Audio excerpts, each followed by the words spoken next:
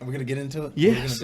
Let's start this dang thing, man. What time is it? 9 o'clock? Let's start the show. Let's start the show. Got a damn good show. We done had a show and a show. Waiting on you, Brad. And we're back.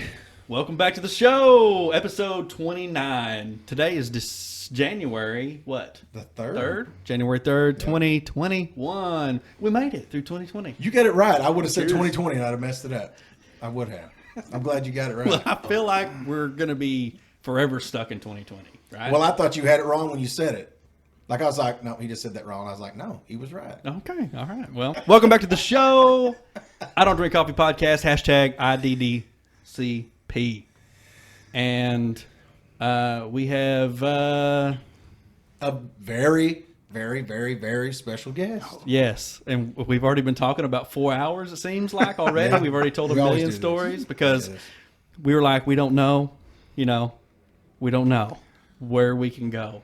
But I know the sky's the limit today. Well, and Tracy Allen's here, of course. And what's exciting about it is anybody that's ever listened to it, they always know we go back to these old stories, Wilburton stories, blah, blah, blah. And Tracy is either the genesis of these stories or was very, implemental in something going on in most of them. Well, when I was a kid, man, it seemed like in my head, it was normal to us.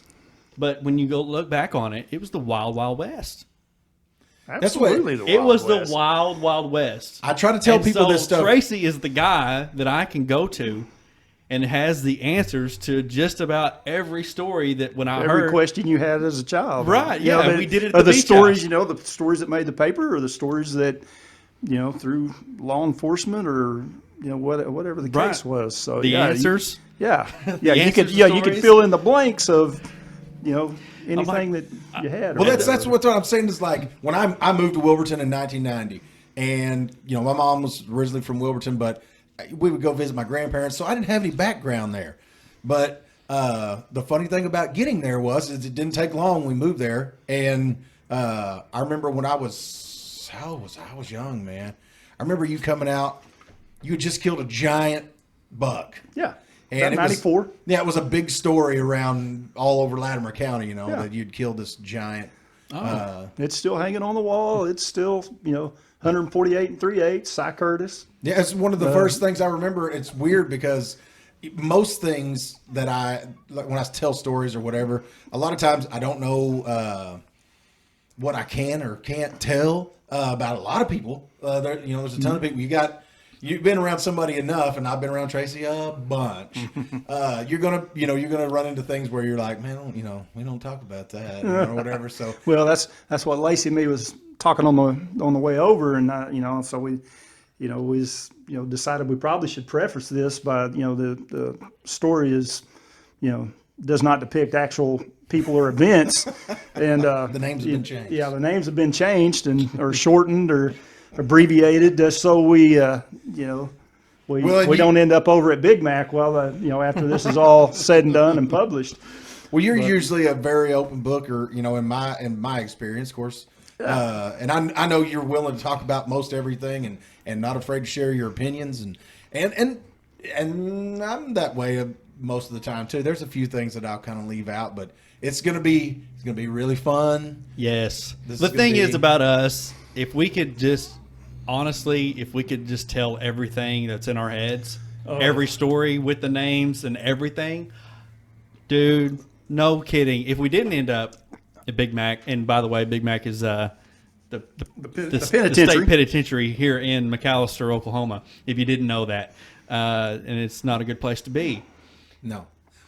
But if we could tell every story, Yeah, Dude. tell every story with all the details and all the Netflix, names and HBO, Netflix, we would own them. Yeah, Netflix, we would all we be would own it. absolutely. So Not it's even kidding. And it's and just I think a matter, maybe, hopefully, and after all today- it would take is for them just to show up and show me Right. some zeros. Yes, that's what and I'm I'd be saying. in. And maybe today, Oh, I'd be maybe in. after today, that's what's going to happen. Because I could, Because there is some stories that you we and I could were talking fill in about the at the rest. beach house. and If we talked about this on the last podcast, that Tracy and Lacey, vacationed at the beach house in Gulf Shores, and they allowed me to stay with them, and we talked at the table, and I was just like, why am I not recording this? Because this dude it's insane. Like I figured when I talked to Tracy about stuff that, I didn't know he would remember every single detail. And then some of the stories I needed to know about that I wanted to know about, I thought, well, he was going to be like, well, I really wasn't around that time, but he was there. No. He was around. Well, I talked to Tracy once. I ran into you guys in my neighborhood, out of all things. It was like a year ago. Yeah. And we were talking about you coming on then.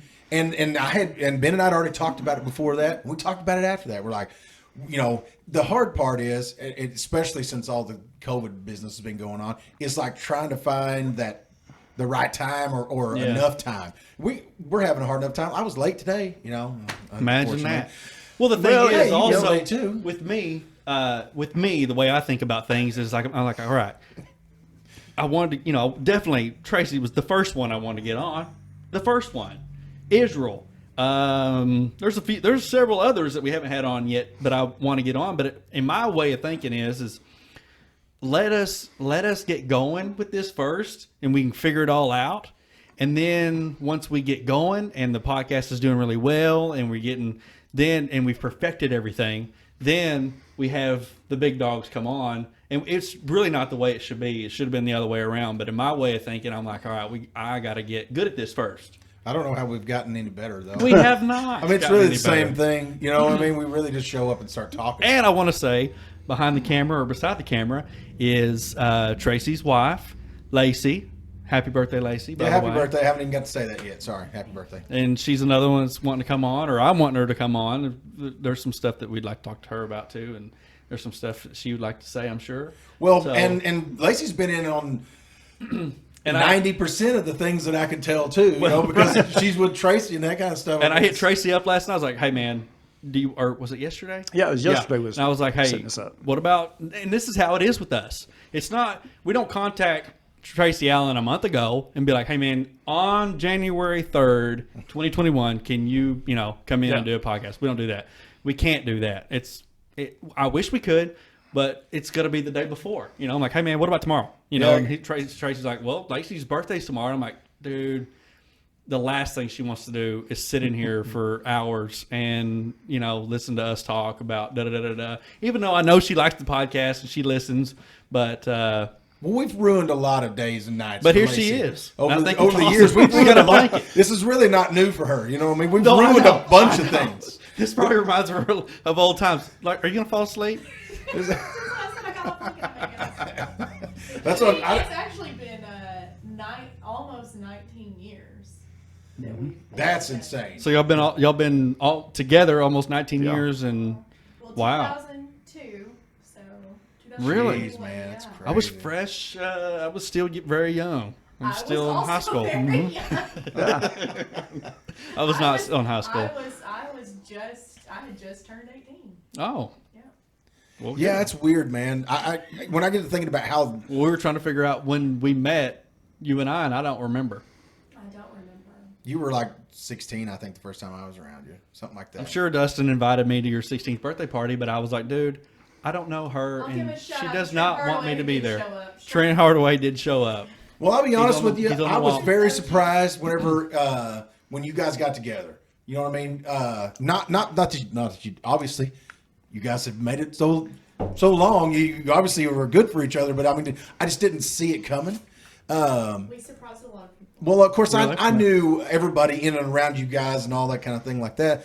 But for me, I was just like, because Dustin's the one that told me about it. Yeah.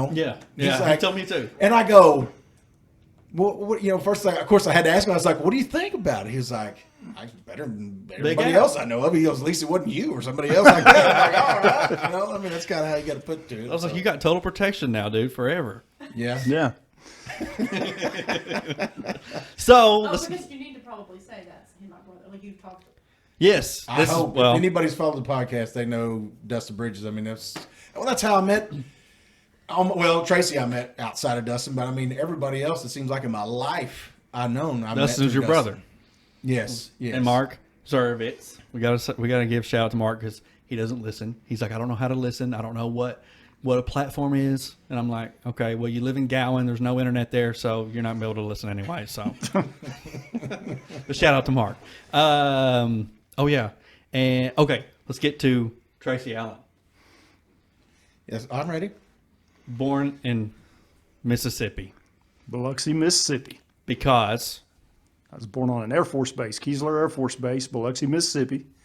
My dad was in the Navy, and they paid like, $7.50 for me or something, outrageously low compared to, today's time, oh really? Yeah. So when you were born, that's about how much you cost? Oh yeah. That's Wow. what, and that was just what mom ate while she's in the hospital. I got you. So they just had to pay for her food. So, Right. But I was born on Keesler's Air Force Base, and we drove by there. Wasn't this last trip to Gulf Shores, but the one before, coming, we drove by to just kind of, because I was, a year or two old whenever, come back to Wilburton, and, Dad went overseas, and for deployments, and Mom and me come back here and to the Wilburton area, and it's been home ever since. So I'm coming up on half a Hondo this month, the 27th. Really?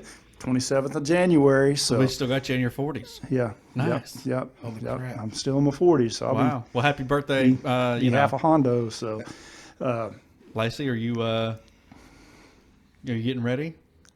For Well, I like to say it, and he's like, "Why do you keep saying it?" I'm just stay 49 forever, I guess, because it just seems like It was kind of an epiphany the other day. Tristan was like, yeah. "Oh, this is a big guy. You're gonna have to be that's helping gonna be Yeah. cool." get So- into the house and around and. Well, Tracy's Is that not. what Tristan said? Tracy isn't what I would equate to a normal 50-year-old person. You know what I mean? No. I mean, you seen the tree photos here, the ice storm in Guthrie, Yeah. 40, 50, 60 foot Still up in the going trees, still, jumping from one tree to the next, I'm not, it's Slowing just, down it's just a anytime number. It's just a number. well, you can sustain, and you have sustained, and we can get to all that devastating injury.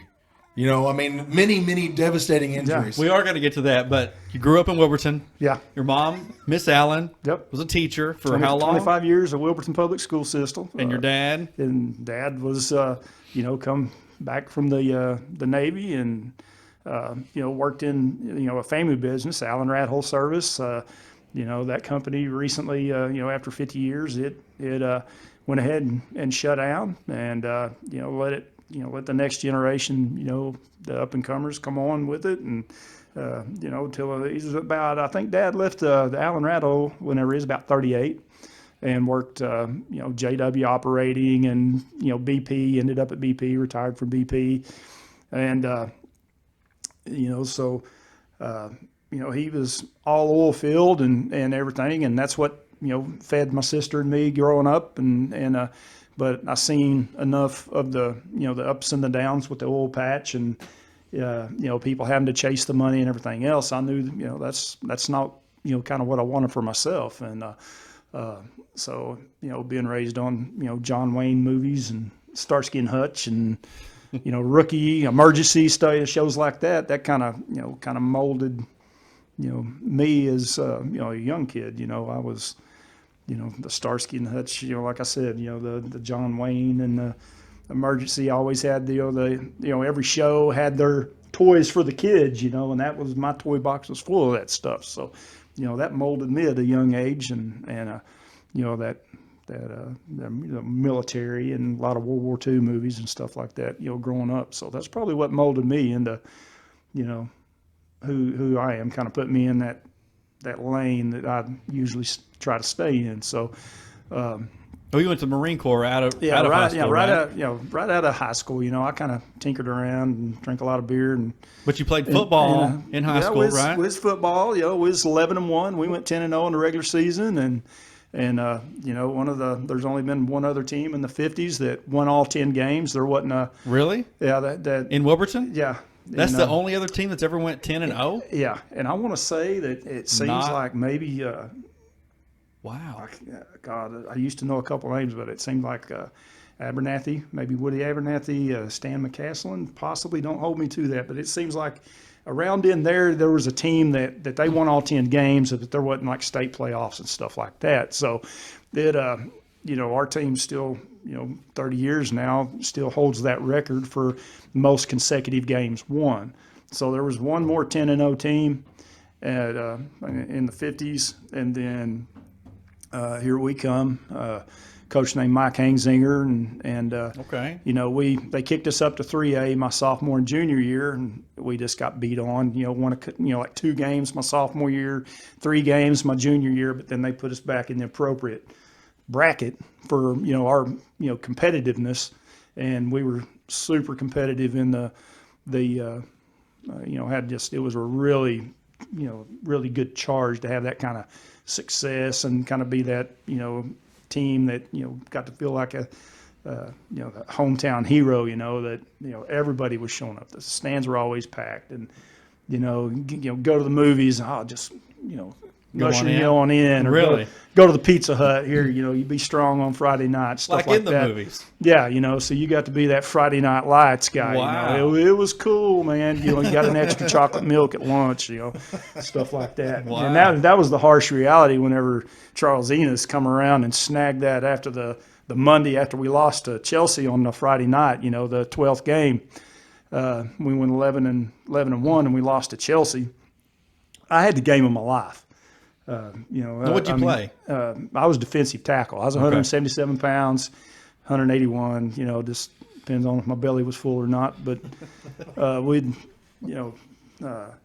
was fast and kind of ornery, and I could split the gap, and I'd really lay it on the quarterback anytime. It had just been maybe kind of frustrated, maybe bullied a little bit as a kid. I don't know what it was, but Yeah. I had a trigger, and that got to be my outlet, and I didn't care where I played on the field as long as it was defense and I got to hit somebody. Yeah. So I can see that. yeah, we had a group of guys, that started following us as we won, 2 games, 3 games, 6 games, stuff like that. That's whenever things really started to roll, and Wow. People, they followed us all the way to Chelsea, man. It was unreal, to get to, feel that support, from your hometown, and get to kind of have that celebrity status, even if it was just for, 12 weeks and everything. So that was pretty cool. So, we graduated, like I said, we 11-1. We still hold the record for the most consecutive games won in Wilburton, high school history. And you said something about Mr. Enos. What'd he do? Oh, Mr. Enos. So the Monday after we lost to Chelsea on Friday night, the quarterback club, the money ended, the celebrity went away. Really? We all had gathered that for 12 weeks. We've got that second milk and everything else. Here come Mr. Enos gathering that second milk. Going, putting it back, staring at us while he's putting it back in the cooler. And, so you talk about. Did that really happen? That's true story. Really how it went down? That's really how it went down. Back to life. It's That like is so back great. to reality. The celebrity's gone. You guys lost. You Yeah, guys no were more let cheerleaders, no more. It was. We were done. Down. Wow. We were done. That's Ski. fun. Give me my diploma, because it was like that Mr. Bacchus. God rest his soul. We recently lost him, and Yeah. he. I've always held a B-, C+. I went straight to a D- after that. In algebra 2. So Everything went back to just what it everything was. went to reality, man. It was like they reset the bubble. They set that level, reset the level there on us. So. So who And was it the was, coach then? Mike Hangzinger, and he come my senior year, And he came back and coached again, right? no, I don't think he. He coached that whole time. No, he Yeah, he was still head coach whenever I played. Okay. It may have been 5 or 6 seasons that Because he his was here. son came to Wilburton for a while. And Same thing, same time. Okay. So it's we rocked on with him. He come down. We had a coach that come during the hard years. A guy named John Truesdale, and Who was your quarterback at the time?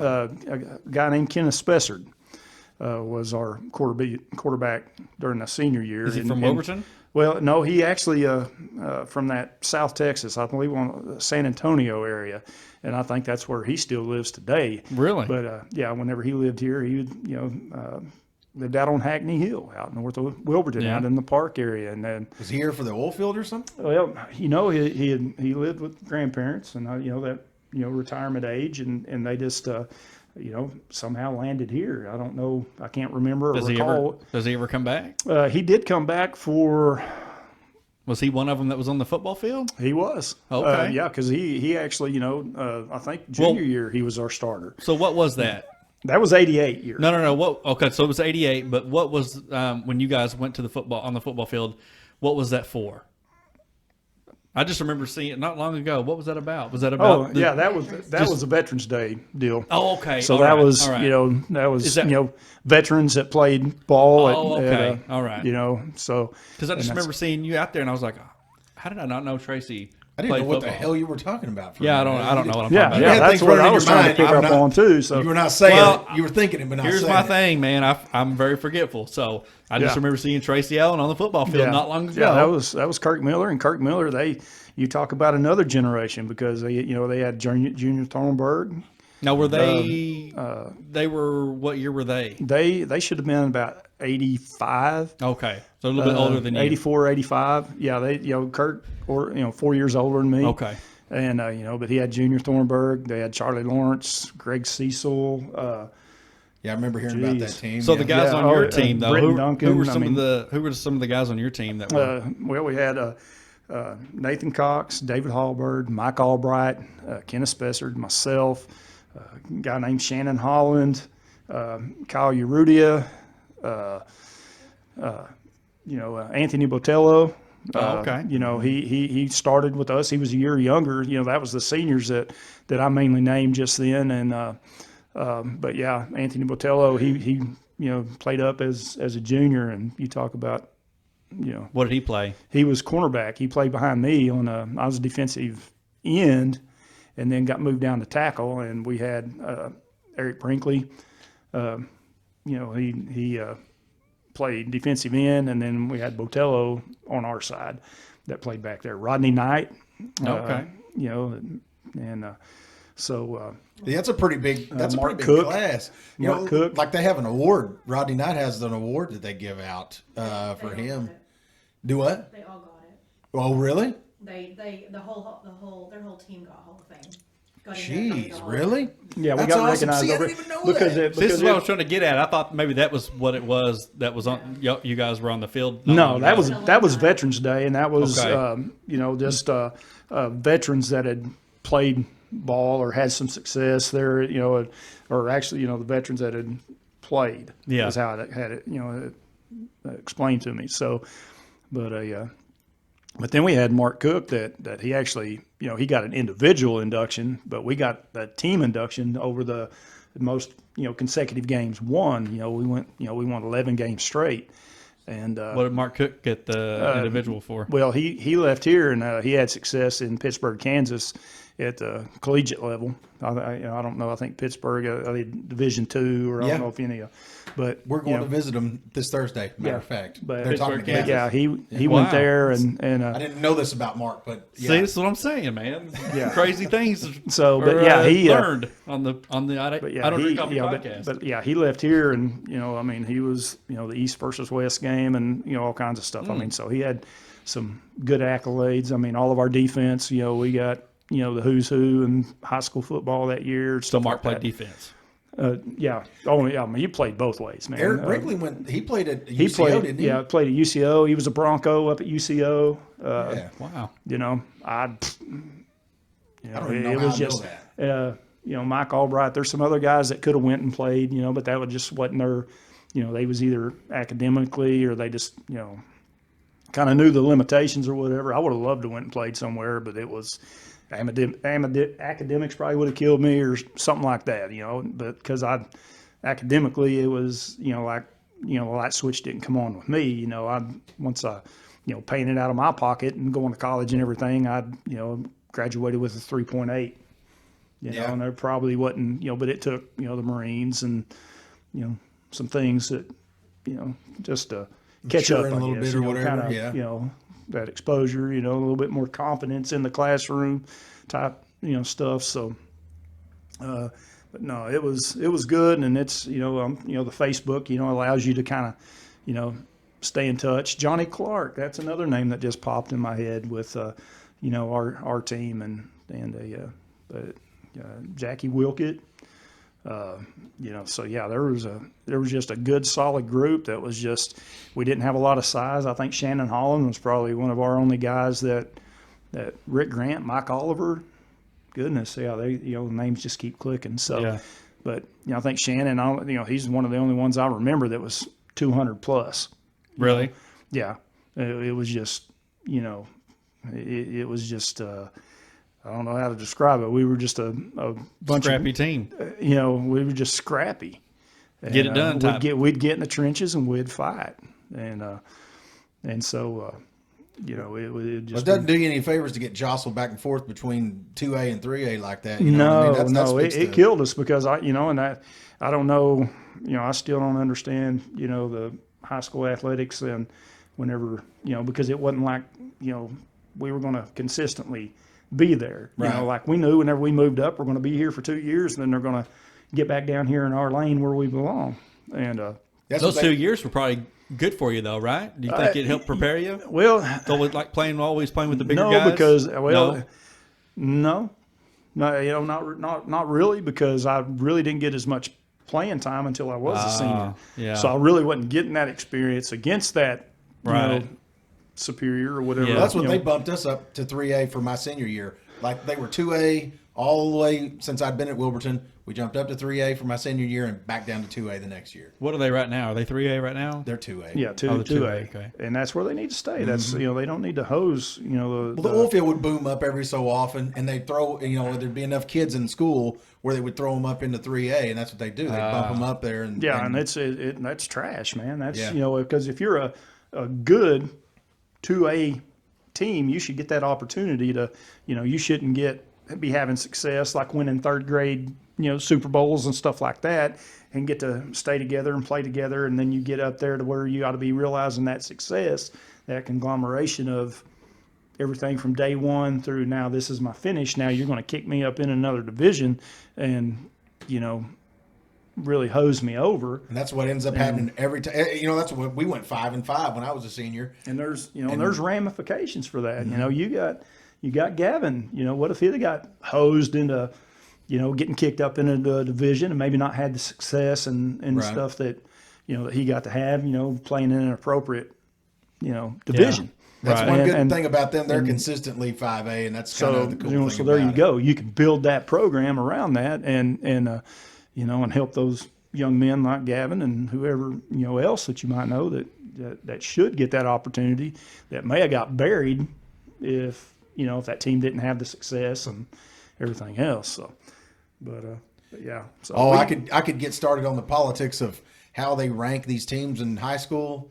I could go on. It's very irritating. Once I got a son that played, when I played, I just showed up just to do it. Yeah. But like with him, where we were trying to figure out. There was an actual plan. There was an actual plan. Yeah, I mean, we were working towards something. You know goal. what I mean? When you got he was a pretty focused kid, so we would spend some time trying to figure out what we were going to do about some stuff.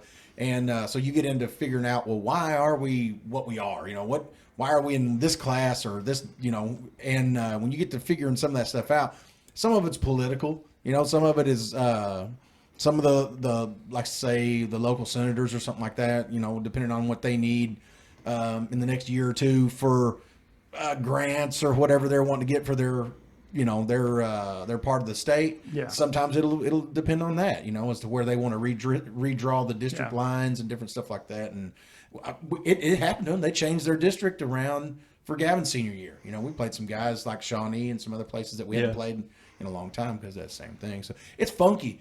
And I'm glad that you guys had an opportunity to play where, like you said, more along the lines of where you had always played before. Yeah, because that was even back it up to junior high. We win we run district championships. I got to play up. Eighth grader got to play up as with the freshmen. Had a starting slot on the defense. Just being scrappy. Causing fumbles. Just playing smash mouth football because it wasn't like I was I wasn't overbearing. I wasn't big for my size or my age or anything like that. And Gary Boyd was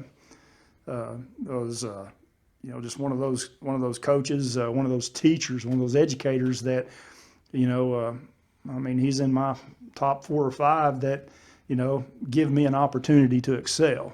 He took a chance. I was the last one. I'll never forget.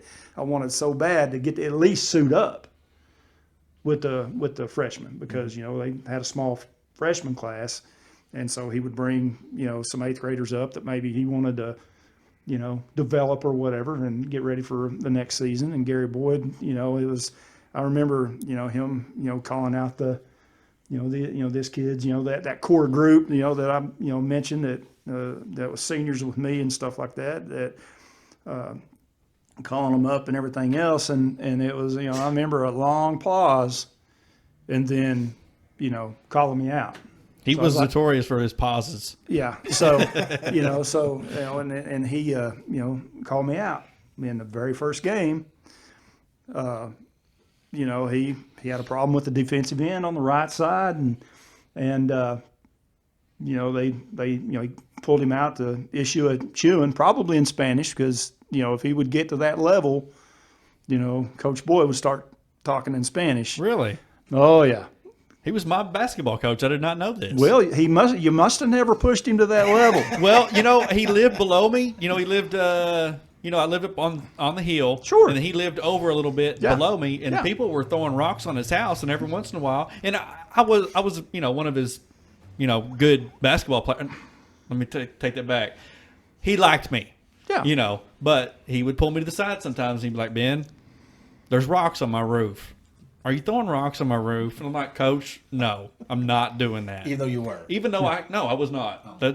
Let the record show I was not throwing rocks on his roof, even though I was in junior high. Yeah. But still. But- But yeah, he was one of my favorite coaches. But he was kind of dry. So those pauses, he'd be like, so when you said he paused a little bit, man. He paused a little bit. He called me out. Yeah. And I was, hey, cool. I'm gonna get to make. Right. Let's do this. I'm making the bus trip anyway, but I'm suiting up with the freshmen. All right, tickled to death. First game, and you know what they're gonna do. You put fresh blood. Put fresh blood Yeah. anywhere on that field, they're gonna run straight at you. Mm-hmm. And I smashed the dude in the mouth. The ball goes flying, and we was playing Panama. They played there on Selden D. Taylor Field, and I smashed him straight in his face mask and planted his shoulder blades. Ball pops out, we recover. It's like an 8-0 game. So that was cool. And then I started every game the rest of the 8th grade year at that position, and then into the 9th grade I played tight end and played the defensive end, and that was a kick in the pants for me. That was two things that happened my 8th grade year that I engaged my bully, whipped his ass underneath the bleachers there on the Really? on the Nice. Oh yeah, on the north end of the bleachers. Yeah. Through my hat. Steal my hat. That was one of those. What was we talking about before we got started here? That's one of those things. Don't get in my lane. Don't mess with my hat, especially because it was my Allen Rat Hole hat. My granddad had given me that hat. I had pride in that. That Allen name, that Allen business. That success that I knew. That I witnessed and or perceived as as a kid and engaged my bully under there and whipped his ass in front of the whole high school that was there at the homecoming game and Y'all become friends after that? no, Still ain't friends? he's dead now. Oh, okay. But My bad. but anyhow, I'm That's notorious for really- bringing up bad stuff. So anyway, so you got one on him. That was yeah, one thing. yeah, The got second one thing, on him, and there was an audience. There was all the seniors like the Junior Thornburgs and Charlie Lawrences and everybody that was the popular. It was right. They That's got the the audience you they wanted to got do the in front of. witness. So from 8th grade on through senior year, I didn't walk anywhere. Until I got a license. It'd be, hey, they'd see me, walking to the house. Hey, let me give you a ride. Nice. Shit like that. But it's and I remember Dad picked me up after that game, and I said, hey man, here's the deal. Give him the rundown. I said, hey, because I was dirty and everything else. So it's dance going on over there. So we're going to go dancing after this deal, and I'm got a little rash and, busted knuckles, and had to tell Dad what's up because I didn't want, principal else to calling him tell him. on Monday or the next day or whatever. Hey, Tracy's fighting under the bleachers, but anyhow, there wasn't ever anything about it. And I mean, and this is like, that's the only time I remember this is not, people not getting suspended or, they didn't have in-school suspension. Your ass was going to the house. So, Pops picked me up, drove me over to the dance, and I told him what I did, why I did it. And he said, okay, I get a call, we'll handle it.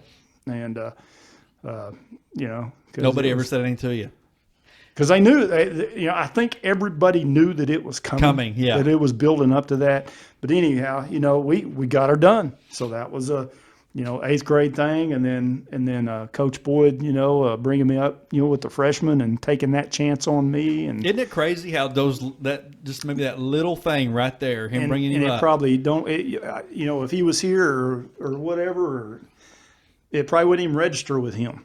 He may not even think of it, but Right. that impact, here I am, half a Hondo, and I still, really think a lot of that, Right. in my development. That's that little bit of confidence. It's you know what I crazy mean? how you can impact other people and not know it. And not so know it. him So- seeing that in you, that you're one of those guys that, he can depend on, even though you weren't, an enormous guy at the time. You are now, but you weren't at the time.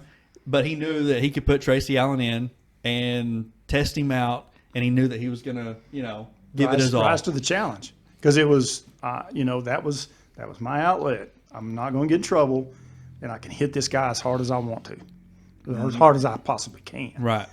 And if a ball pops out, great, bonus. But somebody was going to get hit. You can ask Roger Fazio. Go back to 4th and 5th grade, 6th grade maybe, and it was because even then I wanted to hit somebody. Yeah. And I'm gonna crack it, So Roger Fazio was him, Bruce Ott. You remember Bruce? I remember the name. Yes. Okay, well Bruce Ott and Roger Fazio taught, coached our 4th and 5th grade, Okay. 6th grade football. Okay. So I didn't know he taught football. Roger Fazio. Ever. He did in that the 4th, 5th, and 6th grade, and He was my science teacher. he was my math guy. He taught my junior high math, but A massive science teacher at that. Let me yeah, tell you. yeah, Huge. yeah, Big guy. yeah.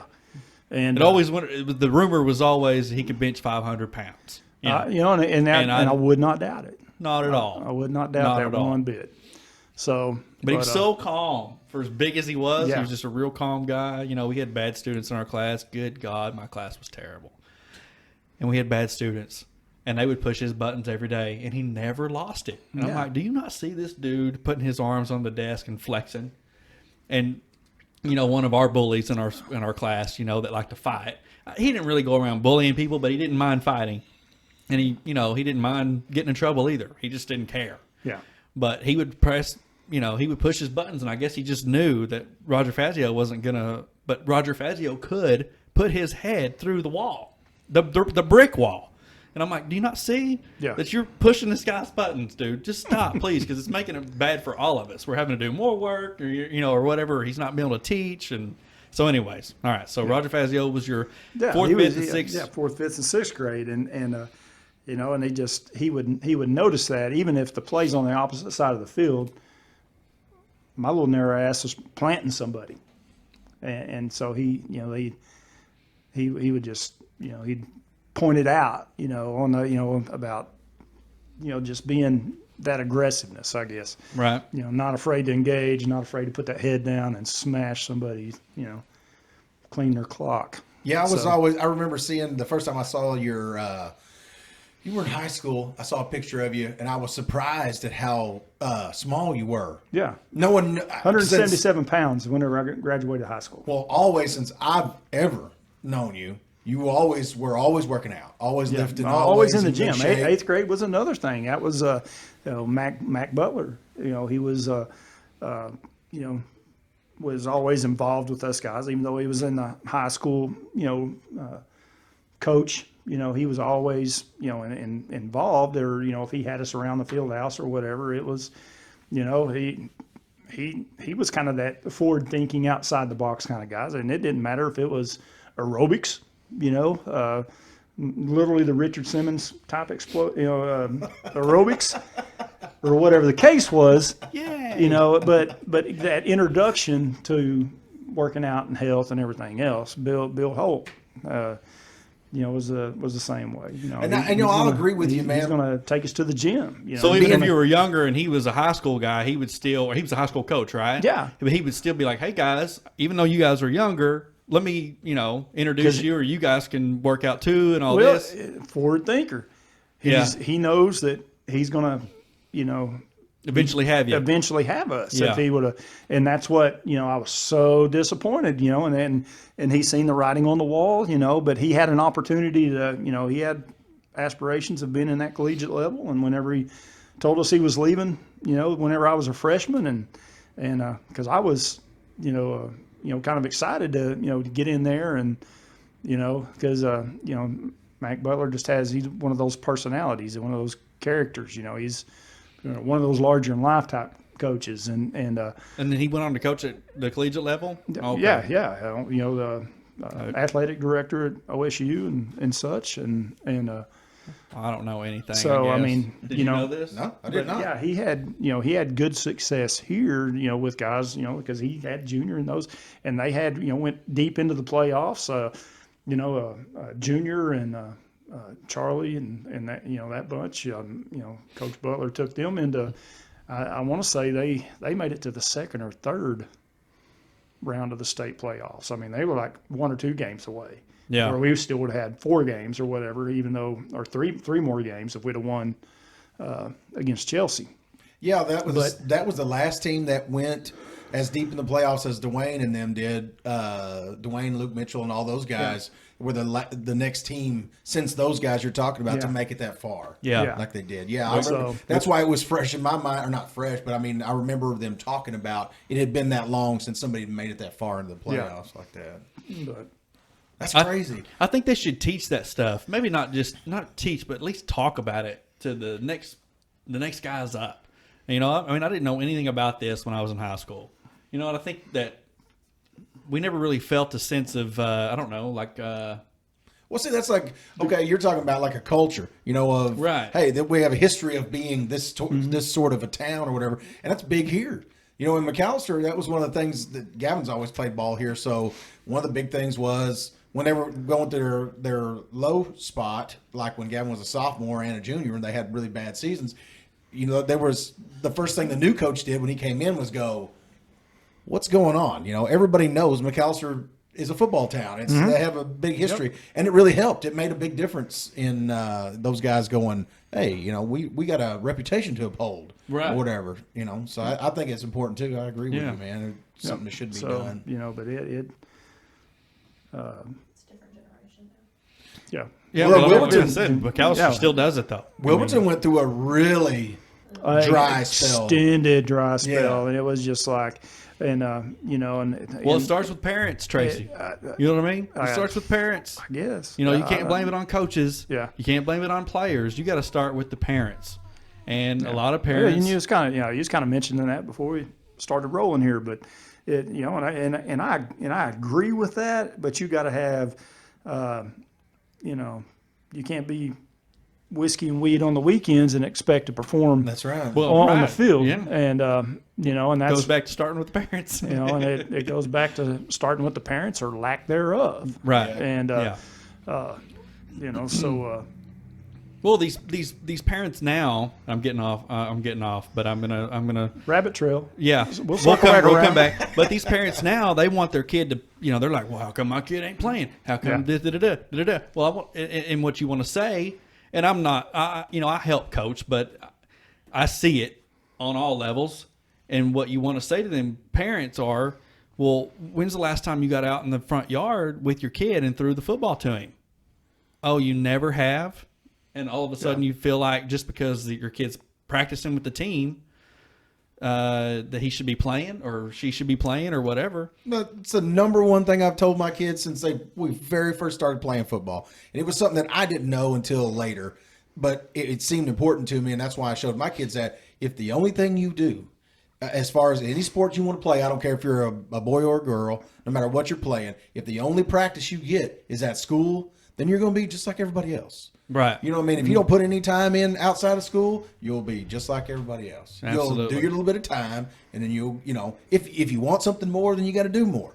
And, my kids luckily kind of took that to heart, what I mean? But not all kids do, and some kids, aren't into it or whatever. But definitely as a parent, if you don't get out there and throw that ball around or talk about it outside of whenever they're at The school. culture.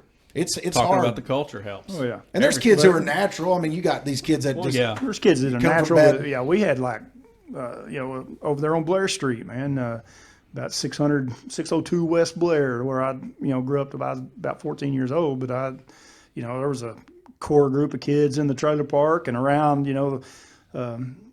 just around that, that 3 or 4 block radius that.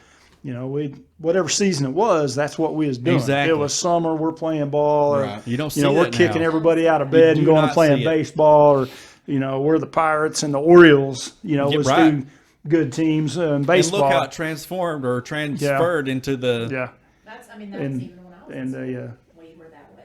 Yeah. we even set up boxing rings sometimes. Because it was Muhammad Ali and Yeah. and well, last night, I'm in the George living room Foreman, and Tommy Hearns, working Sugar on Ray, whatever, and I was like, "Where's Kason at?" Amy was like, "He's out in the yard playing football by himself." I was like, "What?" It's like 20 degrees outside, So I went out there on the front porch and had my socks on because he was like, "Get in the driveway. Let's throw me some passes." Like, just throw it right here on the porch. So I'm throwing him passes, and it's basketball season, and he needs to be playing basketball. He needs to be dribbling and all that, and he loves it and all that. But my truck was in the way, so he's out there playing football. Now, don't get me wrong; he gets his fair share of video games in. You know what I mean? It's not, but yes, he's out. I was proud, of that. Well, it takes a lot of time. Well, I know growing up, my parents weren't particularly worried about whether I was playing or not or whatever. I mean, they're just kind of. Not that they don't care about me. I just mean, like, as far as playing sports, it wasn't a big thing to them one way or another if I played or if I didn't.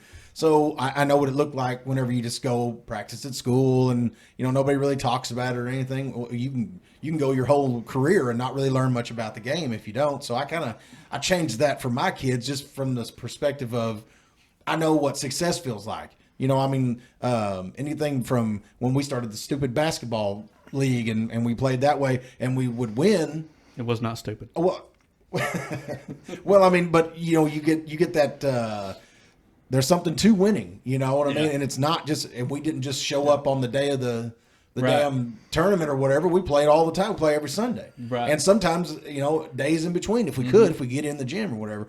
So you see that kind of stuff start to, and as I never had much success as an athlete, in school or whatever, and it was, not that I was a good basketball player when we played, but it was like we spent time with each other, so we got to know each other and how we played, and I could see how that translated. And that's what Translate. really. That's what the word I was looking for earlier. I said transformed. I'm an idiot. Well, Go yeah, ahead. you are. No, I'm just kidding. But anyway, But yeah, if you have a group of kids like Tracy was saying that's competing outside of school, outside of practice, yeah. holy moly! Well, it changed the You way know? I thought about it too, because just like with Dwayne Griffith, I mean, a very good example of that is we threw the football around every day after school, and he's 4 years younger than me.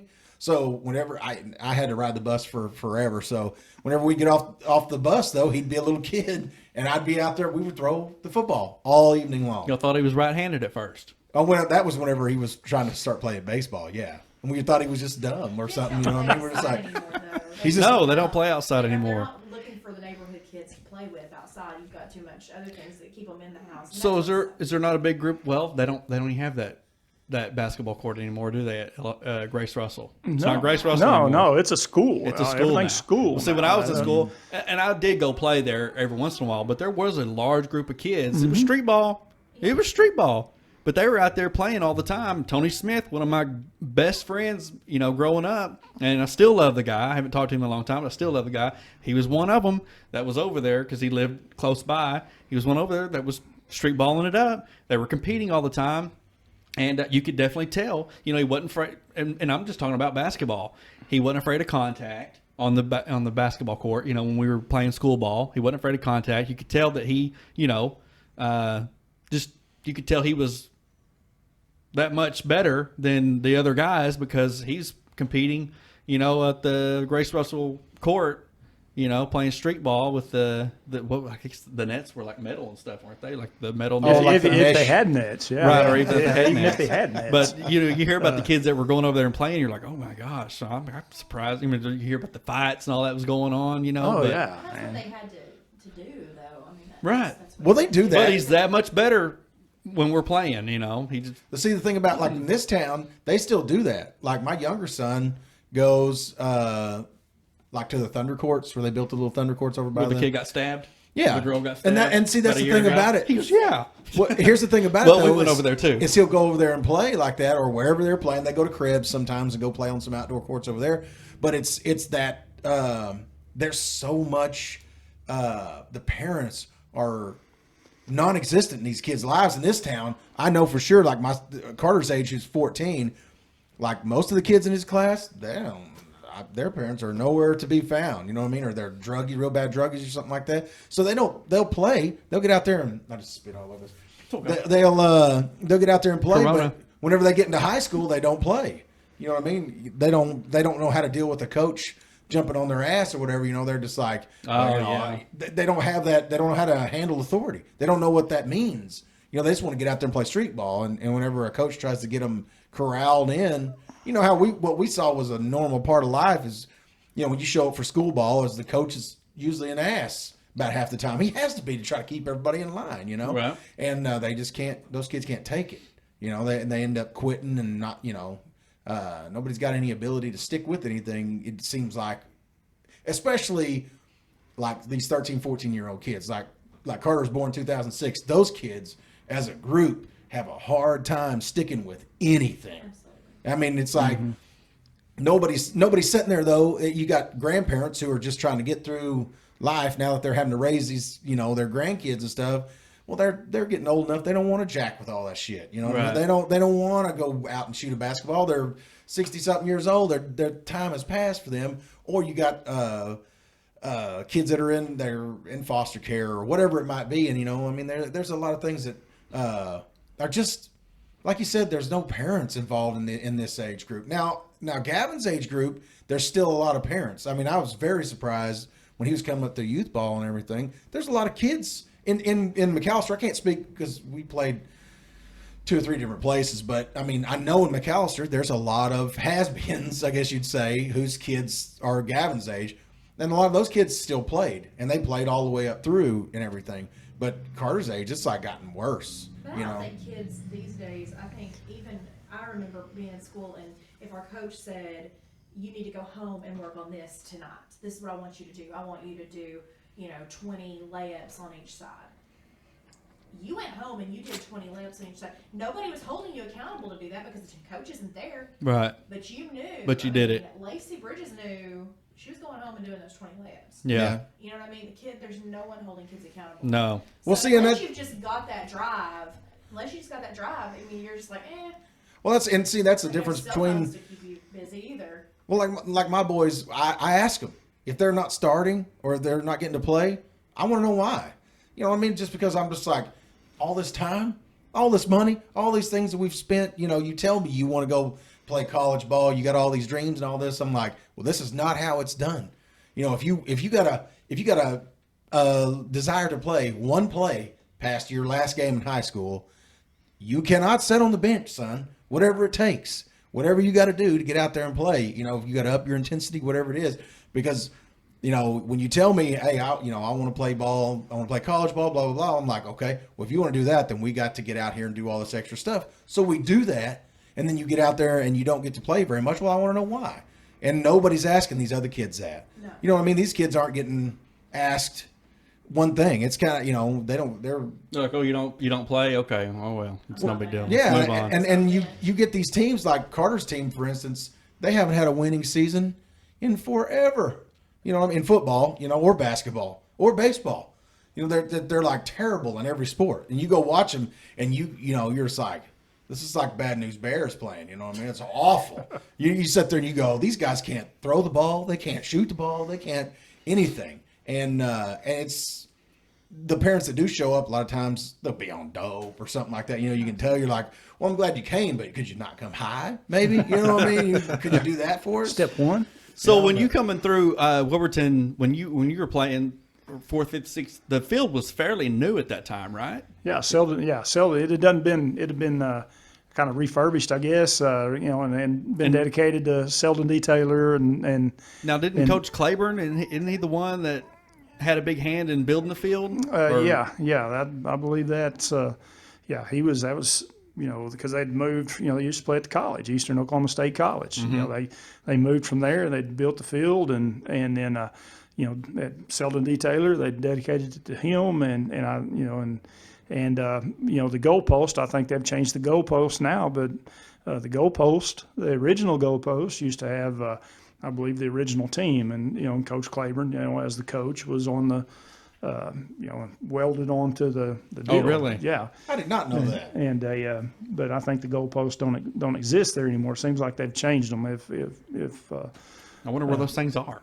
yeah, that'd be a cool piece of history to have. Yeah. So It's probably in somebody's fence somewhere. that if I know Latimer County, somebody's like, hey, I need some yeah, pipe. probably yeah, they We'll probably change cut them. it up. But Oliver Skimbo told me not long ago that I guess Wilburton had given McAllister some sleds, and he found one of the sleds up by the basketball gym or something in the woods that he used to push when he was a kid. Really? yeah, Yeah. He was probably like- the big iron one that looked like it was not a store bought. Somebody made it. Somebody made it. So his And- son is, I think, pushing it now. Because they wanted to throw it away. He's like, I'm not throwing this away. I used to push this thing when I was a kid. Yeah, so hopefully, but we had Crazy the 2-man, and then we had one that was the whole line, and it whenever Hangsinger come here, that was the first hour of practice. You're running through there and you're pushing the sled loaded up with coaches, and if one side dogged or whatever else, you better be pushing that bitch straight as string, or you're gonna push it till you die. So he was a good coach. And right? you damn sure was not going to beat us in the lung compartment.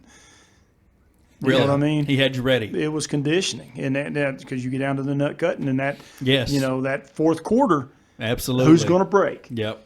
See, and Sam Taylor Very came back true. and helped coach us whenever I was a senior, and he brought back that old school mentality like you guys got to be a part of Yeah. whenever we played, because nobody was really saying that stuff because Hangsinger left, how old was I? I was a sophomore, I think, when he left.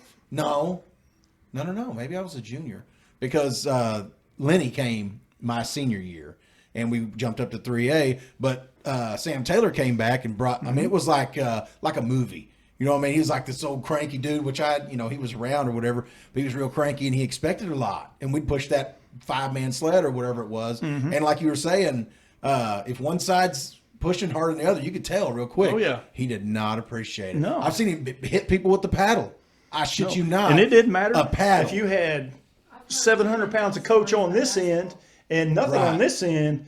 You better be keeping up with that other end that didn't have 700 pounds of coach on it. Yeah. Really? That was the deal. It didn't zero F's given, man, because I've it seen was him do it where he go, if you're not firing off hard enough, Yeah. if he don't think you're firing off hard enough, down set hit, and the hit was him hitting you with that damn Yeah. paddle. I watched it. Happen today. Dude, I had it happen to And me. that's why, you know what I mean? it's Oh, it's absolutely less why successful. kids are the way they are Yeah. today because they don't have that. Oh, Right. I tell them all the time. I mean, it's borderline abuse, but it got kids in line. Well, it was grimy. You know what I mean? It was. And did you like it? It was smash mouth, Yeah, man. I It was mean- going to teach you to get in the trenches. It was going to up that intensity. It was going to make you a dirty dog, and you was going to get in the trenches and fight. Yeah, you had to want to be uh, there to be there. Yeah. You Yeah. beat those people out real Yeah. quick that didn't want to be there. Yeah, And that's what you have with kids these days. They can't take that. They Yeah. can't take that Oh, I couldn't pressure. imagine. So they're out. They're like, you just yelled at me. I don't have to put up with this. Mm-hmm. No. Yeah. I'll So just not who play. was the biggest rivalry back then? Still Hartshorn? Oh it was still Hartshorn. Because I feel like now it's not much of a rivalry anymore. I think And, parents are still trying to make it that way, but I don't really think kids really understand. yeah they Do don't. they really? Yeah. Okay. Yeah, but your class is the one that pretty much ruined that. Do Dustin's we- class too, because y'all all hung around with Hartshorn people. We did all. I remember. I was Hang on like, a second. Hang on a second. I didn't hang out with Hartshorn people. Okay. I Well, didn't he- hang out with Hartshorn people, and half my family was from Hartshorn. Well, I used to give Dustin shit about it because they're- I was like, they're "You guys Hartshorn party with people from Hartshorn." We couldn't even be around. We couldn't No. even see people at Walmart in McAllister. From everybody's like, "Hey, that guy's from Hartshorn." Everybody's furs up. Next thing I know, Yeah, but I remember they go took to the parties train? with people, and I'm like, "This dude's from Hartshorn, isn't he?" And they're like, "Yeah." So what? I always stay true. Okay, I always stay true. They brought the train and they paintballed the train. They threw eggs at the train. And then when they would come to Wilburton, they couldn't get into Wilburton without getting egged and paintballed and Yeah, black fights roses and yeah, hanging, scarecrows off a goalpost and that is true. You're right. painting, in the middle Rivalry of is still State Highway, which is safe, by the way, Gallon Mountain, painting. so much different now. Oh yeah. So but Hartshorn, big rivalry. It was a great big game. We held them to 26 yards rushing the entire game. Really? Yeah. Nice. Yeah, a 10-0 game. Wow. Didn't even we score? won. Didn't even score. I love it. Held them to 26 yards rushing. The entire game, 4 quarters of football, 26 yards rushing. So You're and talking they about- and they were a good team. Really? I mean, This is they the were day they where- they were every bit. I mean, it was, they were every bit our equals, and it was nasty, man. Well, this It is was- when you ran the ball more, right? Is that what you're going to say? Yes. yeah, definitely. I mean, it was cookie right, cookie left, cookie up the middle, run out there and catch the ball, cook. It was high formation football back Yeah, whenever so- everything was like fullbacks. Yeah, and- it was Mark Cook. It was he handled it, but and I say Mark Cook. We had Mike Oliver. We had Rick Grant. Both of them were respectfully good high school level athletes. Running the ball. Had the mindset for the offenses and hitting holes and blocks and I mean, so they we had a decent backfield, but it was definitely Mark was the workhorse. Any fights or anything back then in any games? Any like anything happened crazy at any games back? Well, I got a little core group that used to like to follow me and make signs. I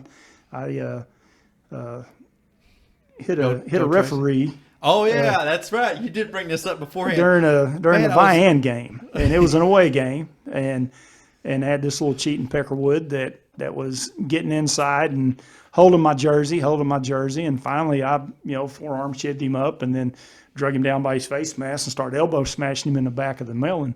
Now this is the football player, right? Yeah. Okay. So Did they throw the flag? So of course, flag goes up, but I told this referee 2 or 3 times, hey, this dude's what he's doing, and trying to get it stopped. So of course I get pulled to the sidelines. I get jerked around by my face mask, and My coach changing Greg Wilson, I think, who gathered me up, and Coach Wilson. yeah, Coach Wilson gathered me up, and And he was the coach then, right? Yeah. Okay. Yeah.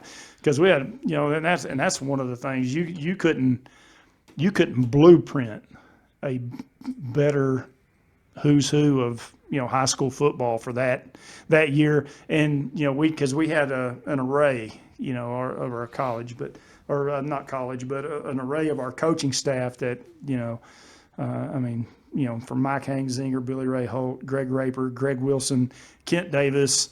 I mean, we, Coach Boyd, come out and later in the season that whenever we started getting towards playoff, runs and district play and everything else, I mean, we was all hands in a cook and literally, no pun intended there. But anyhow, So yeah, this, we're so the referee. we're buy-in, beat them 20-0. That was the end result. But I get jerked out and my ass handed to me, jerked around by my face mask and everything else. But don't be willing to do anything you ain't willing to take the heat for, So kid got the message. I didn't get held anymore through the game, and I beat his ass all over the field for the rest of the night. And, I'd drive him into the backfield. It was, it was brutal. And then I tried to make it nasty. But, we got another flag flown because this referee's in the back of my mind. I'm like, if I get a shot on that dude, it's compound fracture time for Did this. Did things little bitch. happen like that back then? Huh? I mean, did referees get hit often? In my head, they did. Okay. There was a kid that just hit a referee real bad to football game the other night. So, and this is before it's a felony. Right. But once again, I'm the ZFG guy. Zero fucks given. Right. But the referee, he crossed the line. He threw another flag. On He you? threw another flag. It wasn't on me. I didn't get you no more did. flags the rest of the night. But him pulling that flag out. But yeah. So and I was like, I was actually got to be in the vicinity. Flag goes up, so I kind of hustle over there to, pick the flag up for him because I'm a good kid. You've corrected me and Right. Kindness out of your heart. Yes. And I'm kind of got my helmet in my hand kind of deal. No, I pick up the deal, and he's kind of bending over to pick it up as well. And I feed him an elbow straight in the eye hole. And, and then, oh my God, I'm so sorry. I gather him up and, the bro hug and, are you okay? And it's, oh, I'm so sorry that, are you all right? And everything else. And he's trying to gather his chickens because he's seeing stars. And so that kind of curtailed him. And, and I'll never forget because, I was thinking that it was fated. I was thinking, there's however many people at this ball game, but it was, I was eating a bowl of stew down there at Guys Drive-In, and Roy and Karen View come in.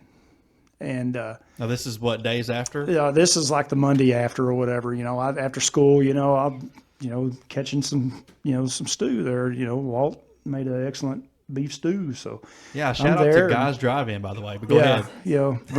Bring it back, Walter Baldwin, please. bring it back. Yes. We miss you. But, anyway, Roy and Karen View come in, and Karen approaches me, and if you know how, soft-spoken. Absolutely, and, yes. just a I sweet, love Roy View. sweet, lady. And her, yes. And she puts her hand on my shoulder and says, I saw I that. like how you tried to fade that elbow to the ref the other night. So did the ref buy it? The ref bought off on it, and he didn't, there wasn't any. So Karen said that to you? Yeah, And were you sure? Were you thinking maybe nobody really understood what had happened? Yeah, and I was, Did any coach say anything to you? I didn't care. Yeah, the coaches Right. had mentioned it and everything else, but I was so quick to, they give me the benefit of the doubt. That Right. tie goes to the runner kind of thing. That benefit of the doubt. They wouldn't have put it past me, but they. Right. Well, you didn't cost the team anything. Yeah, No the flags were flag thrown. had already been thrown. There Right. wasn't anything additional. There wasn't, so. You couldn't pick the flag up because you Yeah, he didn't have a flag. Huh? He didn't have a flag to throw again because you no, were picking but, it up for I mean, him. it was like, but I was apologizing all over myself. Yeah. Even though, but that satisfaction, that was that light bulb, I could switch that off. I checked that box, and now I could really focus on what was in front of me, because I was thinking back here. I was thinking about revenge. There were still more. I wanted a game to be chunk played. of that Stripes ass, and I went and got it. Was and it was awesome. But it was Senior year? Yeah, it was senior year. Okay. Yeah, because we won 20-0. This is on our. Path. They had the Swami or whatever, the guy that would do the predictions. Wilburton's ripe for the picking, and they're going to get the Razorbacks or Panama, Picola, whoever's looking good, and Wilburton's ripe for the pickings, and and it just, we got to watch them count off, 1-0 all the way to 6-0, and then because everybody was cheering for us, who's going to knock us off the hill, and then it was the biggest candy ass team that we ever that we played all season. It was literally. I was going to ask you that. Chelsea was not picked to win. Yeah, I would love to play that game again today, and but like I said, I think I said earlier, man, on a personal level, it was the game of a lifetime. I had, 7 or 8 tackles. I mean, it was a couple sacks. I mean, I really, fumble recovery. I mean, I went out on a high note. There wasn't nothing personally on a personal level. There wasn't anything left on the field, and that's all you can ask. I mean, down to the last. You can only second, control so- yourself, I guess. In Sure times enough, like yeah, that. and that was one of those. What was the deals. score of that game? It was 24-20. It was a close game then. Yeah, it was a close game. Come down to the last 20 seconds or whatever that they had pushed one in, and I want to say they kicked a field goal. It may have been we were like 23-24, 22-23. So some odd. Did they go on to be? They lost the next week, and I can't remember who took them out, but it seemed like Ringling and Bing, I think, was the 2 teams that played for the state championship. So you elbowed you clocked him really hard. And Yeah, that was a by-hand game. That was like game 4. And Right. we won 20. Oh, okay. Yeah, that was game 4. That was 20-0. So you're eating what at Guys Drive In? What would you say you're Beef eating? stew, man. Beef stew. Walter Baldwin and his beef stew. Hey, Papa Duke, he loved Guys Drive In, and he liked the Papa Cheeseburger. But Yeah, there wasn't anything in there that wasn't good. I mean, Burrito Supreme. But that blasted. I would trade McDonald's for Walt to bring old guys back. Well, I think that was the biggest downfall to Guys Drive In was McDonald's, right? I mean, Well, no, I just think that was a thing. not to that, say anything negative about I Walter, don't know. because I can't speak. I can't speak for Walt. I think there was room for, even though they would have been opposing, right there. Yeah. I don't think that McDonald's would have hurt Walter at all. And maybe Walter was just looking for an out. Maybe he was ready to go. Yeah, I maybe. can't Restaurants say are not I can't say easy. what he was thinking, and I'll never ask him about it. right? You talk about a hard worker, though. Yeah, But, yeah, very very hard worker. Oh, Always geez. there. He's moving at a clip every time he's seen Every I know. time. God. I wish So- I had his energy. Me too. Absolutely. But yes, shout out to Guys Drive In. Bring her back. Just do a food truck. Do a food truck. Oh, that bring would be it- awesome, man. Come up Just here to do beef McAllister stew a and couple days a burgers. week. Beef Papa stew and burgers, cheeseburgers, bring man. it. I'm serious. If anybody is close to Walter Baldwin, get the word out to him. But yeah, we so Gotta give the man, people we've what they spent a want. lot of time on. We've taken. Yes, We I ain't know. got you out of high stuff- school yet. Let's- There's been stuff We click haven't that even that I hadn't thought about. I wanted to set I wanted to set the groundwork to Tracy Allen's life. I know with Israel we didn't do that, and I felt bad, and we didn't talk much about. And I was like, okay, I got to learn. This is the thing. This is why. The good guests. I wanted to come on. After we got good at the podcast. So here there's we a are. lot- Still not good, but here we are. There's a lot to Tracy Allen. Tracy's definitely, what would you call, like a living legend? We need around, Absolutely. We need 24 hours with this guy. Yeah. But, okay, so let's move on. Went to the Marines. Fresh out of high fresh school. out of high school. I went to a semester of college while kind of bounced around the oil field, roused about it around the oil field, and Went to the Marines. yeah, Kurt Miller and me sitting around one night, and I'd been tinkering with the idea and been visiting with a recruiter, staff sergeant. He was still staff sergeant at that time. A guy named Tim Ketcher, and he was here in McAllister office, and he'd come see me as a senior, and then just couldn't break over, man. I just I'm one of those guys that I think if you're able to, that serving in the American military is something we should do if we can. I agree. And so and I knew Marines was going to be it. My family's all Navy from World War II to my uncle and my dad were both CBs during that Vietnam era, and here I come, and you can ask any of them, I'm lower than well shit because I joined the Marines. Well, I was going to ask. So Even your dad? Even your dad was not happy about it? Oh, even Dad, yeah, you're lower than well shit, and that's on the bottom of the ocean. But your dad is very Marine-esque. I've Yeah, always so, thought. you I've know, always thought he was yeah, a Marine. you know, so I mean, No, nothing against the Navy, because if he hears that, I don't want so him but coming he's after just, me. I mean, you can ask him. But- he's you know, I'm, you know, 100%. He's pretty hard-nosed, right? Just I mean, pretty, yeah, you know, yeah. And you know, that, I mean, he's- really. so he's military minded, And I'm and he'll not tell saying you that I mean, today. Most and Navy military guys structure we know, yeah, absolutely. in how he approaches a lot of things. And but yeah, so you know, I roused about it. You know, worked at Hodges. You know, trucking. You know, my dad was a crane operator. I swamped for him on the crane, and my dad ended up, you know, injured.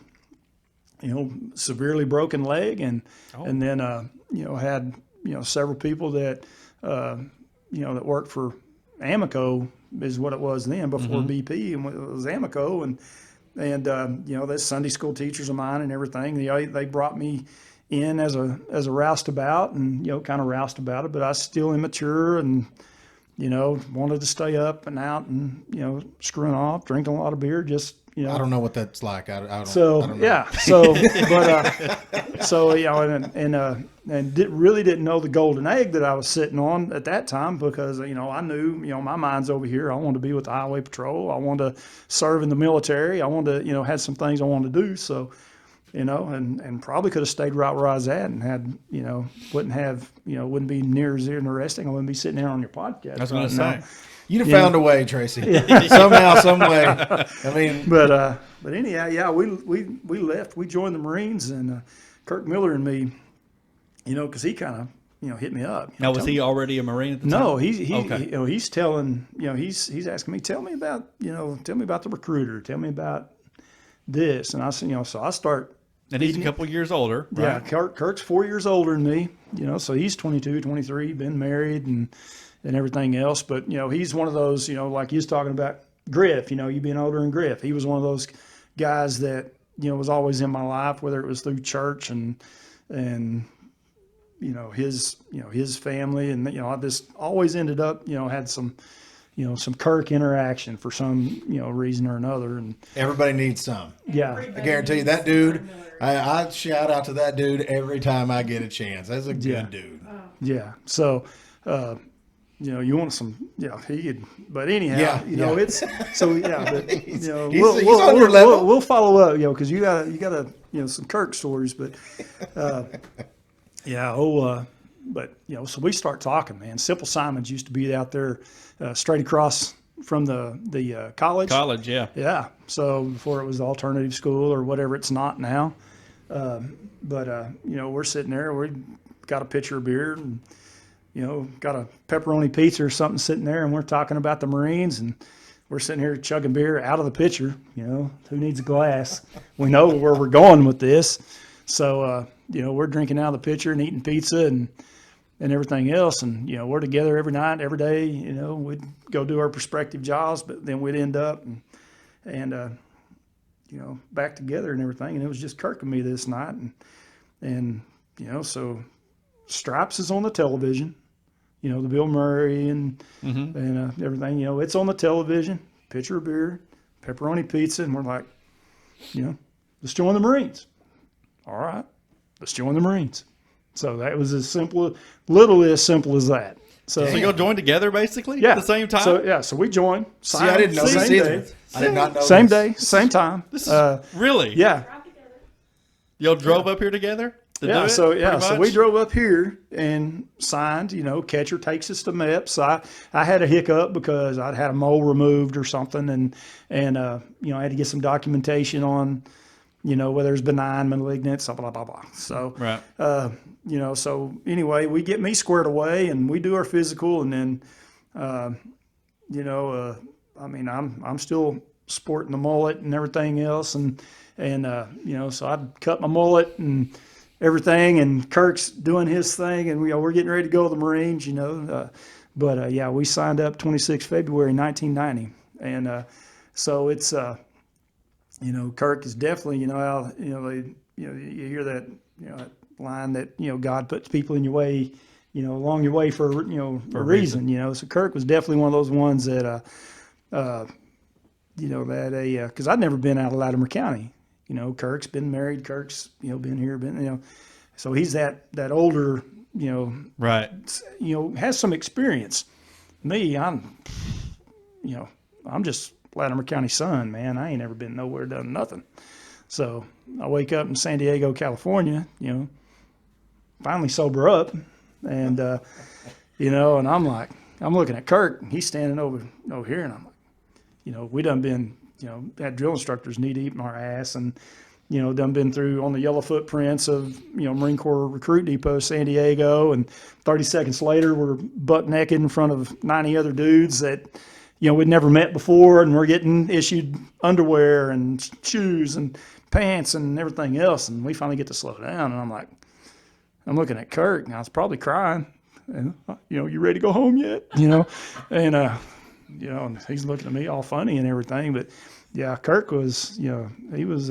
So y'all went through basic together? Yeah, we went too? to basic the same day. Yeah, his brother Doug drove us to a motel the night before. We got there like at 12:30, had to be up at like 4:30, and we had MEPS, all of our paperwork and everything else, to go through and everything else. And then we flew out and got to San Diego Marine Corps Recruit Depot, and yeah. What's that base called, or what's that training? It's the basic training is the Marine Corps Recruit Depot there in San Diego. What is the base called though? Oh, it's Camp Pendleton, but Pendleton, and that's what it's. But there's Pendleton, and then there's the Recruit Depot. Oh, okay. You know what I mean? So that's where everybody goes to earn their Eagle Globe and Anchor, and Kirk and me got to do that together, and wow, and it was one of That's those. crazy. I did not know this either. Yeah. I didn't know this, and I've known you for forever. Yeah. Yes. So, And I've known Kirk forever too. Oh, so yeah. that's crazy. But yeah, it was definitely, Kirk was definitely that tough love, man. He'd kick me in the ass whenever, because Like, I was, hey, man, you got me into this. Yeah. Well, and it was, and it wasn't even that. It was just, Right. my thing. I was stuck at home a lot because I did feel, some guilt because Dad was down, and then I was like, man, that maybe it wasn't such a good time to leave, and worried about what was at home or whatever, and that's what See, to me, Dad didn't need me worrying about him. Dad, knowing you and Kirk though, to me, it's like, This is so fitting. I'm just like, how could you guys not be Marines? Well, You know what I'm saying? I mean, it's from Your dad's still mad at you, isn't he? for being a Marine, yeah, probably. He would play it like that, but I think there's a lot of pride. My dad shakes his head at me on a lot of stuff, man. What And would make you as a kid choose the Marines over following his footsteps? Man, it's And your grandpa too, right? because I was and that's one thing about my granddad. He's 94. My dad's dad is he's with us. He lives there on the hill with us, and he's 94, and he left junior year and went to World War II.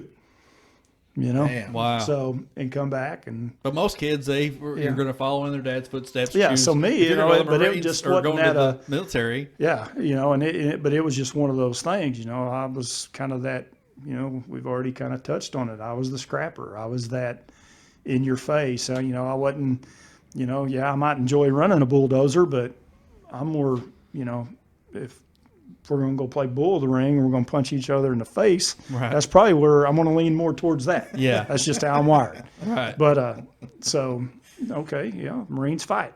Okay, well, I'm So that's pretty much as easy as that. yeah, it was just that Recruiter was that like, elementary. Man, you really remind me of a Marine, so I think you should go into the Marines. Yeah, so Kirk the same way. Mad Dog, that's what they called him in high school. Mad Oh, Dog. really? Oh, Mad Dog Kirk Miller.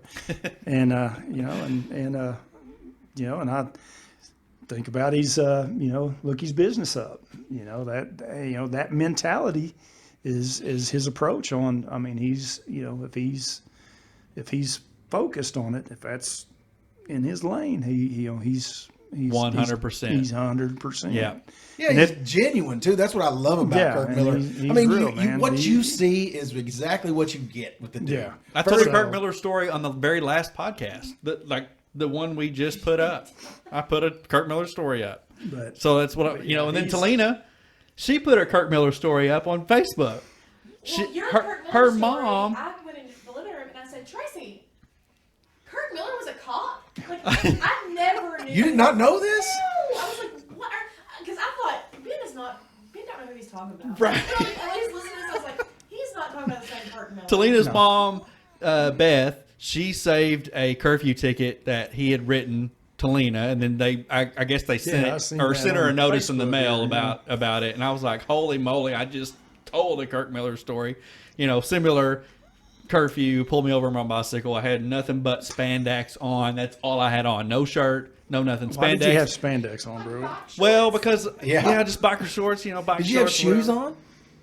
No, I don't believe so. I was just hanging out at my granny's house, and I needed to go up to my house. who just and hangs out in biker feed my shorts dog on? or something? Odd. Everyone that age. I mean, I'm not gonna lie to you like that. I rocked a bike. Basically, I like couldn't what I even got own on them. right My now, dad wouldn't let me. boxers. My dad wouldn't even buy them for me. He's like, Just "You- basically They boxers. felt good on his begonias, Lucas. Well, I don't know. I'm just, I mean, that's what other people had. We didn't have, my dad would buy boots or he would buy jeans, but he would not buy biker shorts. You know what I mean? It's like, why would you want to wear something so tight?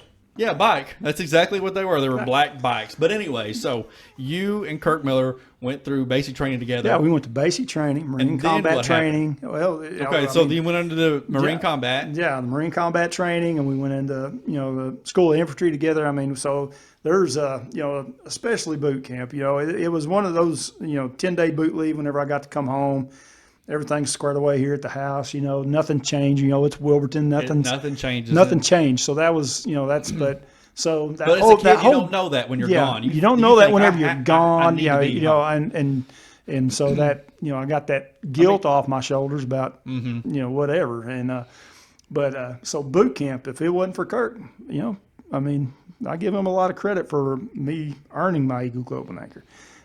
Because if it wasn't that little piece of home and that tough love, quit being a puss, Yeah. you know. Well, The dude. I can Yeah. see it 100%. The dude. Quit being Giant dip of snuff in his mouth. Yeah. well, and you were what, 18 years old? Oh, I'm 19. So yeah. there's a big difference between a 19-year-old. Big difference. Like I said, he's had more life experiences. Hell, he done been, married, divorced, and he had some life experience. So but we got the Marine combat training. But it seemed like they always tried to pit us against each other. Whether it was drill instructors, whether we got Marine combat training, or doing pugil sticks or boxing or any of that, they would always try to pit us. Right. Because y'all were close. And they knew it. Yeah. So they want to see what you would do in those situations. Yeah. Right? And, yeah. How would that work out? How did it all go down? We always seem to get a reprieve. So nobody knows who would have won pugil sticks. Nobody knows, boxing. Nobody. Now we did. If Kirk and me got at each other, I don't care if there's 2 of you or 20 of you. Just mind your let it go business. down. Yeah. Mind your business, because it was Did it that was ever like getting in happen? the middle of the family. Right. So yeah, it was. There's been some scuffles in some squad bays That's the way it goes Between- down. Right. here, there, and yonder. So, but it was, even whenever we was on each other's nerves, don't Don't get in. Yeah, don't get in, Right. because you're gonna get put back out. It ain't gonna be an option, So, and that's just one of those, and he's one of those friends. I mean, you don't know where he's at. He might be in Poland right now, I know. but He's definitely. you don't know where he's everywhere. at. But he's one of those dudes. If he called me and said, "Get on a plane, I need you in Poland," I'm calling into work. I'm Right. going to Poland. Yeah. Because he called me, he needs me. Because he's not going to call me unless he needs me. Right. Or not that he's not going to not call me, but he's going to, Right. he's just one of those friends. It's like I just seen him yesterday, and it may have been, between work and work and work, we may not catch up for a year, and or we see each other at a Veterans Day deal at Wilburton High School field, and then it's like I just seen him, yesterday or whatever. So, but he's just he's one of those personalities, and he's one of those people that's been in your journey. So Yeah, he's a guy that you don't, like yourself, you don't forget that you met Kirk Miller. You know what I mean? There's no way. He immediately, the first time I ever talked to him, I know exactly when it was. He was a cop, and I was walking into JR's, and I was walking past his car, and he goes, what are you doing out so late? Where's all your buddies at? Because used to run around with a pretty big group of kids or There's whatever. always a crew. Right. And he's, what are you doing out so late? Where's all your buddies at? And I was like, I'm headed home, and he's sitting there. Like I said, I hadn't been in any trouble. So I didn't have to deal with the cops on, any sort of a level other than just running into him or whatever. But, so I was like, oh shit, I thought I might be in trouble. Yeah. I was just like, I was going home. How are you doing? He's like, doing pretty good. So he gets out of his car and just strikes up a conversation. He's probably bored. Yeah, he's probably bored. He's trying to stay awake. I mean, working late nights. But he talked to me like he had known me forever. Yeah. He was very cool, and I counted him as somebody that was, a friend or friendly from that minute on. And not a guy that just sits behind the badge and acts like he's better than everybody. Well, and all the dumbasses Totally that different. I knew in those days, which I knew plenty of them, had stories about running into Kurt, and him, straightening them out. He'd straighten you out real quick. And what I was afraid was about to happen to me, because that's the only thing I knew, was. But he has a very casual, and since that day, if I see the man, I've seen him. I saw him in the Big Texan in Amarillo. randomly, I walk in. That's it. I was taking my kids to Colorado, just me and the two boys. We come walking in, and I didn't see him. We go and sit down at our table. He's sitting at a table with probably 20 people. I don't even know who these people were. And he's like, come over here and sit down with us. And I'm like, Kurt, you have all these people. And he's like, I know you. Come on, come sit down with us. He made us come sit down with him. You know what I mean? Because you're a Latimer County son. Yeah. I mean, but randomly. that's his perception. You're familiar from. Yeah. So whatever the case is, man. So yeah, I think he might fly from Poland to help me if I needed him to. He probably. You know would. what I mean? Yeah. He's just that. And I said Poland because literally, he's done some completion or some well service jobs, and He's all over the place. Yeah. You So- never know. Yeah. So you just never can tell, and that's one of those things. Whenever he gets focused, I remember whenever he was doing the education and training for the service that he's doing now. Whenever he was a member of BP, and but then it was he completed it, and he's threw his own shingle out there, and he's made a hell of a run at it. Still getting it. Still going. Yeah. Still going. So 'Cause he's not afraid to go where the yeah, money is. Right. he ain't afraid to hang it out there. So. So you guys were in the Marines. Did you get out before he, or how did that? Yeah, how did that all go because down? we served our original contract, and I think I kind of went just my life went one way. I got into the sheriff's office and everything, and got into law enforcement here, and my pursuit for the OHP and stuff like that. And then Kirk, he went on, he remarried and had a family and done some things, but 9/11 comes up, and he'd still kind of stuck in the Marines, and he ends up in Iraq, and so he went ahead and done some things. He had stuck with it. But you came back and Come back, got in law enforcement.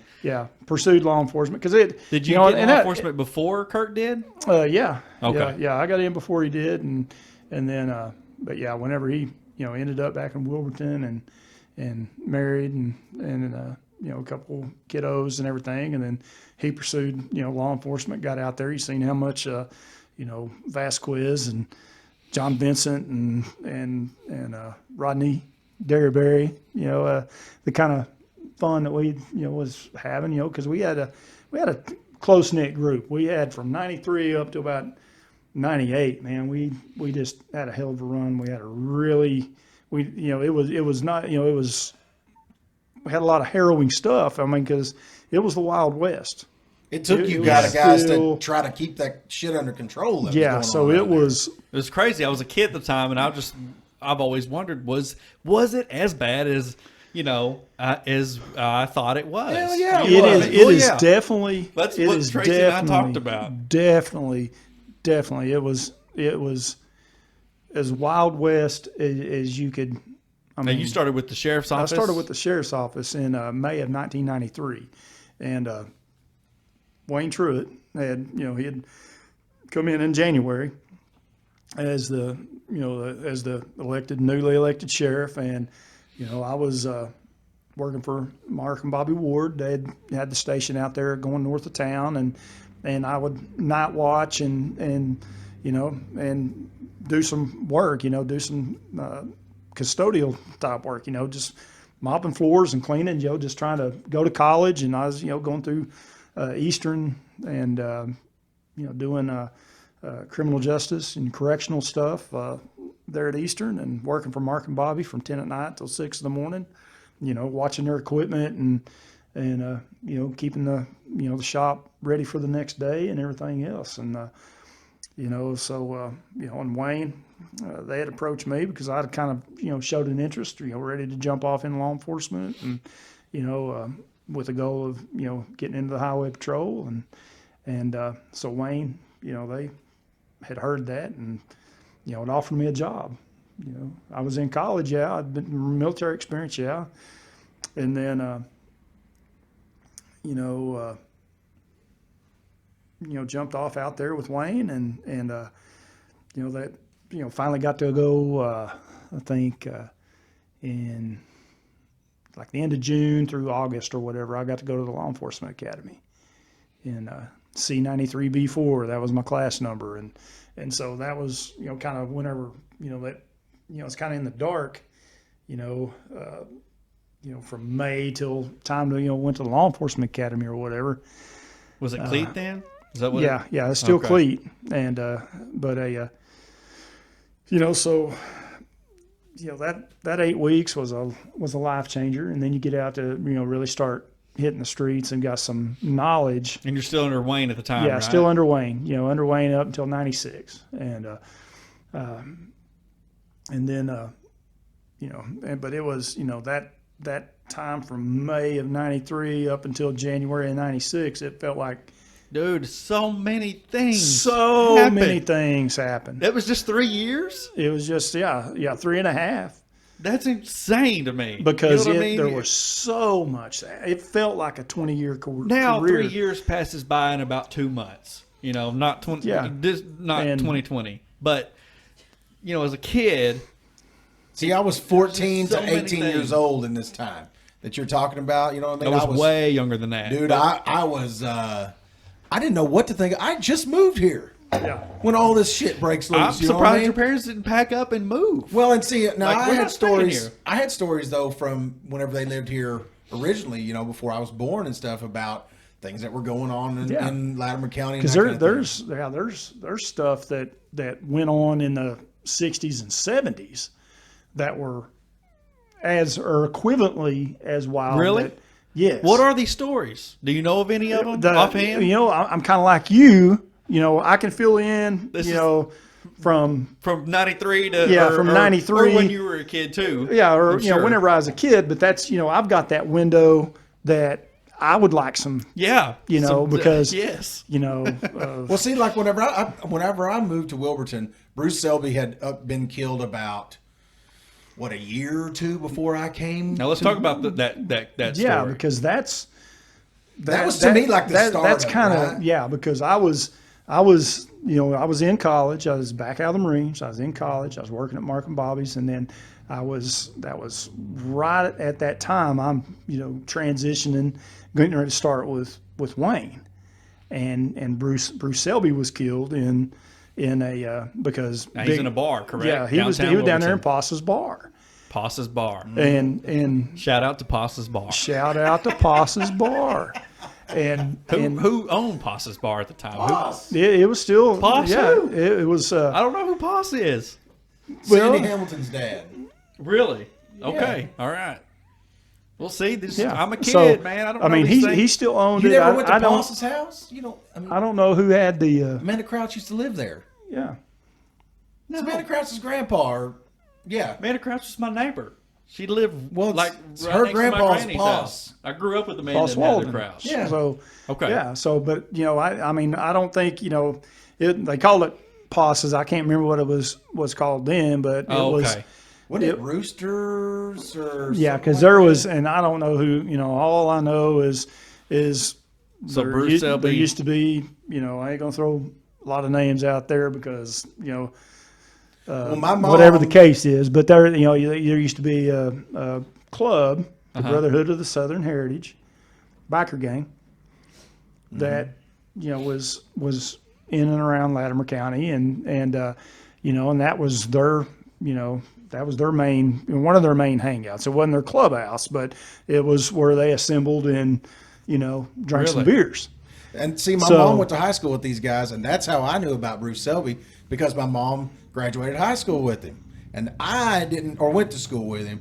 Seeing she would bring this up whenever he got killed, I remember it's a big thing around my house, because she's like, oh my gosh, I know this guy, and he just got murdered in, broad daylight, basically. I mean, the place is loaded. There are probably 50 people in there, men and women, whatever the case is, and the beer's flowing, and and I mean, Bruce goes way back on, being a bully. I think he'd already, done time, or, supposedly, cutting up a college kid out at the park or something crazy. That was before my, it's just what you hear, that's whatever the case. But yeah, so that was, you hear all the sirens and everything, and this is happening about the time I'm heading to to work or whatever, and heading out to the station, and and meet Ronnie Massey at the 2 and 270, the stoplight right there, and and they, hey, we're working a homicide, and this is who we're looking for, and give me descriptions and stuff like that, because he knew I was going to be up and out there all night, and traffic watching and in and out, or whatever the case is. And but yeah, that Bruce had been killed, that he had supposedly there'd been an altercation, and John leaves the bar and comes back with the gun, and then fast forward a few weeks, now I'm a deputy, and here's Big John that's earned trustee status, that's in for a and that's what I remember being 22 whatever years old, and seeing this 400-pound dude roaming around that's got access to knives and everything else, that's done put 13 rounds in. So how many rounds he put into him? Yeah, he dumped the mag in this dude. Yeah, that's what I heard. And too. just a few weeks later, he's a trustee already? Took a dot pause and apologized, and then put some more rounds in him.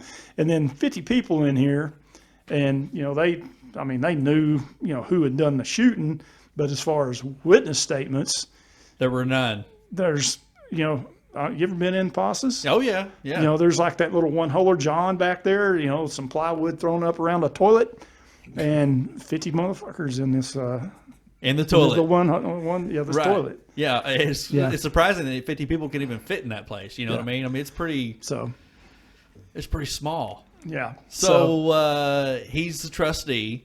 Yeah, he's the trustee, and we're taking him back and forth to court and everything, and then he eventually gets dismissed whenever it goes to court. Mutual combat, and supposedly there was a little 3-bladed knife on the underneath Bruce or whatever whenever they moved the body, and so as mutual combat, they dismissed the charges, and I drive Big John to the county line. You're the guy. I'm the guy. I drove him to the county You're line. You're the guy that did it. Drove him to the county line, and he had a ride. And that's what I was going to say. He rode off into the sunset. That was what I always was told. Was literally they said, "Don't ever come back." They took him to the county line and said, "Don't come back," and that's what happened. Exactly what happened. Was Big John from Latimer County? Big John was not from Latimer County. He was a bike mechanic that was the Brotherhood of the Southern Heritage. Oh, was he a fat dude, or was he? He was a he said 400 pounds. Well, I know, but I'm trying to picture 7-foot dude that's Nah, he wasn't very tall. He was but he was just a fat tub of shit that could work on bikes, I guess. It's just one of those stories where we're just driving downtown and they're like, oh yeah, last night, but that was the final straw, because there was a cat that went in there and high on everybody. And started cutting people up. Yep, Micah Short got his throat cut. Yep, sitting in with his girlfriend. There used to be an arcade there where he didn't die though from where the liquor store is. No, he got a gnarly little. Hell yeah, I remember it. I used to run around with Micah, not a lot, but he was older than me. but he was friendly with me or whatever. And I remember I had talked to him. He was asleep behind the bar, and this guy was out whittling on everybody, and Micah's laying there asleep in his truck like this, like with his head back, and this dude reaches in the window and cuts his throat. And so they go down there, and another, Did anybody die there? No, nobody died. There was many stitches issued, He's just cutting but people. he was just indiscriminately. What happened to this guy? Well, he got knocked in the head with a shotgun and got the rack and jack, and looking down the barrel of a 12 gauge, Ronnie Massey, got him gathered up and took him to jail. But yeah, they had. Did he go to prison there for was it? there was yeah, he went to prison, and there was He did the people. same things John did. Right. But yeah, it was. I mean, he didn't stay as long as he needed to. I don't think. I mean, well, it no. wasn't like he got a life sentence or nothing. If Nobody he's not died still or in whatever. there. Just That's several cases of assault and battery. All what that I kind of remember. stuff. Micah's dad, John, But, was really pushing yeah, to try to he- get him put in prison for a long time. So that was yeah. the final straw right there, or No, the Bruce Selby. That was as far as I know. That place was closed down and didn't open up. It's opened up as an arcade. Yeah. They've kind of That's the tried only to time I change went in the there. culture of it, but it's been closed for Even then, I didn't years and- appreciate it. You know what I mean? Going No. in there, I'm like, But then all the bad Looking- shit just shifted out to the mist. To me, it's like it went from Oh yeah, there because to Blue the Mist. same group used well, to it was going to monkey go stomp somewhere. people all the You know what I time mean? out- It was going to out go there. somewhere. Yeah. If it was going to be there, it was going to be somewhere. Well, you got to understand, and here's the thing about the age Even I've that had I my was. days in the mist. Yeah. Well, Even and that's as what a I'm cop. saying. At the age I was at, I was right in. I've seen all kinds of bad shit happen out there. Yeah. You know what I mean? Had bad shit happen to me out there, and all kinds of stuff. So, it was. It was no man's land out there, man. Really. Well, I remember, and that was one of the places my mom told me, do not go. You know what I mean? Like, of all the places in Latimer County that you can go, don't go to the Blue Mist. Don't step foot in it. Don't step foot And in of it. course, I know Lucas Johnson, and he Yeah. goes, "I'm going." Right Well, to the that's Blue where the Mist." crew went. Well, some of the first people I ran into, I started running around with, they were like, let's go after the Mist. I'm like, shit, I can't go to a bar. I'm like 16. They're like, they It's don't fine, we'll care. let you do Oh, that. Yeah, they do not care how old you are. And so that's, of course, where we went. but I was kind of a legacy because At the Blue Mist? at the Blue Mist because I had a grandfather that he used to go and played poker and Yeah. was Richard's age group and would so it was if I rolled up in there in my leather jacket, sorry Dad, you're gonna hear this, but I'd roll up in there in my leather jacket, but it was usually because I'd done beat feet from a party somewhere because I never would drive to a party because whenever the Cherries and Berries comes on, I'm hitting the bush. Yeah. I don't care if we're 2 miles or 20 miles. I'm hitting the bush. I'll figure it out later. Because I'd rather, Right. hit the bush and not have to pay a ticket Yeah. than Or get your parents called, or whatever. get the parents called or anything else. I'd rather get grounded for a week or so for busting curfew than have to pay a ticket too. So, Well, and that's but what. I knew that maybe Papa's out playing. If we were south of town, I know maybe Papa's playing, poker or whatever, and I could slide on by there, and Oh, That's man. my dad played. yeah. So and I'd roll up in there, and they'd Did not know that. and I'd make sure his car was there, of course, before Right. I waited off in there, but. Yeah, I remember rolling up in there in my leather jacket, and then, So there was a couple other stories too that I know you and I talked about. We talked about a whole bunch of them, but one of them was, and I don't remember exactly what year, but was when, what is his name? Got killed at his gate. oh, Red Red Killian. Killian, yeah. Red Killian. Was you were a deputy then? Or were Yeah, you- I was. Yeah, I was deputy. I was actually, Melvin Hawley was the sheriff, and I was assigned to the drug task force, but I was actually paid through the county. I was like had a Latimer County credentials and everything, but I was assigned to District 16, the task force, and a guy named Bob Green was, he was the head of the District 16 task force and everything, and at that time, and they, so yeah. So Red, he was a known drug dealer at the time, correct? Yep. And that's how we funded. he air conditioned chicken houses and everything. Yeah, shit like that.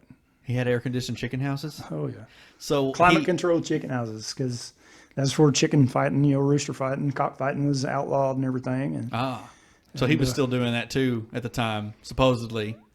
oh yeah, that's how that's how you finance stuff, man. Oh, That's how okay. you get from season to season. Whenever you can't, do the cockfighting and make your money that way, you're either selling meth, precursors to meth, and But he was a pretty heavily guarded guy, right? I mean, he didn't really venture out around people. What I'm saying is he was killed at his gate, and Well, I don't know what his the what was story his- goes, there's no whoever killed him was someone that he trusted and knew very well. yeah.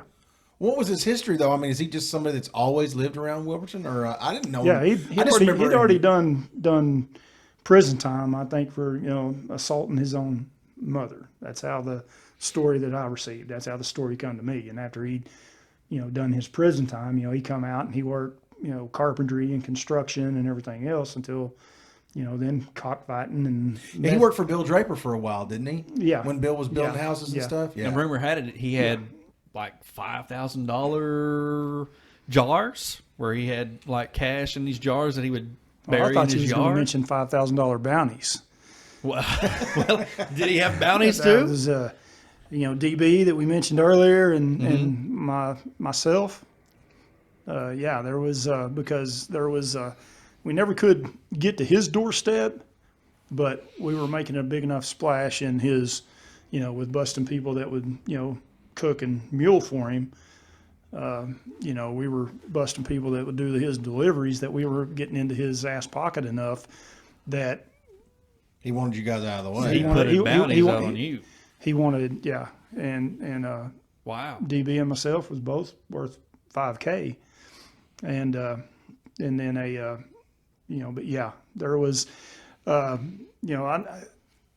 was the rumor. People talked about that, that he had just cash money that was buried in chicken houses or here, there, and everywhere. And evidently he would put like a magnet or something in the jar so that he could do his a metal detector, and that's where he could find his money. I'd heard that same story. I can't confirm that deal, but the person that that come to me, that there was no reason, that told you about the bounty. Yeah, So there's no reason to believe. Well, I mean, you're messing with his money, and when you mess you're with messing with somebody's my money. You mess with my money. Yeah. I mean, there's going to be consequences. And, Yeah. and so it was just that's just the nature of the beast, and don't do anything you ain't worth willing to take the heat for. So I remember you guys would climb in the middle of it seemed like every bad, seedy, horrible person in Latimer County, you guys would get right up in the middle of whatever it was they were doing. Yeah. And I remember thinking then it was almost like a movie, because you guys did, because it was played out in the paper every week. Well, Yeah. that's what I was The gonna News say. You Capital guys and didn't Today hide paper. it. I mean, There it ain't was, like you guys were slipping around. You're like, well, if I know where some dope's at, Yeah. I'm gonna go get it. Yeah. And I remember being a kid and thinking, It was shit, it was cowboys and outlaws. What was man. the only way to calm down the wild It was west? it was That's the only it way was to get cowboys and control. outlaws. I mean, and even down to the cattle rustling. There Yeah. was cattle rustling, people taking That's the one crime you can't get away with. yeah. You can kill people, but if you cattle rust, you're and you're Russell. exactly right. The ringleader went down, but the everybody else. Oh walked yeah, on okay. it. There was a case. We talked about this too, right? Yeah. So let's talk about it without saying names, I guess, unless you want to say names. Okay. Yeah. But- if I want to say it, I'll pop. Wasn't it there off. a great story though? Wasn't there what were we talking about? now I knew that story. I knew there was a guy from Red Oak that was like almost professionally stealing cattle at one Yeah, time. right? Berlin Glenn. He's a former Okay. sheriff of Latimer County. And he was doing it. Yeah. Wow. The McFerrin Ranch down there, Armin McFerrin passed away. And, there was, people that was off in it. And there was an investigative group. There was the previous administration that had left, had started an investigative group. And, and it was the Fox and the Hen House because, they were hired to protect the the Harmon McFerrin Ranch while it's in probate and while it's being sorted out and while there's still hundreds of cattle in place and all this thousands of acres of land and everything else. And, the foxes in the hen house because they was nothing more than lookouts. And then, Really? Every night, they're having pods of cattle coming up missing. Yeah, it I ain't remember just that. 8 or 10. And then, so, I mean, DB and me, we're doing creeps and, the DA's investigators are coming down and everything else. And we're doing creeps on people's property. We're finding, cattle that they miss, the wild ones or whatever, that there was no way that they crossed 5 fences to get to where they was at on people's property. And, so they, we get it and present it, and the DA's investigators put it together, and then a Peckerwood judge that was on the that was a associate judge that come from Haskell over to us, and his name may or might not been Henderson, but comes over here and dismisses the case. So That's a huge blow to because people. it That's a big case. Yeah, it's a big case. It's a big case, and you're still in cattle. Yeah, the man's passed away. Yeah, it's in probate, but they was, like we were, just being frivolous about this deal. And whenever it did finally come down, and we finally got the right people involved, and then we got it in front of the right judge. Were they busted? Yeah, they were busted, and people turned state's evidence, and the ringleader did go down for that. And, Prison? Oh yeah. Oh, okay. Yeah, died in prison. So. Well, from this? Well, I mean, the. Well, I know, but I mean, had the did he there get was enough? underlying causes that he ended up. But it was Kicking out from of this gear. sentence. It was from cattle rustling, right? That he was in prison. Yeah. Okay. That and running dope. Oh, and Because running once we got dope. caught cattle rustling, now we got to finance our lawyers and pay our lawyers. So what are we going to do, man? We're That was going to always start at the- running meth. It's always at the bottom of everything, it seems like. No matter what bad, shitty thing was happening in Latimer County, it was usually something to do with dope. Yeah. You know what I mean? Absolutely. Yeah. The train horn. It always But makes you an got appearance. you got a bird on the ground if you got, thousands of a dead man's cattle, That's very true. Yeah. It's not a big and you can haul them off to Louisiana, Arkansas, Texas, da da da da da. Don't got to do dope then, or don't got to work the dope at that time. Yeah, but- you ain't got to work it as hard. Right.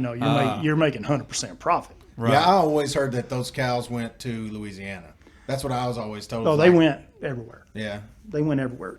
But going across state lines and getting the Cattlemen's Association involved, That's where they messed up. that's where they screwed the pooch. And then that's whenever, they just got away for that day whenever they dismissed the case where we found the cattle on their property being, doing creeps and stuff like that. Ah. Yep. I remember those days. So That's those were you guys were busy, man.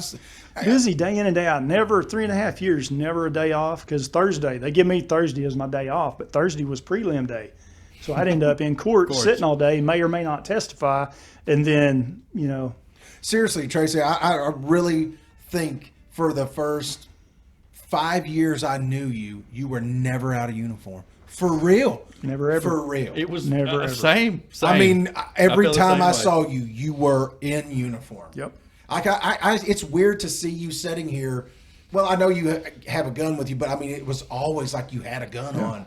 Like no matter where I would be, if I knew Tracy Allen was there, I knew there was a gun around.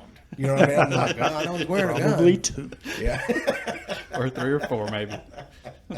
maybe a boot knife. What other big cases happened back then? What other Oh, big goodness, stories happened back then? Let's see. Well, we had the Tuscaloosa Leon case. Tuscaloosa that- Leon. Is that he homicide committed down in the Falfa, Tallahassee area.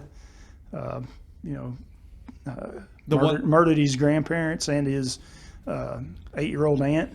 Oh yeah. 8-year-old I aunt? forgot Yeah. about this. Yeah. Latimer County. How old was? Yeah, I know. We had the case where How- the guy went into Sharps and told everybody to Yes. leave and Was you around then? slaughtered his wife. Yeah, I was when Kirk was on duty, but and Melvin, I was with the city of Wilburton, then. Now this guy had been at the courthouse with his wife, right? Got a ruling to stay away from his wife. Is that what? Yeah, there's Isn't that how it went down? Yeah, she's down here in nursing school, and they got 2 young sons, and she's in nursing school, but on a break, and she's in Sharps, and I mean. Oh, I thought they had been in court that day. No.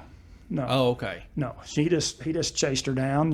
He's, and I think that's drug related too. Everything comes back to meth. Yeah. So, but he come up here and ordered everybody out of the store and then chased her down and My brother saw all that, by the way. put aid. Yeah, because he worked over at the pharmacy. He was looking out the window whenever that pharmacy lady ran tech. across the street, and then he shot her. And Yeah. Oh, yeah. She ran across the street into Sharps, right? He chased her into No, Sharps. she was in she was Sharps. in Sharps. He chased her down to there. She was in there shopping because she was on a break from school. Yeah, she ran down. What street is that between Sharps That's and Central. and- okay, she was running across Central when he shot her. Yeah, and she fell. She had just got between the cars, like to the tail end of the cars, and he puts 7 or 8 in her back with a .22 rifle, and then Melvin, they hear the shots. Melvin comes from in front of the courthouse and engages him, and then shoots once or twice, and then the guy puts a couple, shoots Melvin, and then puts the gun in his mouth. Melvin's Ends a up- sheriff at the time. Yeah, Melvin was sheriff at the time, and Nathan sit there and watched that whole thing Did he really? through that window. But Kirk was on duty. Kirk was on duty for I that, remember that. and I just got off at 6. This is,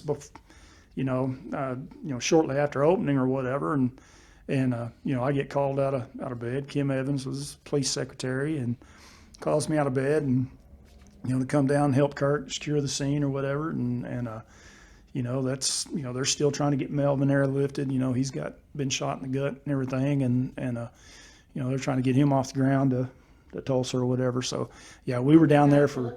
Huh? Did the guy kill Yeah, the guy turned the rifle on himself. on Mel. Main Street? Yeah, right there on Central. Yeah. Right that side door that coming out of Sharps, and she had made it about as far as the tail end of the car, and Now, then this was late 90s. Mid 90s, wasn't it? yeah, because that No, was well, it would've been late it 90s. was probably 97, Oh, Yeah, okay. yeah. because 97, 98 time frame. I was out of high school and I graduated in '95, so that makes sense. Yeah, it'd be 97. about 90, probably. 97.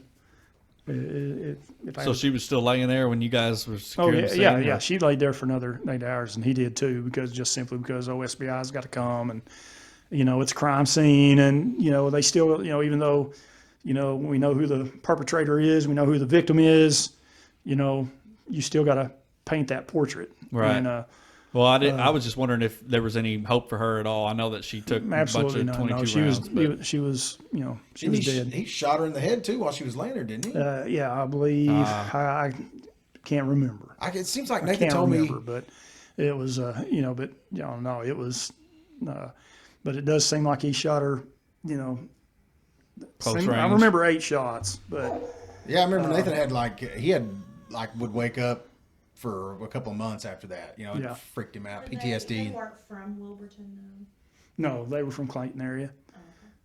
But then we had, the J&L Mini Mart. Brewer? You remember that one? Yeah. Was it the Brewer. Brewers? Yeah, Brewer. And Was it Brewer? well, I think it was the shooter was Coffee, but I think it was Coffee. Brewer. Okay. It was a Brewer that And that Well, they shit- were brothers, weren't see, they? cousins. What we brought up a minute ago, and I was going to ask you about during this time, is they found a body out at the park, right? Do you remember that? Yep. What now? Was that tied to Bruce Selby? For some reason, I was thinking that No. that was nothing to do with that part No. of it. No. Did they ever figure anything about who that was and how and all that?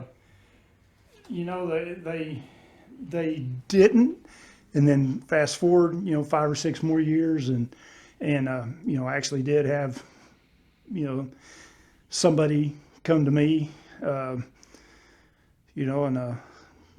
sometime you're at the house. If you want to see the notes from that, I can I can show you, that there was, two women, that had a common guy, and them two get to talking. And then, after their conversation, one of them comes to me, at my house, I'm still drug task force or whatever. And lays a bunch of stuff on me. And, I got, 2.5 pages of notes on the deal. And I write it up and I present it, because it's, one of those things I'm wanting to protect her but still, solve the crime. And I passed it up and put it onto the district, the district attorney investigators of the era. And, nothing never come of it. But yeah, that was a pretty brutal, homicide. A lot of seismic explosives and stuff running around, seismic exploration going on in and around, the gas industry and stuff. And that literally piecing, stuff together, there was, it was said that det cord and electric blasting cap is what was used to, commit that homicide. Damn, What really? did it do? Wrap it around him? Yeah. Because around his head? there was supposedly, because we found ribs, we found spine, we found long bone and everything else, bottom jaw, but we didn't, about 1 inch squares is always fine of anything that you would consider a skull. So, Now, Damn. Now, was this after? How long? I mean, was this just bones that you guys were finding at the time, or was this right after it happened? I mean, I'm just like all good stuff that happens around Latimer, everything gets found in hunting season. Right. So, somebody had, tripped over this or, Okay. thought that it was human remains, and sure enough, it was. And I go out and support the OSBI whenever they come and to collect the evidence and work the scene and help down there on hands and knees and inch by inch and leaf by leaf and everything else, because it was pretty intensive. It ended up taking 2 or 3 days to to recover. So it wasn't fresh. It was. It just wasn't. bones? It was not fresh. Oh, There was okay. It was not a fresh. Oh, okay. This was several weeks, months. There'd been a report. Somebody's missing. And then Now, is this get guy's? through, Is his name Henry? yeah. It's Henry. Is it Henry? No. Different male. Yeah, different male. Do you know what I'm talking about though? The Yeah. Henry. Okay. All right. Yeah, I mean he's still rolling up and down the Main Street. If we're talking about the same Henry. No, they found Henry's bones in the woods. Yeah. So Found no, his skull and stuff this is different. when character. Melvin was sheriff. Yeah. Okay. No, different. Different character. guy. I'm trying to think if his last name was Henry or if his first name was Henry. I'm pretty sure his first name was Henry. But anyways, so this is a different guy. He's from Wilburton. He's from Latimer Different character. County? Was not one of the normals. He had implanted from somewhere, but he was in that just running with that drug culture. Mm-hmm. So he was from wherever. And they wrapped det cord around his head and Yeah. blew it up? Yeah. Damn. So, and That- and then so now that's we're still we're talking from 93 to 96. Right. This is This is still 93 to 96. So let's fast forward to 2000. When you started getting this information is whenever of who did it. somebody just showed up on my doorstep wanting to get some stuff off their chest and so Wow. we went with it, and like I said, Well, just like most things in Latimer County, and I have to say the county we live in now, you can go out there and hand them who did it and all the evidence in the world, but it just seems for whatever reason, shit does not get solved. yeah. They're not really after the people that are out there killing people. It seems that way anyways. It's wild what they pick and choose to go after and what they don't. You're absolutely right. And you guys are you've always been way more involved than me. I'm just kind of an outside looking in person, but it's strange. It's So they show up on your doorstep, said, Show- "Hey, this is show who up on did my it. doorstep, Here's give how me- it went down." yeah, give me A through Z, in which matched up. There would have been no reason. We're talking 4 years plus, after the fact, and they come and give names, who was there, Damn. when look. I mean, so there was, I mean, it was 100%. Now, was you with? You were with? What were you doing at the? Were you with the city at the time? Yeah, I was still, involved with, the task force, the drug side. Yeah. And, so, that's the reason they felt like, they could, come to me or whatever and still be distanced, where I could write it up, pass it up, and then whoever, Right. And then even, we mentioned DB a couple of times. They want to be left out of it. Well, yeah, They're like, "Here it is." the people that come to me We're want gonna to tell you exactly how to happen because but we they're won't be coming, left they're out. reporting a homicide, Right. so they already know the people's capable. If Hell they've yeah. done- Yeah. So if they're, Right. they're wanting to stay out of it. And Right? so this person's still cruising up and down, yeah, still Oh, yeah. free. Yeah, To Was this it ever- day? to this day, Was that ever investigated? it was I went past it going to, the DA investigators. Yeah, Oh, that's as far as that's it- where it ended. That's far as it got. It's like, I'm shocked. No, I mean, I can see those kind of things happening. It's just always surprising to me whenever, it's crazy to think about, yeah, I know what they did. I know. yeah, how I know did what it. they did. Yeah, and they're still running around. Wow. That's crazy. A couple months ago, I bought one of them's breakfast in the Digger Diner. That's how close they still are. So The guy that did it? yeah, Wow. Jeez, dude. See, that's bad. Now you're getting on my level. And I'm like, damn, man. Well, I mean, even my law enforcement history, and I've been, what, 07 or 06, I started riding around 04, 03, and I've seen a lot. And I know a lot, and I totally understand where he's coming from. But you can tell them till you're blue in the face, and they don't care. I mean, and that's my thing is topping all this off and in that era, that 93 to 96, the Latimer County politics, oh yeah, the old blood and key positions totally different then too. within county commissioners, city councils, DAs, and there was a political, Yes. there was stuff. It didn't matter what the badge, what you did or whatever the case was. There was going to be, stuff that just got swept under the deal because of whether that's associated with this family or it was Yeah. this or Yes. I've been in on it. I have been the recipient of special treatment, because my grandmother was a bailiff courthouse, yeah. for forever. So when they figured out that I was related to her, they're like, well, go on. Well, like when I got a DUI one time. Well, Have it I was told the service, story? yeah. It wasn't on no homicides, Right, it you wasn't a homicide. no. blasting away at But I'm just saying- 027, Well, that's what I'm saying about on my end of it. I'm just a little old punk ass kid, I mean, I wasn't ever in anything big, but I mean, you could imagine if something little, like my deal. I can only imagine the things that went on, knowing the things that were so insane that everybody kind of knew was going on. Yeah. That there wasn't. But it's much are you done going to about. overcome the politics of Yeah. the situation? So And I feel like you guys always battled that. It always seemed like Always. something that you guys ran up Constant against. battle. And constant battle. To me, it was like crazy because, like whenever I remember the bounty thing that was going on, whenever there was, a bounty. I remember whenever that was a thing, like a known thing. And What are you talking about? The bounty on him? Yes. Oh, okay. Yeah, dude. And I was always like, holy shit, I mean, what if, and I would be around Tracy invariably somehow, some way, fairly often. Like this might be it. It And might be going down. Well, now. it got me I on might guard, get- I'm like, this guy over here, yeah, what am I going to do if they shoot Tracy? I mean, that's who I would call if somebody was shooting at me,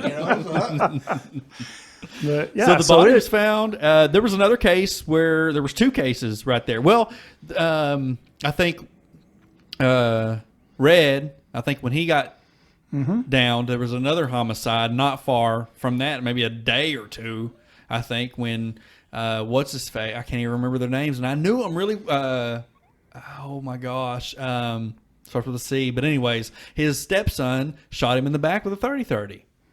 And then dumped his body at Gaines Creek on Highway 1. Yeah. And I can't And even that was remember one of the his most amazing, interviews and interrogations. And that's what, I have went to the CLEAT course, it was a 2 or 3 day course on interview and interrogation, the semester whenever I was in college at East Central. But that was one of the, that and Gracie's Jiu-Jitsu is 2 of the greatest things I ever added to my toolbox for law enforcement. And, I think you're talking about Nicky Schrum. Yes. And what And, was his name? What was the other guy's name? I cannot remember Clay, that not name. Clay. It was I knew the guy. I knew both of them very, very well. Yeah, and My childhood best friend was Yeah. kin to him, and they were always they worked at the station right across the street from my granny's house. My grandpa owned the station.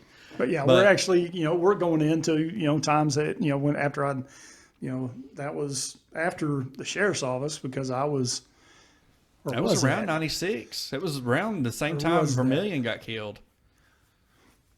That was, Because I have the paper. yeah, Where that it's was, on the front page. that was actually, I was with the city of Wilburton. And then, because I went and gathered up a witness on that. And So you gathered up the witness that was there. that was correct. there. Yeah. You're venturing a little ways from the microphone. Okay. There, you better. Well, I mean, you even setting back some, you were good, but when you set all the way back, you couldn't Yeah. hardly So, hear you.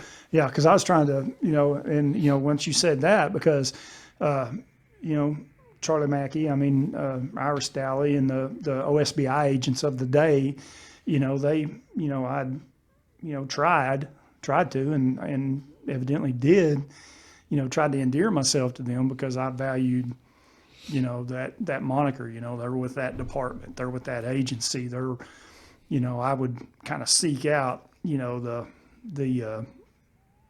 people in, in agencies and departments that, I could gain knowledge from, and stuff like that. But Charlie Mackey was, the lead investigator, Iris Dally, which she was always the crime scene processor. She was the CSI lady and she was, amazing at, knowledge, really, on point with her courtroom testimony and everything else.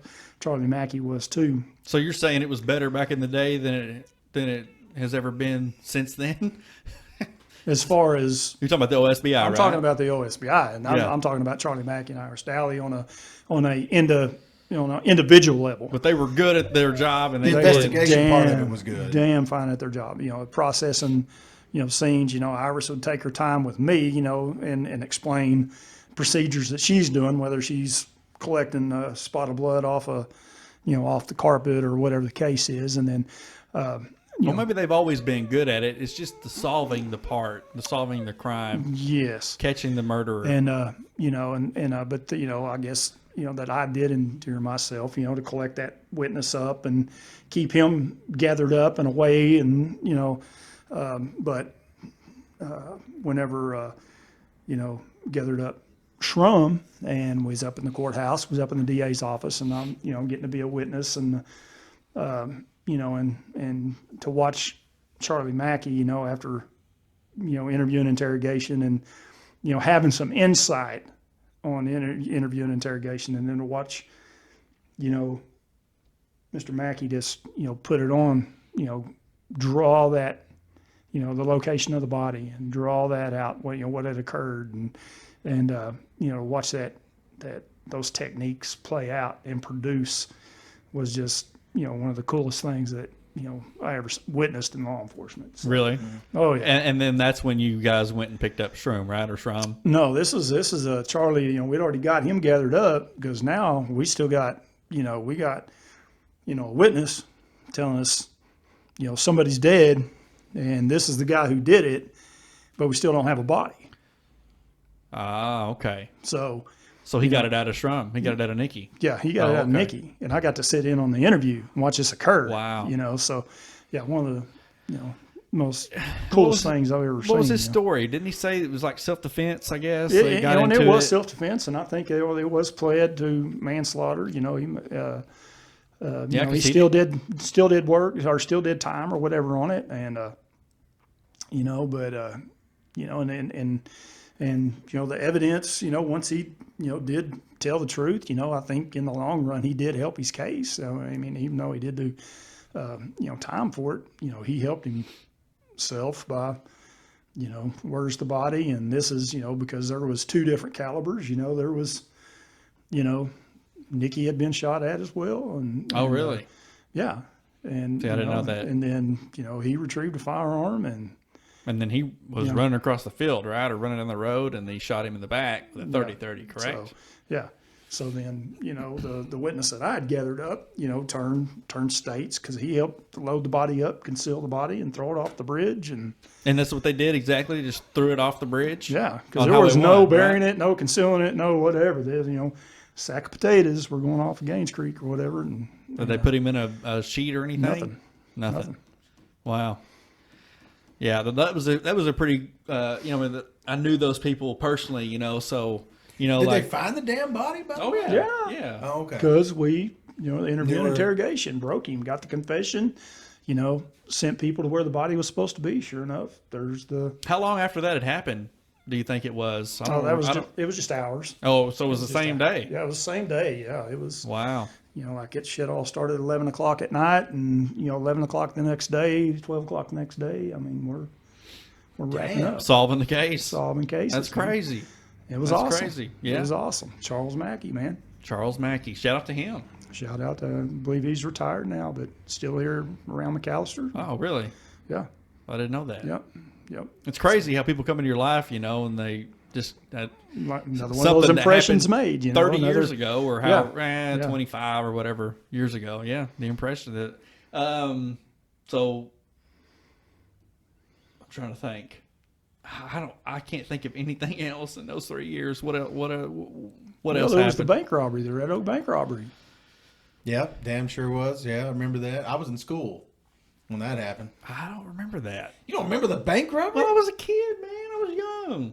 I was very young. We didn't. Well, Right there by the cemetery. Yeah, you go That to the little railroad bank? tracks right there. Yeah. Okay.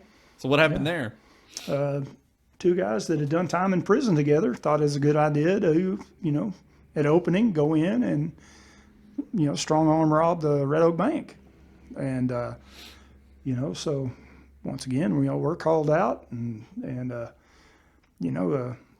trooper, he's trooper now, Vasquez and John Vincent and myself, we all converge on the scene and we're getting, there's, loosely, it wasn't, incident command or whatever at the time, but, you got a bunch of cops showing up, FBI, OSBI, you got all the big heads, OHP, everything, they're giving descriptions and such and vehicle descriptions and a trooper named Greg Armstrong, they, another one named Jim Neighbors, they get after these guys over here, Highway 1 between 2 and Hartshorn. And, this is, at Pine Creek Bar area and everything else, they hit the bush on them, exchange a, little gunfire, and those guys retreat on into the woods. And, so now this is the point, we know those guys are in the woods, we're going after them. And, so, we have containment and, Rodney, Rodney's in the mix and, Rodney, Vasquez, Vincent, and, trooper named Jim Neighbors and another one named Johnson, or not Neighbors, oh, good Lord. Jim Summers, excuse me, and another trooper named Johnson lives down Saloni Way, and we all, the OSP tracking dogs, we wore out 2 sets of dogs tracking these guys, and they finally, the dogs just, dogs cut out on us. I mean, the dogs were done. Dogs had done all they was going to do, so we continue on and tracking or whatever. But we spend over 8 hours, about 8.5 hours out here tracking these guys. Go through 2 sets of dogs, and we finally had pushed them into our containment that we had and take these guys into custody. And they had MAC-10s, they had Really? other handguns and shit like that. Yeah, and so yeah, that was a big day. How much money did they get I from the cannot bank? remember. it seems like they only got like, some, relatively small amount for the amount Okay. of time that they were going to do. Yeah. Yeah. It was many thousands of dollars, but Were they from the area? no, Oh. no. But they had done prison time together, and They targeted the Red Oak Bank because it was they small. targeted the Red Oak Bank because they thought, is it 82 North wasn't even there yet, but is it 270, 82? They could. They probably thought there was Whitesboro, nobody. Albion, Yeah, and they probably thought no one, it's it being a small town from a they small. thought Podunk, Yeah, no one's going to catch us. Podunk SO. And, y'all showed them. and OHP. They ain't got nothing for me, they thought. And it was another. Growing up, I always was. I think the biggest, one of the biggest stories for me, or the biggest thing that was going on, the biggest rumor, anyways, for me was the devil worshiping. And I don't know if you heard any of that stuff or if you've ever seen any of that stuff, but when I was a kid, that was the big thing with the Gallagher House in Red Oak. You remember the big three-story? The Gallagher House, and I also remember the pentagram that got painted on the the Bowers Baptist Church, and then a week later, or a few days later, it ends up burning down, and it had I was even a kid or teenage years at I wasn't in the military or law enforcement yet. I mean, so that was even in my high school years. Really? Yeah. So it wasn't like a figment of my imagination. Like no, that stuff was really going down. And if if we could get into the the archives, I don't know if they've got them got everything on a Adobe or whatever else, or have saved that far back. But I know that was a running deal several weeks in the newspaper. Really? Yeah. And picture of the pentagram, I can picture it in my head movies, man. So there was like a Simple Jack over here. So there was a group in Latimer County that was doing this. Yeah. And for whatever reason, they've just disappeared because nobody ever got caught. Because it was, I think it was, nobody ever got made for that deal. And I don't think they thought it was just kids being stupid either. Yeah, they didn't think that his kids being stupid, but They most thought it was likely, a real deal. Right? Most likely it was, looking back, it was probably kids being stupid. You think so? Oh yeah, you get enough 3-2 in anybody, or Yeah. Was that being said though? Were people admitting it? Were there people? It was kind of like one of those unsolved mysteries where everybody. I was like, okay, everybody's so-and-so got did their that. opinions, on why that happened, but whenever it really, it got real, like the pentagram on the church and the picture and the paper and the articles and then the church burnt down, that kind of. Yeah, you put the heat on people. Yeah. Well, I know that somebody I'm close to or was close to when I was a kid, somebody that was very, that was kin to me. I know that she had told me that she went out to the park one night, just driving around like we always, back road and all that. Went to the park, ran into a group of people that were in the middle of the road at the park, just for whatever reason, standing. There was from what I remember, there's 20 or 30 or 40 or whatever. They started chasing after her, and they barely got turned around and taken off before they caught up to the car. So, and I don't think there was any I don't know if there was anything that you could tie to, devil worshiping or whatever, but that was what she thought it was. What it was about was just a group of people that were, but I was like, it was just so weird to me is how, as I got older, it just stopped happening. It seems like, or these people made. After the church deal, man, that's whenever it got real. I think that's whenever people, because there was always that element of hood rats that was running around, and not only like high schoolers or whatever that was just out and got an older cousin or whatever to buy them a 6-pack. It was a little bit more than that. You had that element that was drunk and high and running around and try to make those Blair Witch type. Yeah. Just trying. But this to, was before the Blair Witch, it was before that. That's what was freaky to me. Yeah. About So it, I mean, and I'm, so it was just. I think people playing. It got started. That rumor got started, so people try to play off of it. People tried to play off of it because after the church burnt, it stopped. Okay. See, I didn't even know that. I just knew it that just as a kid, went away. It stopped. Yeah. So, Somebody's mama probably said, you can go to prison for burning buildings down. A church right? down. Yeah. And Well- then like Scotty's grandma Thelma, which she was my granny too. but we would go to church on Saturdays in Worcester, and she lived in Bengal, and I remember driving, to Bengal and from Bengal, and there would be like a dead animal on the side of the road. I could tell you where that, I don't even know what you would call it, but that little sharp going down Bengal Mountain, that sharp highway, right there on the right, there would be, I saw it 2 or 3 times. There would be a dead animal with a little red towel or something covering it. And that again, I was thinking, devil worshiping. It happened several times. Devil worshipers. They sacrificed this cat, or they sacrificed this dog, or whatever. And it could have been just someone, hit an animal, or, they go out and they grab this dead animal that's on the side of the road and put it over there and make you think that that's what's going on. I just remembered something that happened in this span we were talking about too, though, and that is, which we could do it another time if we want to or whatever, but the Mitchell thing, the shooting that happened at the house out on 6 Mile Lane. Yeah, I was on in too. That was the PD years or whatever, and it was that was pretty wild. That was some made for TV stuff right there, man. But I wasn't involved really in the case. I did go with out where the residence is, out on where it used to be. It's stacked up now. They've dozed I heard it that and just the everything. other day. So yeah, it's I really wasn't highly involved in that case. I remember Mike Kirkland. I was with the city.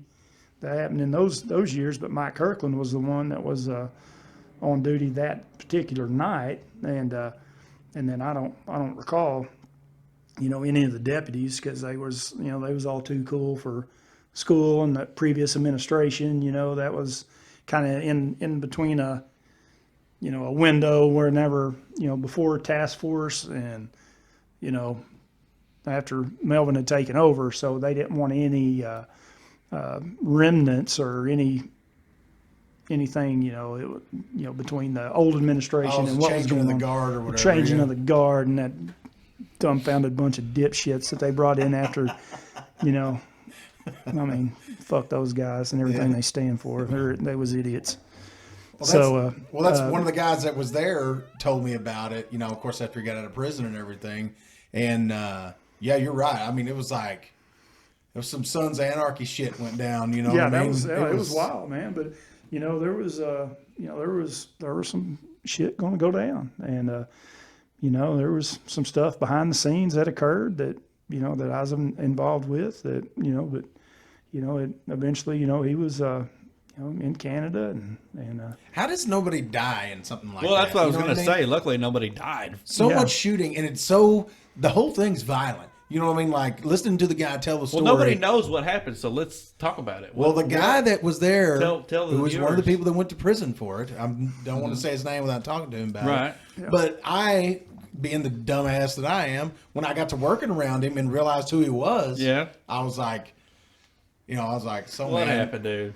Well, I first I started asking him about prison, not like what all happened in prison, but I was like, where did you, I remember this stuff happening.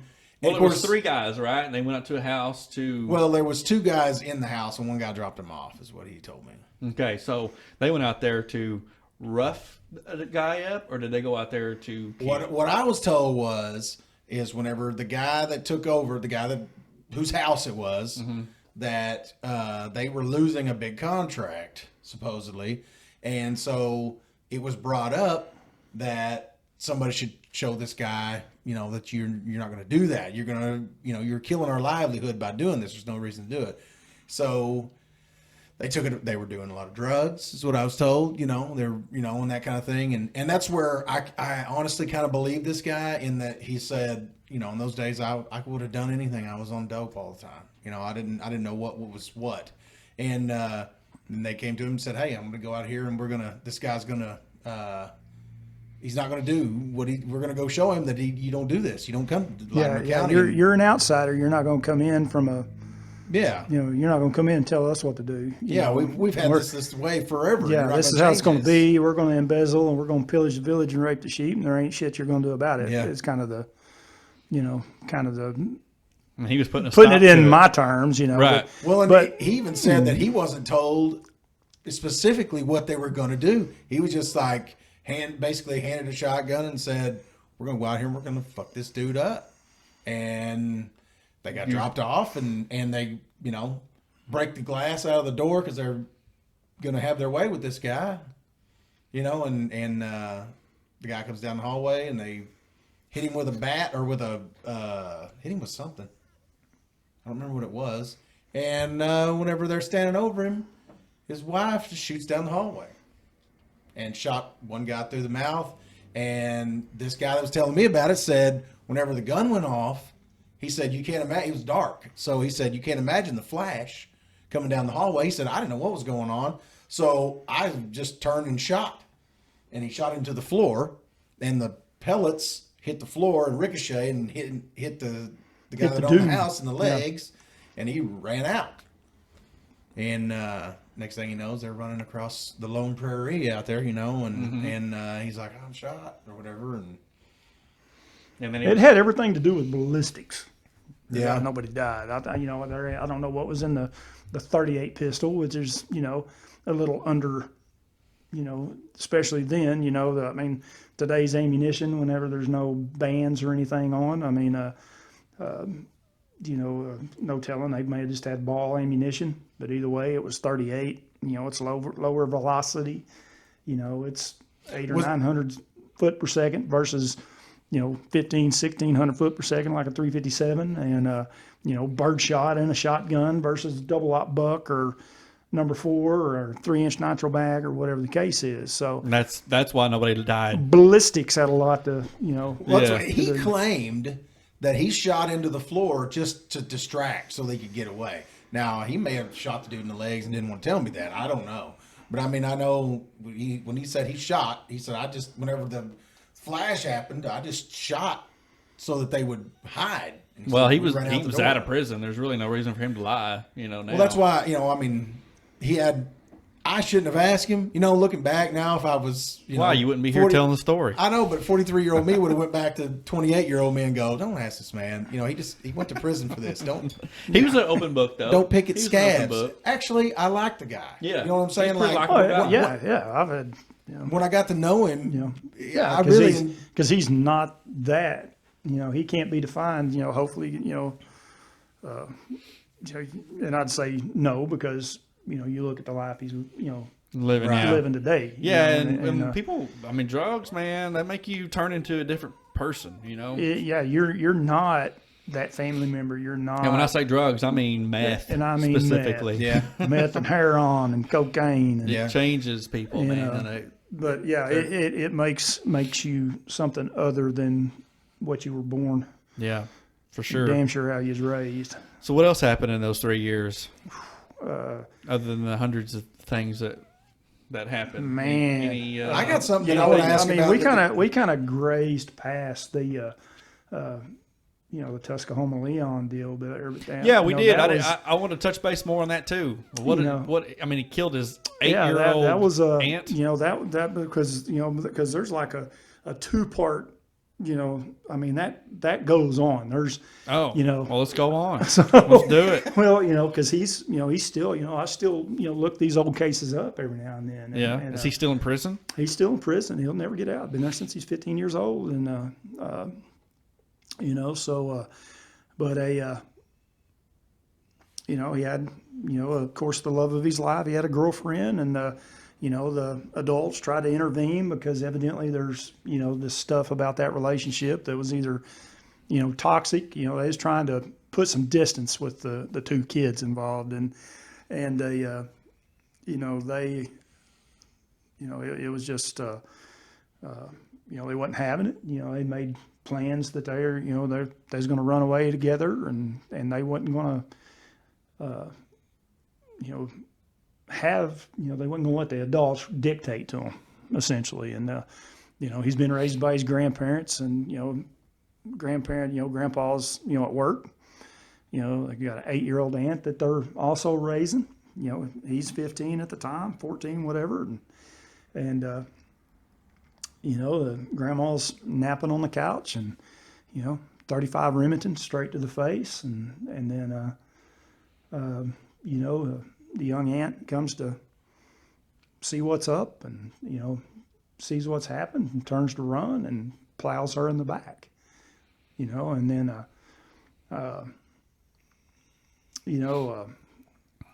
he retrieves a wheelbarrow and, tries to dispose of her, wheels her off behind the house in this wheelbarrow and then lays in wait for Grandpa.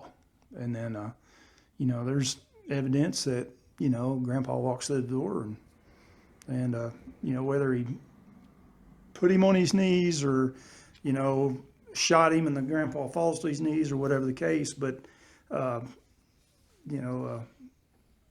shoots him. It seemed like he took one in the shoulder and then one in the head, and then went to town, so he got gathered up by a couple of, other Latimer County deputies, Tallahassee PD, because they went into Tallahassee and they gathered him up and bag his hands. He still had blood under, his cuticles and stuff like that. And so he's in jail, very gruesome scene. I'm still, I'm not, still early, Yeah. My career, and then, John Vincent, that was, because, and that was his breakout, kind of his breakout case whenever John Vincent had kind of come into the scene and come into the sheriff's office and recently out of college and everything. But that was his first big case. And it seems like John and, another deputy named Eldon Hoggett, takes him into custody, and of course the OSBI, they're there, and they cross the I's, dot the T's, and everything. But going back through that deal, that crime scene and crime scene photos and everything, man, it was just at that time, one of the most horrific things I'd ever witnessed, but there was, a lot of homicide, wives getting killed on Main Street and people shooting themselves in the face, but that was, we'd mentioned, some of the stuff I brought with me today, Yeah. there's a lot of history, that I brought. Well, because if you guys, it kind of set the tone for, how we talked at the beach house, Yes. It's there's stuff that I hadn't talked about in probably 20 plus years, man. That's been a whole other lifetime ago, because Right. now there's, I feel like I've lived 3 lifetimes. There's kind of the military, and then the law enforcement, and then, the fire service. And yeah, we didn't even touch base on that yet. We didn't even say, listen, So- Tracy. There's other things that I want to bring up Has that been are in law enforcement forever. Before and he's the fire been- department stuff. He's been So- in the fire. He's been a firefighter for how long? 28 years. 28 years. In 93, because I essentially started at the same time in 93. Whenever, I started in law enforcement, I started just showing up to the fire department, because I just couldn't get it was just, everything's new and, everything else. And it's, one goes with the other, Right. So Dad had just got on there, and Danny Baldwin, mayor, he was a mayor at the time.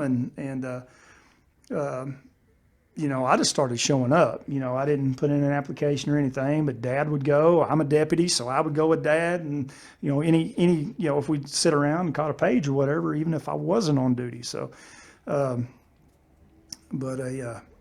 so 93 is, I essentially started fire and law enforcement the same Same time. So, but, that was 93. I really didn't, my retirement time with the, volunteer city of Wilmington, the pension and retirement program there is, was May of 96.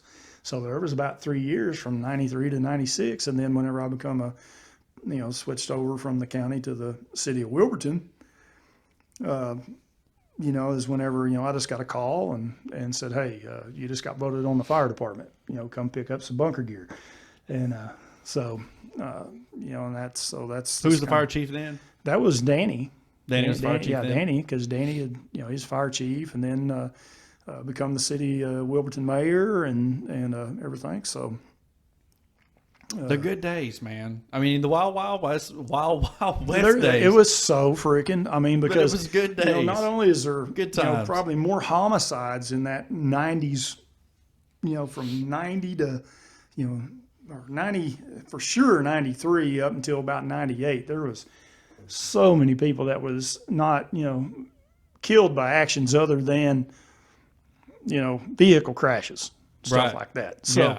And if you want to bring in the vehicle crashes, Oh God! I mean, there is just some horrific stuff that triple fatalities and people burning. yeah, was you there on that call? Down on the bridge. Yes, Yeah. east of town, east of Wilburton. 8 degrees or whatever. Something. Did Silly. you know any of those people that died?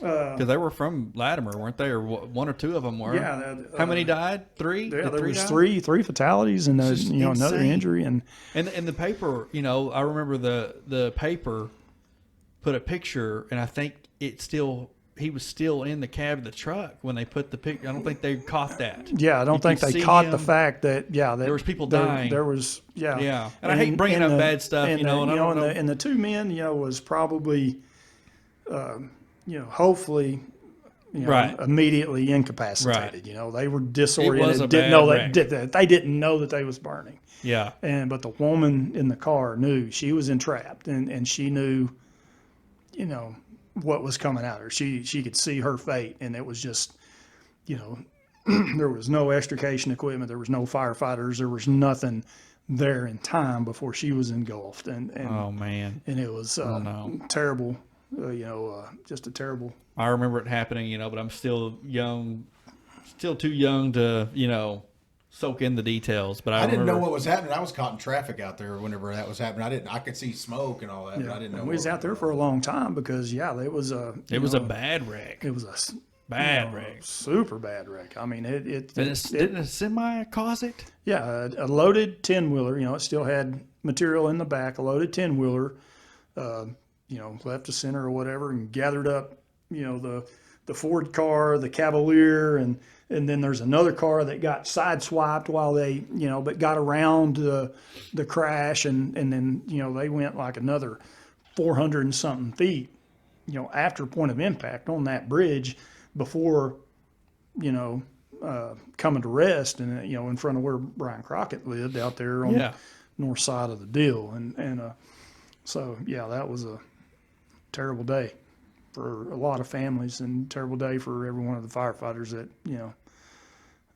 Was you on duty then, or was you? Was you a I was actually preparing cleaning up around my house. I was outside doing lawn work, and I was in, just overalls, no shirt, no nothing. And, whenever you go, you go. And, Right. My bunkers are, I didn't have my gear or anything, but Dad and me went in by POV to, down to the scene. And Dad was fire chief at the time.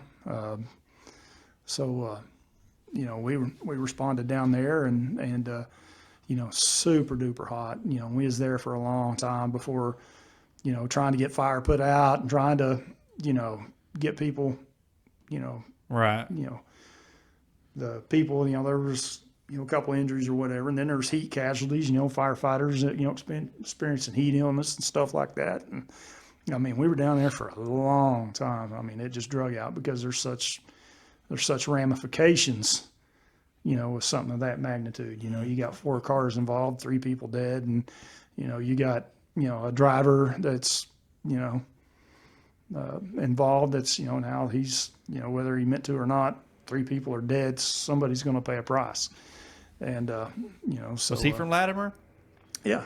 I actually graduated high school with the driver, but. Yeah, I don't remember who the driver was. But... He went to prison for. Oh, he did. Quite a while. Was he just not paying attention, or I don't know what they, I don't Decided. know if it was mechanical failure, loosen up behind the wheel, whatever the case was. I can't remember the outcome after all that, because it was just, after that it was, I'm not eating grilled hot dogs for a long time, literally. Right. And, it just wasn't, it is one of those ones that Stuck with you. that sticks with you. Yeah. And and that's one thing about the law enforcement and fire. That's all the you got them forever. You're going to own whatever you witness forever, and you've got a taste of that. You've seen some unsavory Oh yeah. stuff on through this little deal, and but yeah, it's but that one definitely ties for first on one of the most horrific crashes that I've ever witnessed. Really? Yeah. What's the other one? You remember the Pace girls? Yes, I was going to bring them up. I was thinking about them. And Jimmy 45 Stickler, seconds later, that was, or 45 seconds ago, I was yeah, thinking of the Pace Girls. yeah, I didn't know if you were Jimmy around Stickler. All three of them killed on that bridge on Pushmilly Heights, going towards your Yeah, your mom and and those dad, and those two girls lived until, I mean, they were still alive at the hospital, correct? well, they were Not gonna make it. they were, like I said, it was a horrific Yeah. exit to this world, and but it was they passed on scene. They did transport and work, but there was going to be no survival. But yeah. And that's when they redid the bridge after that. Yeah, right? they widened that bridge or whatever there, And the guy's name was what? They got the Pace twins, and then Jimmy Stickler was the guy that died with them. oh, okay. And Was he driving? no, Was he was in the middle. Was there another car involved? Yeah, there was a car. It was a head-on that bridge. Oh. And Floyd Wayne was in there, and I had forgotten about this. I remember that happening. but yeah. I can't remember the names of the two other, but Floyd Wayne had a broken ankle or a broken leg from another. He already had an injury, and then ends up in this head on. And like I said, I got the two other guys' faces, and it may have been Reggie, it may have been Reginald in there with him. So but I can't remember the other two. I want to ask you, Tracy, because I never got the full details of this deal. Oh, sweet Jesus. Well, and this is kind of in that early days thing. Okay, you had some four-wheelers stolen from you. This is we already did the disclaimer at the first, but yeah, we'll talk about that. We'll talk about that because that was some that was a Well, you figured whenever this I deal out. whenever I went off the reservation. Yeah. That's the only way that you can say it, because I went rogue. I remember. I went Now, what rogue. had happened? You had some four wheelers stolen from your house. No, my in-laws at the time had purchased some property there where the malt yard is. Malt yard. The malt yard, the sand yard. Yeah. Yeah, out there by the Oh, okay. Beard Where Edition. limestone and beard edition, Yeah. and Yeah. everything comes Right. together right there. And they left these four wheelers out there, $12,000 worth of four wheelers, and left it out there because whatever reason. They're your four wheelers. Yeah, And who left them out there? my in-laws at the time. Oh, okay. So, left them out there. They get ripped off, plus a go-kart, plus. So, rock on. I'm trying to find this stuff, and then. And it was a known thing around that Tracy's looking for him. Yeah, Like, that don't be fucking around because don't get caught. Tracy was looking Don't for get them. Yeah. don't get caught. Well, probably around the Yeah, same I time. remember. Were you younger then? How old were you at the time? I was What- task force. This was I was mid-90s? I was married to Lexi's mom. Yeah. This was around the 2000 Oh, time okay. frame. So well, I this was is gonna say earlier on, at my granny's house, Roy, my step grandpa, Roy Knight, he had two brand new four wheelers stolen from her house. Brand new Honda red four wheelers were stolen, and I don't think they've ever been recovered. But right there in town, So But anyhow, anyways, go ahead. we get a lead because I'm don't get caught. Mm-hmm. You know, Don't the get word caught. don't get caught. I remember. So trying to pacify me and put me off the trail. What if they said they were sorry? I'm kidding. Go ahead. Well, this was a time, Tracy. In this time, though, I remember you had a lot on you. Yeah. You know what I mean? It seemed like there was a lot of pressure. Had a caught. lot of pressure. Yeah. And you had a lead. And then So anyway, all we the catch a risks. lead. And I'm assigned to the drug task force, so I'm full time law enforcement. So we get a lead because I'm here, there, and yonder, and we get an anonymous phone call, from my in-laws. If this stuff is returned, this stuff is returned. That's the word that they're putting out. The in-laws. We'll offer a reward, give our stuff back, and and walk away. So whatever you want to believe, that's fine. But there's consequences. Don't play stupid games and win stupid prizes. I knew it. Do you know the outcome to this story? Just listen. Okay. So I just want to. I didn't bring it up for no reason. I just want everybody to know that I don't know. We're trying to get the to know ending- Tracy Allen here. the This is ending going to to let this you get story. to know Tracy Allen Okay, real well. good. I'm That's excited. that's my reason. So hopefully this still, this has been 20 years ago. So hopefully none of this is going to come back on me. But this is anyhow. Okay. We get a lead. One kid's in college, another kid's from Hartshorn, another kid's just a shitbird. So, but they're messing around with some high school cheerleaders, and so one of the cheerleaders that's dating, my sister-in-law was a cheerleader, and says, "Hey, I think I know who took your stuff." Dang it! This is the time I was in high school. So I'm trying to think of this story. Just let him tell All right. it. Sorry. So we roll on there and we go to the high school and we get the information, and then, and I'd already been, so I get on to these guys, and, and that, so the information, this anonymous phone call had come in about the go-kart because they held the go-kart back for themselves. So I get the names of these characters, these three, and what their game was. One of them's last name was Wilson, shitbird from Hartshorn. He's, got a cousin in Monette, Missouri.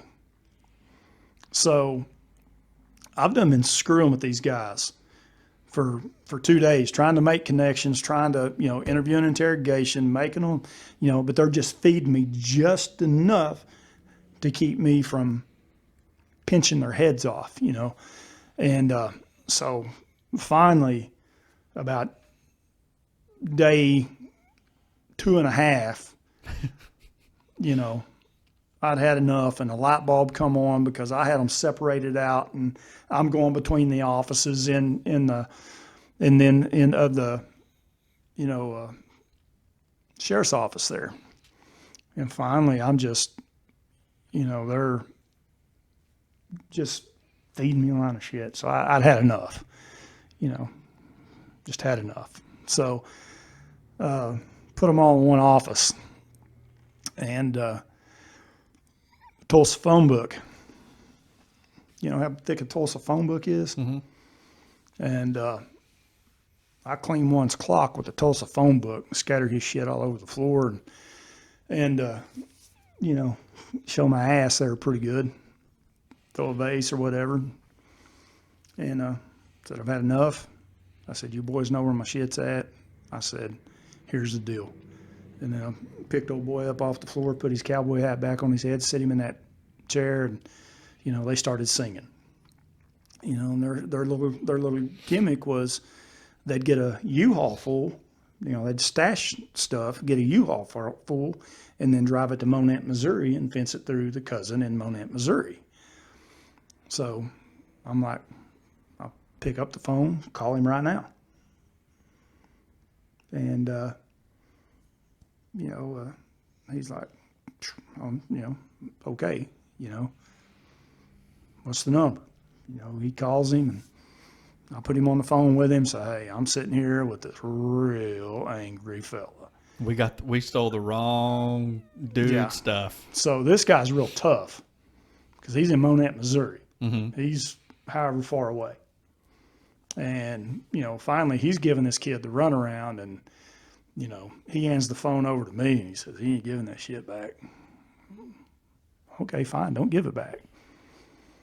Puts me on the phone with him, and, I said, hey, this is Tracy Allen, Latimer Sheriff's Office, District, whatever, District 16 Task Force. And tell him, here's the deal. I'm going to hang up the phone. I said, my truck, my trailer, me, these 3 turds are on our way to Monette, Missouri. And, so somewhere between here and there, I better receive a call. You had the bag phones. Yeah. I said, I better receive a call from Monette, Missouri PD that my stuff, it was a Yamaha Breeze, it was a Polaris 330 Magnum, and a 700 Grizzly. I said, my shit better be sitting at Monette, Missouri PD. And he says, oh, I'll sink in a pond, make you prove it. Sink in a pond. Don't interrupt me. Here's the deal. I said, I'm on my way. I said, either I get a call that, my stuff's sitting in Monette, Missouri PD. I said, coming straight to your door. I said, I'm going to sink you in a pond and make them prove it. I said, you better read me loud and clear. I said, that's what's going to happen. So I'm on my way. So I load these little turds up, kidnap them. And, after I've already assaulted them. And, we're about, 40 miles south of Springdale or whatever, heading up, 540 or whatever, heading towards, Missouri. And I get a phone call. And, hey, this is, Chief so-and-so, Monette, Missouri. I've got a guy here that's trying to give me 3 4-wheelers. No way. And he says, all I got to do is, take these 4-wheelers. Yeah, I'm Tracy Allen from Latimer County SO. I said, is the Breeze, is the Magnum, is the Grizzly? I said, is it there? And he said, yeah. He said, it's got flats, it's dirty, but, everything looks intact. I said, let him walk. And I hang up the phone. I hit the shoulder, put them 3 turds out in the middle of nowhere, and go to Monette, Missouri, and get my shit and come home. It's the best part of the whole story. He left them sitting. Yeah. You don't do this shit. No way. So what am I going to do? Because they're going to tell their lawyers that I done been slapping on them with Tulsa phone books and, kidnapped them, took them across state lines, going to do unsavory shit. But the moral of the story is, though, all that, and he got his shit back. Got it back. Got it back, and everybody I lived got my until another 4-wheeler, day. or I got live my another- go-karts. It was out of state. This shit was gone, and he got it all back. Now, I'll tell you why I brought this story up. Because I've known Tracy forever, like we've established. Yeah. But you didn't tell me this story, but somebody else, I can't remember who told me. But the end of it was, because I remember, whenever all of it when it got stolen and all that, and I remember I was around you, and he was not fun to be around. You know what I'm saying? Like as far as Tracy was concerned, everybody was in on it. You know what I'm saying? You know what I mean? Everybody was in. Well, I mean, you know how, and when I say. Well, Tracy can string together these phrases unlike anything you've ever heard in your life. You know what I mean? And right. And he was doing that. Absolutely, he can. He was doing it to anybody and everybody in his way. Yeah. He was real pissed off. And so I didn't know what he was going to do. I mean, you know what I mean? He was at that. He gets that way, So when I heard he got it back, I was like, how'd he get it back? And they're like, you don't want to know. And I was like, oh, okay. So, yeah, and that's the first time, yeah. But, yeah, it was not. You got it back. I got it back. It's like some walking tall shit, you know what I mean? Where it's Yeah. like, Yeah, I It's got the it way back. it should be, And though. one of my You know what favorite I mean? movies, BT Dubs. And probably I took a page out of Buford Puster's playbook. Buford, yes. And But yeah, the Tulsa phone book, man, it was. It worked. It worked. Then the guy up there. I wished I would have started there instead of ending there. But They trying to do things the right way, or yeah, because I'm wanting these dudes to go to jail. Yeah.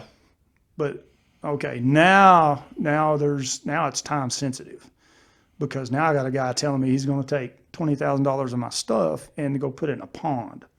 Okay, well, I told him what I was going to do. Mm-hmm. He must have believed me. Yeah, he didn't want you messing up his. First of all, he probably believed you. He's like, well, this dude is going to. Oh put yeah, me in the because I took my case file and everything else, and I put it on, give it to that chief, and here's the deal. This is what this guy's doing. This is what he's doing and how he's doing it. Put the pressure on. And this is why I can't do, because, right. Did they get him? You think? I mean, he may have run up against a dude like me, and he might be in a pond somewhere. Well, I was not surprised. I mean, okay, it's very rare you ever hear people getting things like that back. You know what I mean? Well, my thing is, it wasn't like I called, hey Lucas, hey Ben. I didn't call anybody. Mm-hmm. This is on me, because I know what I'm going to do. Right. And not bringing anybody else into it. I don't need to bring anybody else into it. And do your own dirt. And yeah.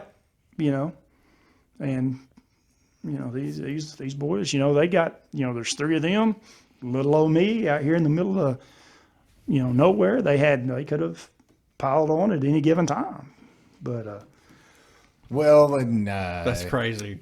That's crazy. So they were just they were nothing happened to them though. They didn't go to jail. They were so glad to get out of that truck. They didn't care that they were 40 miles from Springdale, nowhere. Well, I know where Springdale is too. You got to understand. You get Tracy Allen in his late 20s, early 30s, and wasn't as chill as I am now, huh? Well, he's got the creatine shaker in his hand. He's got the bulletproof on all the time. He's big, tattooed, pissed off. People tell him what he wants to know. Dude, I was not surprised. I like I said, I was surprised they weren't in like Mexico or something like that. You know what I mean? But Monett, Missouri, man. So, yeah, that was a pretty good deal. I thought about it one time. We had when I worked for a little company up by Wagner, they had bought a little side by side, and for like checking pipelines and stuff like that, and they left it in my facility. Well, we had a Connex building. I had locked it up in. Well, they came by one night, broke into it, and stole the damn side by side, and they cut the fence and all that to go out. Then I called the county guys out there. And I was thinking about you that day. I remember because what would Tracy Allen do? Well, I was just thinking, I remember whenever Tracy got his stolen and all that. So I was expecting these guys to come out like, show me what happened. You know what I mean? Mm-hmm. And so they go, yeah, we'll be there, just a little bit. So I wait like 6 hours. They don't care. Dude, they rolled up there and that guy goes, so what'd they do? And I was like, well, they broke this open and these are the tracks. You can see where they cut the fence and the tracks go off. I followed them all the way to the county road there. And he's like, okay, all right. So he was a report taker. He wasn't an investigator. Yeah, this guy. Because there's a difference. Yeah, this dude was like, all right, I appreciate it. If we hear anything, we'll let you know. And he got in his car and drove away. I never heard anything. He pulls up to a... he did his UCR. He done his deal because he's a reporter. He's not an investigator. Well, he probably didn't care anyway. He gets 0 Fs, man. Zero. Yeah, this is oil field equipment. Especially it's oil field equipment. Oil field's got lots of money. Yeah, they're not missing this side by side, and my little nephew down the street's got it. So yeah, so but another, that's a great story, man. That's a great story. It was not an accident that I asked about it. I know now. I knew we were going down the road, and I was just waiting on it to get here. It did bring me in. I'm worried about OSBI. Charlie Mackey gonna come cuff me up right now. I do remember it. Vaguely remember, Tracy Allen stuff got stolen. I do vaguely remember it, but that was a long time ago. Well, and in those days, Tracy was he was on edge. You know what I mean? There was some of the people that he was having to deal with in his day-to-day life. There was a lot of stress on him, and it was very obvious. He wasn't easy to be around. No. You know what I mean? No, I'm nothing against you. You know. Well, Tracy understands. Oh yeah, yeah. Because Well, you know, you. It was a tough time. I it was knew a Tracy- very tough time. I haven't Right. been through a tougher time since. So And I knew, you know, you can tell when you're around somebody a lot, whenever they've had enough, and you were on the edge of having enough of a bunch of other stuff anyway, and then they come and stole Your stuff. these really nice four-wheelers. I remember because I rode on them once Yeah. on that land. Yeah. We went out there and rode. yeah, in the snow. That Yeah. was one of the coolest nights ever. Yeah. But Yeah. It wasn't too long, I don't think, after that, whenever all that stuff came up. no, it sure wasn't. So, but yeah, there's been a couple of events like that people get me on my. Did you smile when you went to sleep that night? Were you like, I when you got did, 'em man, back? because there was no greater sense of satisfaction, you know. Yeah, getting your stuff back. And, Getting my stuff back. and you paid there's- them back, you know, by dumping them out of the Yeah. truck. That's the best part. To me, that's the Were best they thing about like, it. You're are you well, serious? Are you really going to leave us out No, here? they were so glad. They're like, thank you, sir. Thank you. Thank you, sir. Thank you. Thank you, sir. I Did will you ever find my see him way again? back. Did you ever see him back around Wilmington at all? No, not to this day. Now, you know, there was a Oh, you said one of them was from Hartshorn. yeah, one of them's from Hartshorn, but as far as, you know, ever seeing him again, no, I never, you know, and fast forward, I probably wouldn't recognize him today if he walked in that door over there. So He would recognize you. he would definitely Damn know. sure. And you I probably wouldn't guarantee ever you. see his face anyways, because as soon as he saw you, he'd just turn around and go the other way. Yeah, probably. Just in case. better. You know, just in case. He better. You know, but one of them had, you know, had impregnated a young lady from Wilburton. So there was, I kind of, you know, knew, you know, that continuation of the story or whatever. But, you know, so, but anyhow. Well, yeah. you guys out there that can't see, that are just listening, Tracy has on brass knuckles.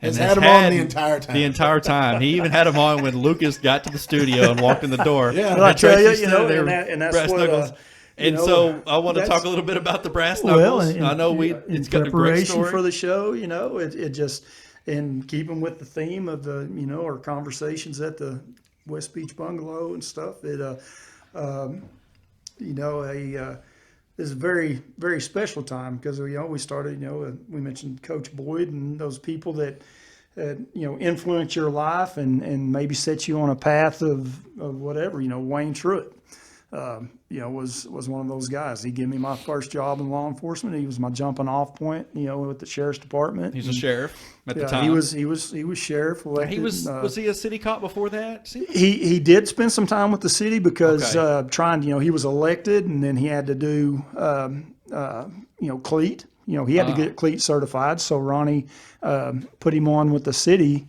you know, in lieu of him, you know, while he was getting his cleat, preparing to become sheriff. So, but yeah, you know, so you know, fast forward, you know, Wayne takes office and everything, and you know, the stories that we've already touched on and the times that we spent and, you know, the times I got to, you know, spend with, you know, still they were friends way before, you know. John and me's been thick as thieves since 7th grade, and Rodney and me's been close. David Vasquez and me, you know, I met him whenever I was a 5th grader. Even though he's Kirk's age, I met him as a 5th grader, and him and me, I mean, he's a good a friend as I got. A very, very good friend. And, you know, so these guys that, you know, that 3.5 year window that we got to, you know, spend together and, you know, making these, you know, memories that we can still get together and, you know, talk about today, you know, between Rodney, John, and Dave and myself. But yeah, you know, Wayne giving me my jumping off point, and it was kind of, you know, I was the first one, and then come John, and then, you know, David went to an event in his life and returned home, and then, you know, Rodney and me kind of mirrored each other because he started in Red Oak, and you know, I'd go down and spend time with him, you know, knowing I wanted to be in law enforcement, and I'd spend time with him in Red Oak, and then he got on with the city of Wilburton. I got on with the county just a few weeks later, and so, you know, and then along come John, and then I say, you know, Vasquez returned and joined the herd there, and you know, it's you know, Wayne, you know, he had names for us, and I was the sled dog, and of course, John was the redheaded peckerwood. He couldn't have a cool name. And then you had Vasquez, who was the Aztec warrior. And then,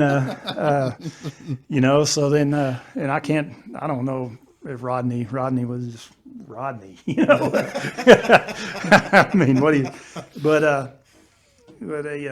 yeah, man, we just, it was, we fed off of each other, and kind of, challenging and engaging to go after and team up and go after. And they, it felt good to have that camaraderie, and an extension of that was, Terry Williamson and Marshall Hawthorne that were troopers, the Troop D troopers assigned to our county at the time that got to know and be around, learned a lot from, and the situation, the shooting on right there at City Hall, that involved troopers and everything. So I don't remember that. You one. don't remember that one, and I really don't want to touch on that out of respect for the trooper at the time, and so, but yeah, to be involved, I still value everything that I learned from those guys, because they relied on us, as backup. They never was out maybe at the same time, and very often they didn't overlap on whenever they, worked together or whatever. And so that, they had, they felt good knowing that they had, these young guys that's hungry for knowledge and ready to, that respected them and everything else. And had their back. And sure. had their, would have their backs. And since we showed an interest in wanting knowledge, they were more free with that knowledge coming back, and whether it was accident investigation or, just an investigation in general, or if we was having a rough patch with, within the department or whatever. But anyhow, yeah, but Wayne, like I said, he was my jumping off point, and then I got to, introduce my friends and got to have them, gather them around me, and we got to, make some good memories. But, towards the end, we knew we was going out or whatever, and as an appreciation deal, the deal on the brass knuckles, we'll back up to those. They were, tools in the toolbox. And they were Wayne's, right? They were Wayne's, and then they, and I'd forgot about these brass knucks. They were a part of the whole experience of that was the trademark. His 357 wheel gun and that cowboy mentality and what you'd picture as a sheriff. Wayne embodied to me, because he was an old cowboy, but he was that take no guff kind of thing, but these. So he had brass knuckles. These are not an authorized tool in any of the 50 states. No, they're not. But they are effective, I'm sure. They are effective. I've seen it, and you don't want this. But anyway, those were Wayne's, and then towards the end, this 357 right here, Smith & Wesson, towards the end, as an appreciation deal, the gang got together and we got that for Wayne. And y'all just all pitched in. Yeah, it was that right there tells you exactly what kind of sheriff and what kind of guy and what kind of mentor. I'm glad to do it. I think we all, Because have you ever heard of that before? I've never heard of that before. No. I've never heard of any outgoing sheriff get so think about the guys whose respect you've won. Yeah. I mean, that's some hard. Yeah. I don't know if anybody could recognize, unless you were out and about, like I was in those days, where I wasn't in trouble. But I'm just saying, I knew who all the law enforcement guys are. When you're a teenager, you always know who the cops are. Well, and I knew Tracy and was around him some. So to know that group of people thought that much of that man, that speaks a lot for him. and even after, because Wayne, his journey didn't end there in law enforcement, because he became a member of the tribal police. Oh, that's right. That. That's right. And he carried this weapon. He carried this gun, and that was the gun he carried right there. He carried this gun right here, and as a member of the Choctaw Tribal Security. Wow. And, so. And because I've still got the original, Wayne was left-handed. If you notice, they've been on my left hand the whole time. But because I'm a righty, but Wayne, he was a left-handed guy, and so I've got the holster for this. It's no good to me other than the sentimental value, but I've still got the holster, a left-handed holster, and that he carried. Another throwback to the '90s. Wayne carried black talons. Didn't matter which gun he had. It was going to have black talons in it, and wow. And that's but it's Wayne had passed. He moved forward, and cancer took Wayne, and it was many years after Wayne had passed, and Minnie had told me, his widow Minnie, and had told me several times, and but I'd stay in touch or see her in town, and Hannah, Wayne's daughter, I'd see them and such, and Minnie said, hey, there was a box of stuff that Wayne wanted to make sure that you got, really, and no indication of what was in it. I'm just thinking, there's Polaroids, there's cases, there's stuff like that, and so Hannah reached out to me through Facebook, through Messenger here, a few years ago, and because it's just one of those things. It's that respect thing. If his widow or his daughter or his kids, Heath or his son, it's just, you see him, call me, you need me, right. It's one of those things. And Minnie told me, several times over many years after Wayne had passed. And I think it was almost 9 years, before we finally, Hannah to reach out to me and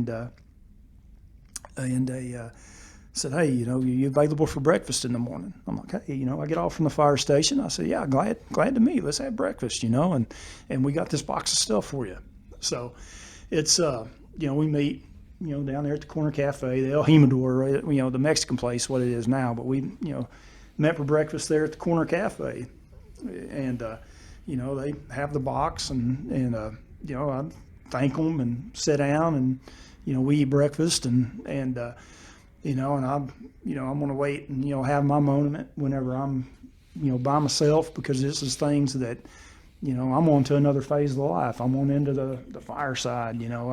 This is, felt like a lifetime ago. I'd already been divorced, and, I didn't even remember that dude anymore, almost. And, and then, finally, I sit there and, just kind of scratch my chin on this box thing. I didn't know if, if I was prepared. It's one of those things that, Wayne's gone, Eldon's passed on, and some guys that really had some influence on me early, going and stuff. And so I crack it open, and there's this blue box with Wayne Smith & Wesson in it. And then here's the brass knuckles, and I'm like, no, this they gave me the wrong box. Yeah, this is. Did they know? Right. Or whatever the case was, and and I'm like, this is, and I called, Hannah. I'm like, hey, did y'all intend? Is it? And I said, yeah, we want you to have that, and Wayne wanted you to have it, and so it's with its new home. So wow. And I have it with me. I carry it a bunch. It ain't a safe queen, and it's because it's one of those things, it just feels like, I got backup, what I mean? Right. And it's always that, that reminder of a good man that ended up being a good friend, that ended up, saw something in me. So yeah, I keep it like is. The black talons stay in there, and the knuckles, I don't want to be tempted.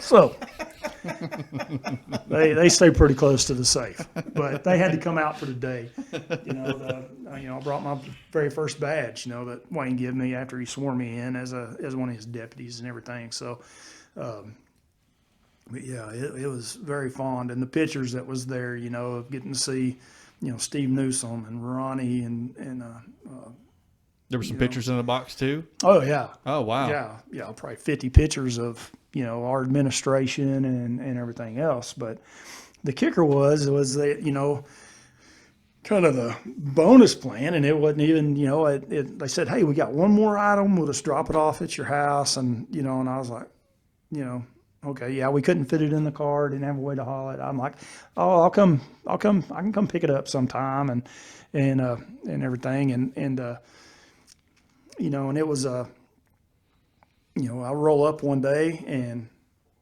I'm in 94 again, because there sits the wheelbarrow from the Tuscaloosa Leon case that he had wheeled the little girl off in the woods with.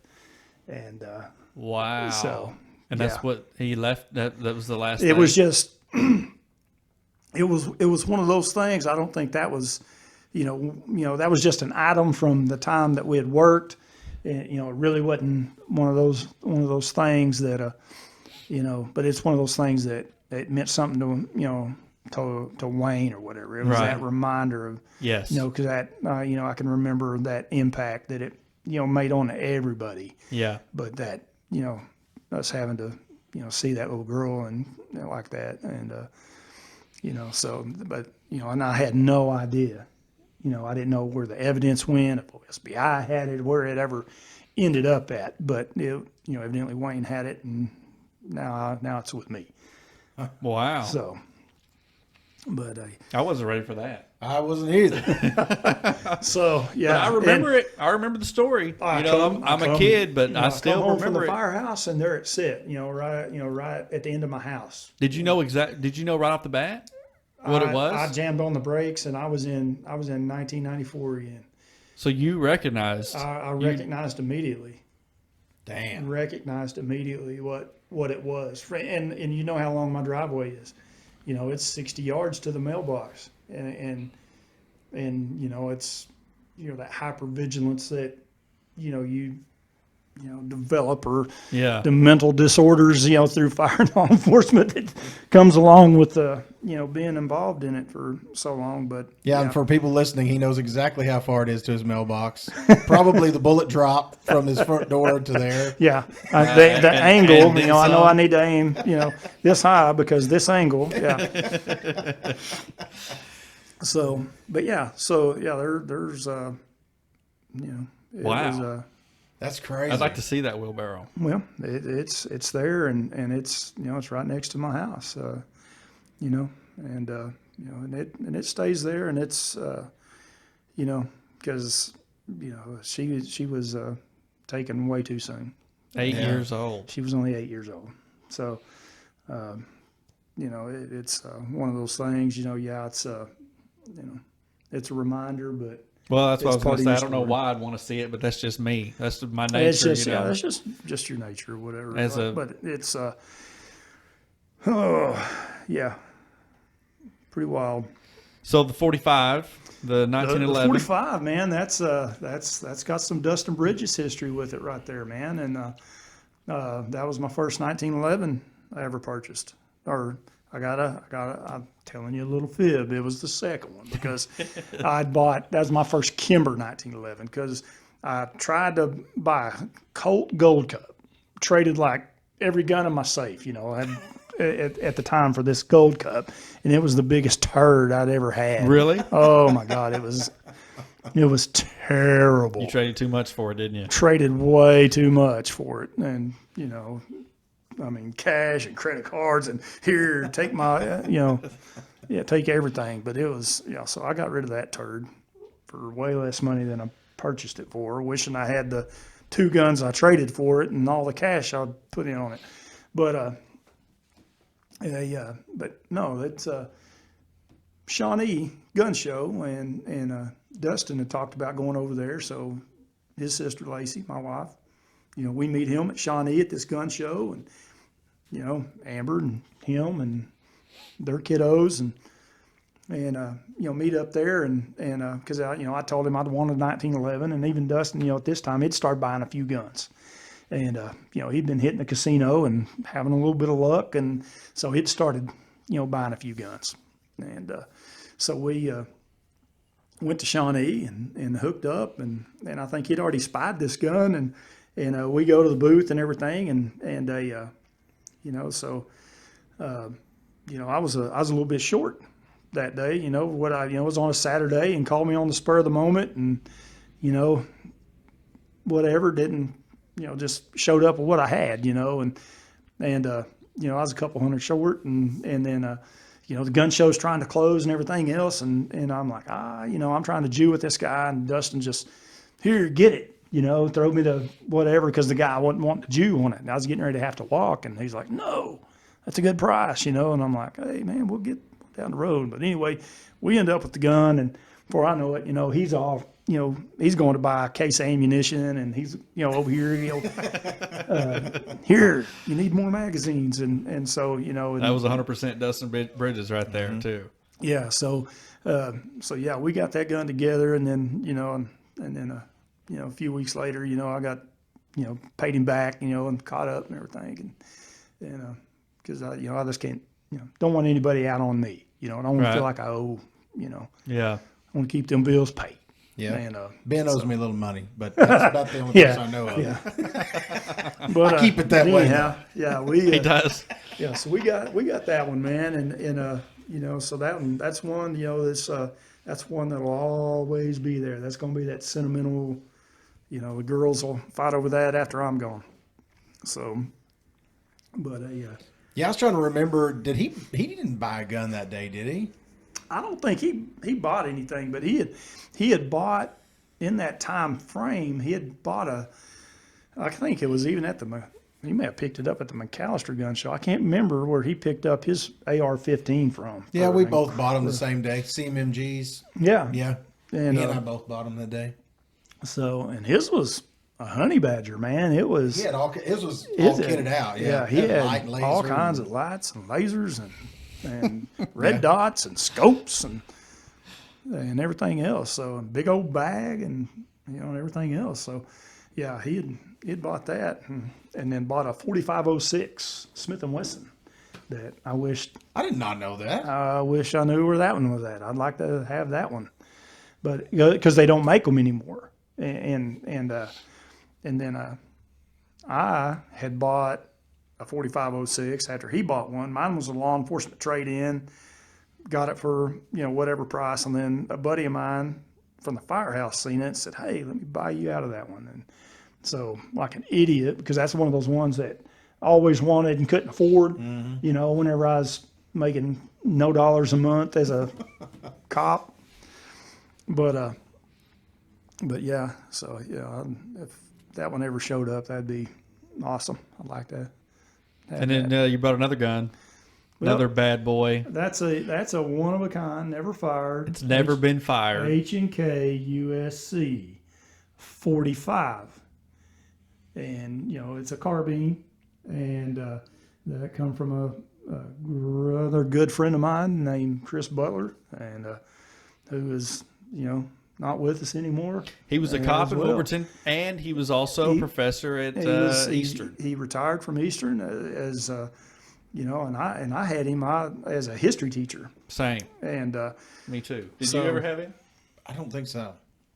But yeah, he passed away in 2013, and his widow Mary Edith. I guess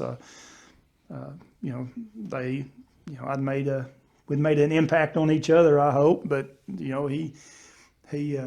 was a good friend of mine, and he watched me through some traumatic stuff, the whole divorce and custody and all the garbage that comes along with life sometimes. But yeah, she graced me with a few of Chris's guns, but this one right here is the most unique and just really cool, because this was made during It's very cool. the Clinton era bans on high capacity magazines.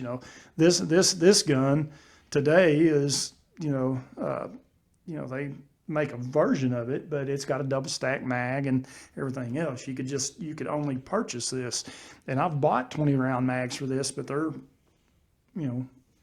Really longer than a horse green. It's never been fired, but do you plan on firing it? You plan on shooting it at some point? I don't plan on it, man.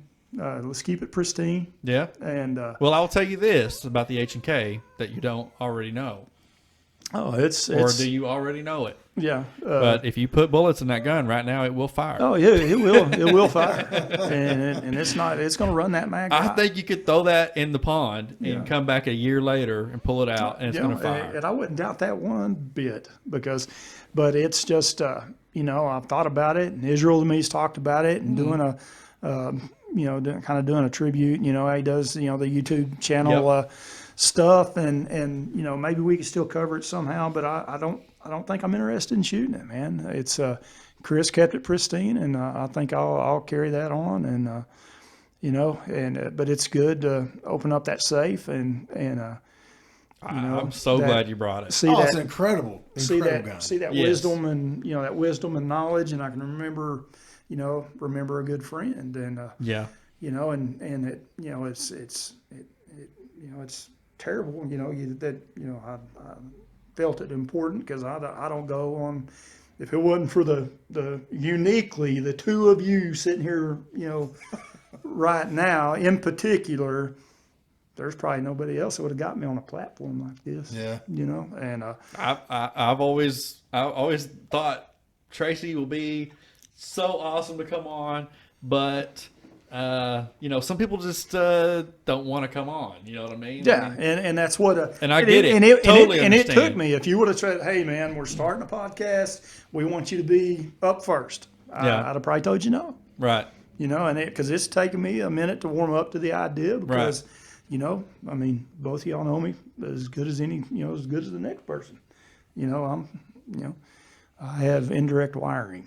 Well, you're you're a much more interesting person than I think you'd even give yourself credit for. Well, because big time. Because it's you. If you think it, I'll say it, and that's what I don't want to have to answer for what might come out my pie hole. Because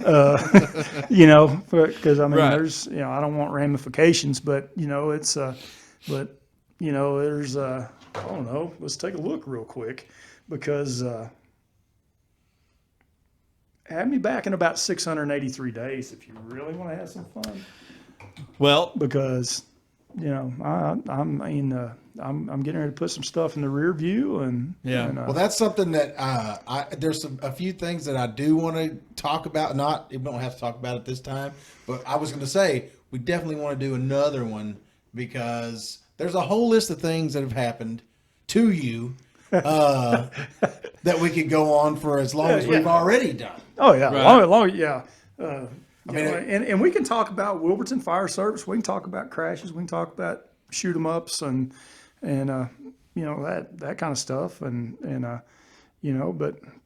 my current employment. Let's talk about let's do that down the road. yeah. Because it's just one of those things, and things happen, and Well, and one of the things I would like to talk about, I was really hoping Lacey would be here to kind of fill in some gaps because. Well, Lacey left for a little while. She'll be back soon, but. Well, I was going to say, is she coming back? Because I would like to cover. yeah, she's coming back. So There's something specific I'd like to talk about that I haven't got to talk to you about. okay. That was a pretty big event. Right, and we talked about it at the beach house. You told the Don't story. I don't want to. No, don't touch it. I'm not. Well, whatever we get say, no reaction. whatever we say right now, I can cut out. Okay. You know what I mean? But- If you want to,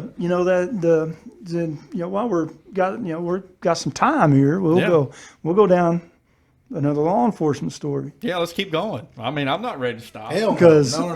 we got And Lacey's not back, so Yeah. I'll call initials, for this story here, for this one, because I don't want them putting me on the spot and having to react because I tell a story here, and if they decide to get messed up and challenge, So, but anyhow, we used to have some meth heads lived at the end of the lane between the double wide and where the double wide where we used to have all the fun and Dad's place there and so we used to have some meth heads there. They had meth heads boyfriends and they'd do some dumb stuff. But I've still got the saw, and I still use the saw. But I bought it in '99, and it's basically I do lawn care and landscape. I've got a little small business and everything, but it was the very first piece of equipment that I ever bought, and to employ for making money. Dude, you put that thing to use real quick, didn't you? Yes, So 2000 the ice storm. Yes. I spent 3 days on the AOK Railroad. We started at the Blue Building down here on 8th Street, and there was you remember Chino and the guys Yes. from the railroad, Oh, yeah. and Eric and Chad, and I just feel like the ice storm of 2007 wasn't as bad as the it ice storm was of 2000. not. But it's the one that keeps being brought up, and I'm like, I don't know, man. I don't see Man, how it could be any worse. for our area, Yeah. it was 2000 was definitely for our area. The 2000 one was the ice storm. Definitely. The 2007, if y'all would have come to Tulsa, Was it worse than when Latimer County? oh sweet Jesus, by day and night, Oh, really? Okay. so much worse. Well, since it's the first time I've Because- ever actually been told by somebody that was at both places, so I Yeah. believe you now. Yeah. I didn't. Yeah. I didn't believe it before.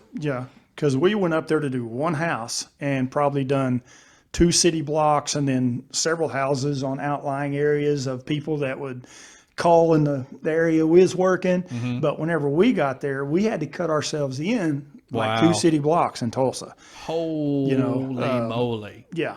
Well, I took you off your story on purpose because I like the viewers and the listeners to be like, "Shut up, Ben. Let him tell his freaking story. Quit interrupting him." But I do that on purpose because I love it, But especially when you talk about buying a saw in '99. yeah. So, but anyhow, this character that was a boyfriend, and his initials BT, and I was working at the base at this time. Wasn't associated with law enforcement. That Brand X administration was still, in charge or whatever, and so I discovered my chainsaw gone because I can't take it on base. I took it out of the back of my 3/4 ton truck, put it under the steps there at the double wide, go to work, and it's probably 3 days before I notice it gone. So then, I'm focused because that was mine. I want it back. I know who took it. I want a chunk of somebody's ass. So, we, roll on there and finally start shaking some stuff loose.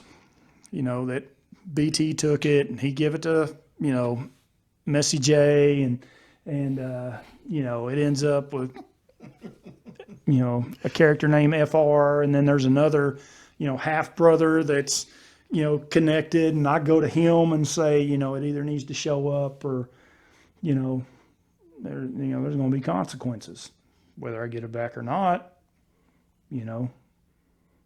To use a Yellowstone analogy, we're going to the train station. You know what I mean? Oh yeah. And but anyhow, it's I give them, we worked 24s at the time and 24, and I worked a Friday and I come home on a Saturday morning and Lacey's in bed and I'm take a shower and put on street clothes and 2 Glocks, ball peen hammer.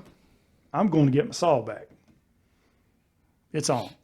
So, I talked to some more people, 2 Glocks, ball peen hammer, I get dead nuts location.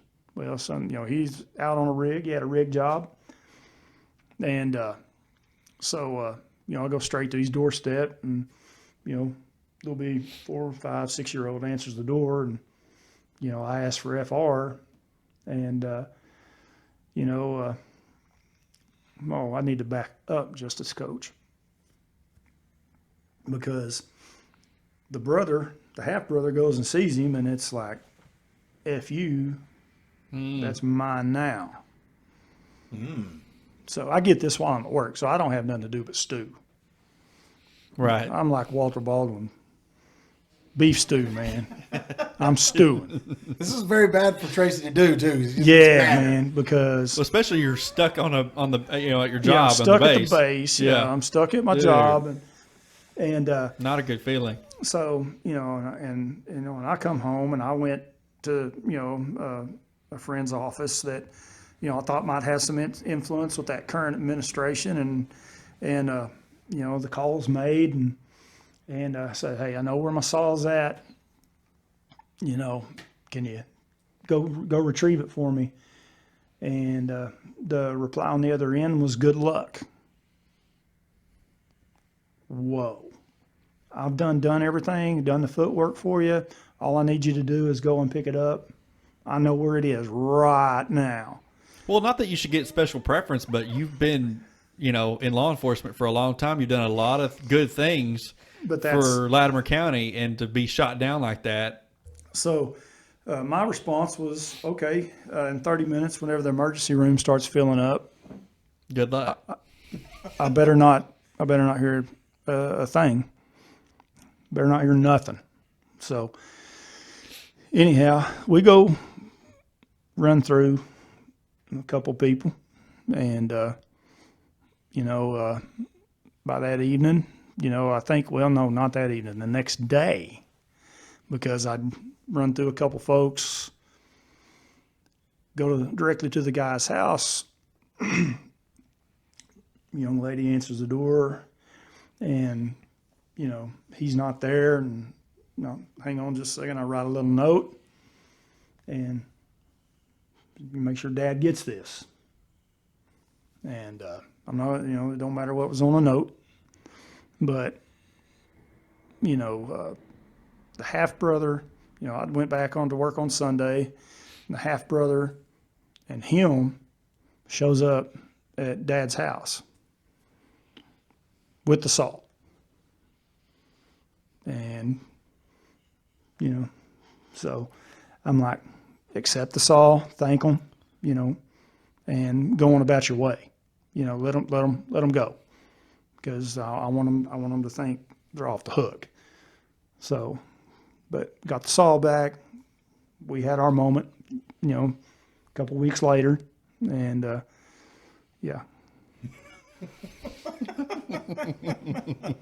So it did not go unpunished. Is that what you're saying? I'm saying,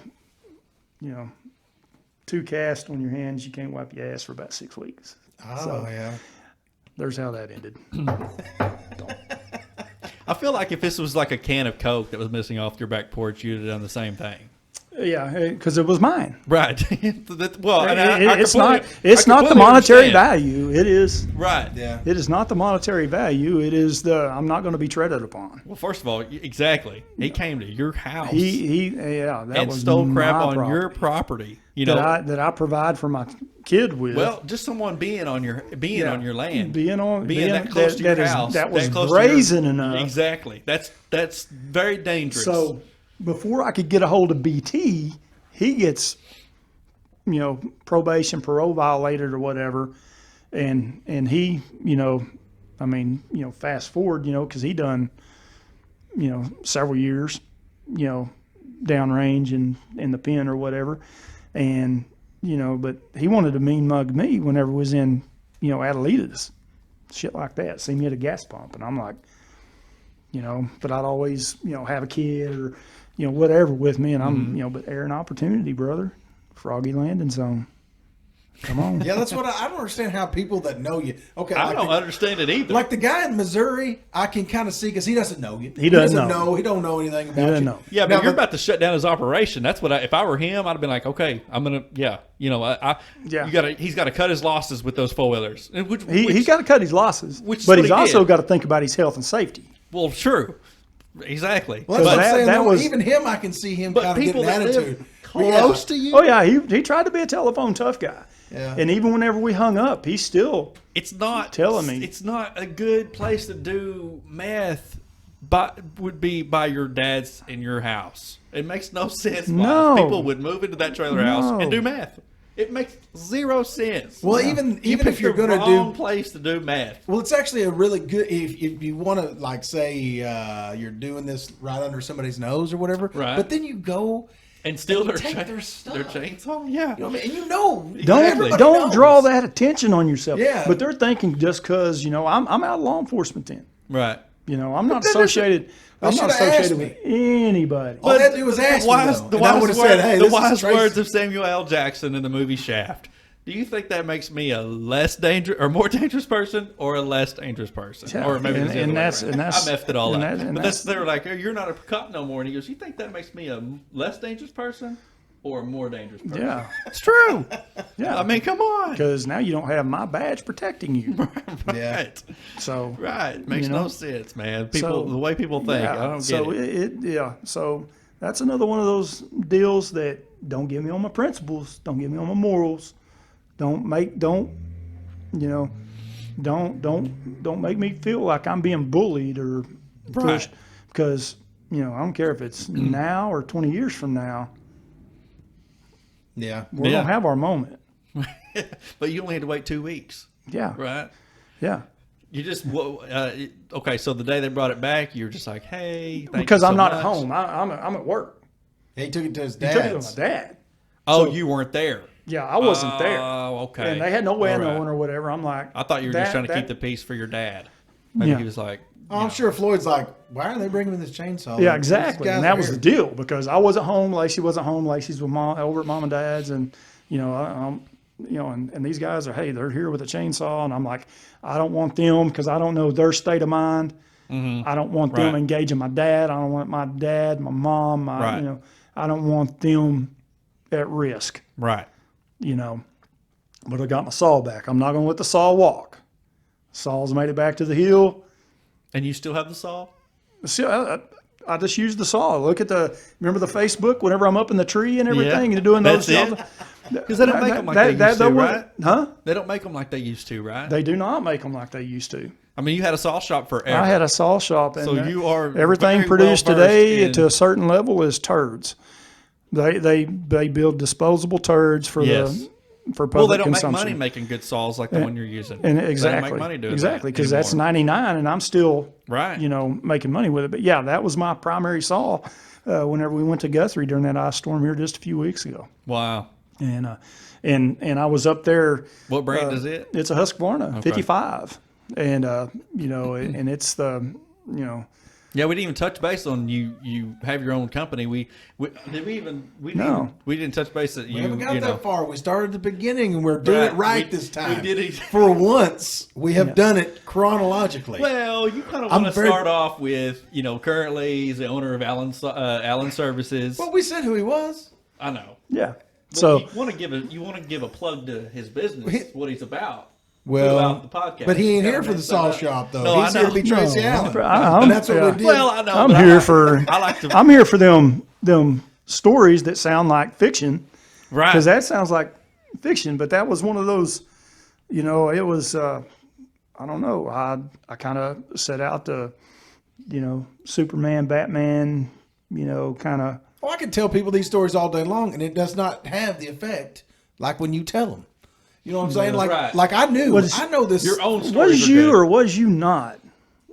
Whenever Greg Cecil called me Batman up at, I don't remember. we were up at his house having the biggest time of our life. And we was all staying there because we was going to go do a job the next day, and he was dating a certain girl, and I remember this. I love And- Greg and the- Cecil, by the way. And then I love him. Yeah. I love him, man. He's Awesome he's, guy. he's he's had a great life, man. He's having a good run. So He asked my son to ask me something because my son knows his daughter, Yeah. And he had my son ask me about my old motorcycle the other day, just randomly. Disco Lemonade, man. That's what he said. He goes, ask your dad if he remembers his Disco Lemonade. I was like, I remember exactly what he's talking about. And of course, Gavin's like, what's he talking about? I was like, it's an old motorcycle. It's a piece of shit. Don't worry about it. But he knows that I know. So he called Yeah. you Batman Anyway. at He called me Batman because we're up there. We got plowed. We got hammered. God, I forgot about this. We got hammered. You was there, right? Yeah. You was asleep on the couch. Yeah. I was asleep in the recliner or something, or vice versa, whatever the case is. And what happened? so Let Tracy, I Greg, can't tell this. Greg, he's a hero of mine. He's 3 or 4 years older than me, but Greg Cecil, hero of mine. He's in that, that friend category like Kurt. He's just a super good dude, super good friend, but anyhow, he lived, and it was straight across the street. And come to find out, my grandfather's witnessing this, spectacle that I'm pulling. So we're up there earlier in the evening, man. We were never more laughing. Every rose has its thorn on Greg's fender, and He always wanted to play guitar. Always. But go ahead. but he had the coolest fender, but only he could play it. He had a But, badass guitar and did not play. Yeah, A badass. he thought I'll get it. Kind of like Field of Right. Dreams. I'll get it, and then I'll learn. Right. And I don't know if he ever did, but this guy knew. So we're having a great time, and probably the outfield or somebody, Boston playing on Greg's, Yeah. stereo system. We're all at the table. We're having a great time, and perfect mix of the male to female ratio is outstanding. We had a good evening going. Well, then the ex is drunk. Who's ex? The girl Greg's dating. Ex showed up. So Greg's ex showed up. no. The dude that was dating the girl that Greg is dating at that time, Oh my God. Her ex. her ex, Okay. who is now playing tiddlywinks with a cheerleader that that I've been seeing, and Oh, so now he shows up to this is what another. Why what you want. are you going to come kick the can? Why are you going to rattle my cage? Why are you going to show up to why are you going to step into this? Anyway, he steps into this drunk and kind of putting me in my place. So, Greg's like, he tells him he needs to leave and because I'm before, it's Greg's house. Greg's, Right. I'm not going to, cause any issues or I'm trying not to whatever. cause any issues. It's Greg's house, Greg's rules. It's I'm respecting my friend. Is this guy from Wilburton? No, Okay. no. He was somewhere over here. So he comes, piles up some cousins, a couple other friends. And this is, after the night's done ruined because now all the girls leave and everybody's pissy and Greg leaves and goes down to where he's renting in town and, kicks his door in and da-da-da-da-da. And the girl that I liked was in, with him or whatever. And, so he's done come crapped on our parade and still ended up with a prize at the end of the night. So, but anyhow, Greg don't clean his clock for him. He just, gives him a tongue lashing and then, we're hanging out, we finished drinking, and just kind of sipped on some stuff and everybody racked out and we're minding our own business. Everybody's asleep whenever, because he's done come over here and gathered up, all his big buddies, and they're going to come to Wilburton and, handle business. So Greg answers the door in his tidy whities. He's in his underwear and work boots, I think. And you're still there. I basically lived there at the time. Yeah. Oh, okay. Because he's working for Greg, Yeah. and we're doing heat and air. And, It's like- I'm copping and doing heat and air. Tracy always had at least 3 jobs at all times. And so, Greg, all I hear is, you need to get your fucking ass out of here. And I'm up. I don't remember from up to the door, but I, shoulder check Greg, inadvertently shoulder check Greg, because I'm trying to shoot the gap. And I'm trying to put 10 pounds of potatoes through a 5-pound crack kind of thing. So I hit Greg, he hits the wall, and, I step outside and open palm slap the biggest guy I can find. And then, I went left to right. I read it like a book. I hit one, and he ended up being a firefighter over here. Whenever I was doing my EMTs, he said, "You don't remember me, do you?" And so I didn't know this part of it at all. I didn't know that. yeah. I mean, this is years, years later.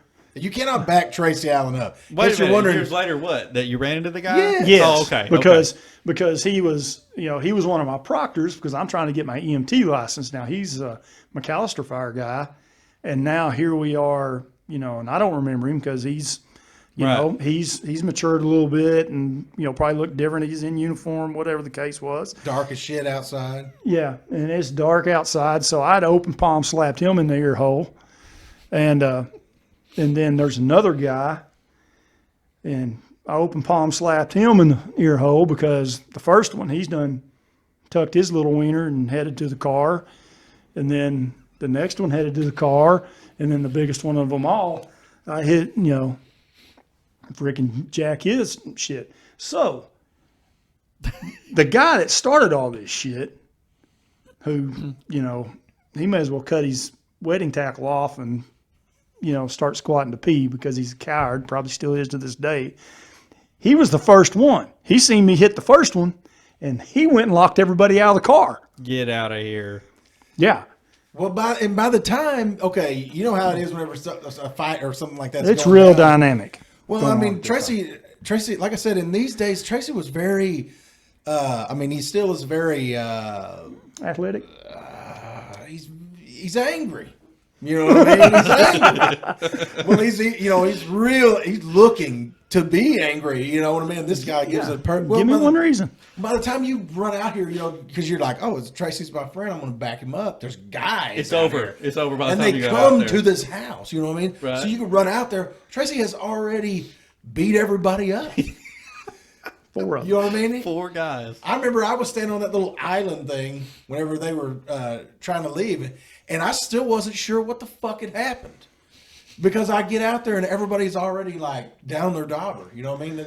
Tracy has already intimidated everybody to the point where they're all like, I don't know. So do you remember the part, because Greg had just built that house. Mm-hmm. There had been a fire, he had built the house, and he had all this overpour.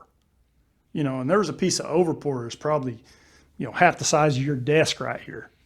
And I go, Big piece of concrete. big piece of concrete, literally, deep, and it's up over the head.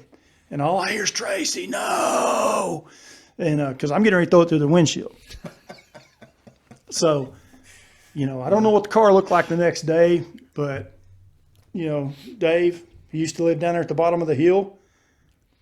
I'm still pelting that car with rocks. You can hear, bing.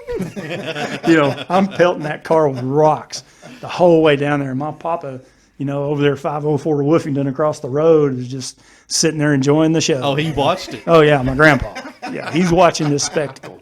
And you ran into the guy years later? And he was like, you remember me? Well, he was just one of the guys. Yeah. And then, we talked about it, and, hey, man, I didn't know who you was. You showed up. Well, that guy, fed us a line of crap to get us to come down there. He says y'all had already roughed him up, and y'all had already, Hey, it's Tristan. y'all had already, done this, that, and the other to him. I'm like, man, we didn't know such a thing. He's the one that come up there, pissing in our Cheerios, and Dude, it was, and I wish there was video of these days. You know what? I wish phones were like they are now. Can you imagine? No. Can Well, you imagine though? What you have to put into your head is, while all this is happening, Tracy is saying these apocalyptic things to these people while he's doing all this stuff. You know what I mean? There's no telling what he was saying. We're tearing things off. We're shitting down them. We're doing all these things. You know, what I mean, I bet it was not unlike maybe Mike Tyson talking about eating people's kids and stuff. It's along those lines. You know, what I mean? It could have been. Like I say, by the time you get out there, the damage is done. You know. I mean, I was thinking of there was a 28-day case, whenever I was task force, that was kind of the pinnacle of or the biggest case that I'd ever done. And it was, it really was beyond what, what I had, because Poto, LaFleur County, man, they got their own show. There's so much stuff going on over there. Mm-hmm. That's the reason that, they had, they wanted to have somebody in Latimer County, but it, quickly escalated past, what I had available, for just, literally a one-man show, not, John and Dave and, everybody's kind of dispersed, and, I'm kind of, on an island by myself. There's nobody to trust. I'm just really, on my own. But it all began with a guy that got in over his head, and he was. This is post incident with Red Killian. Red Killian's he's dead now, and a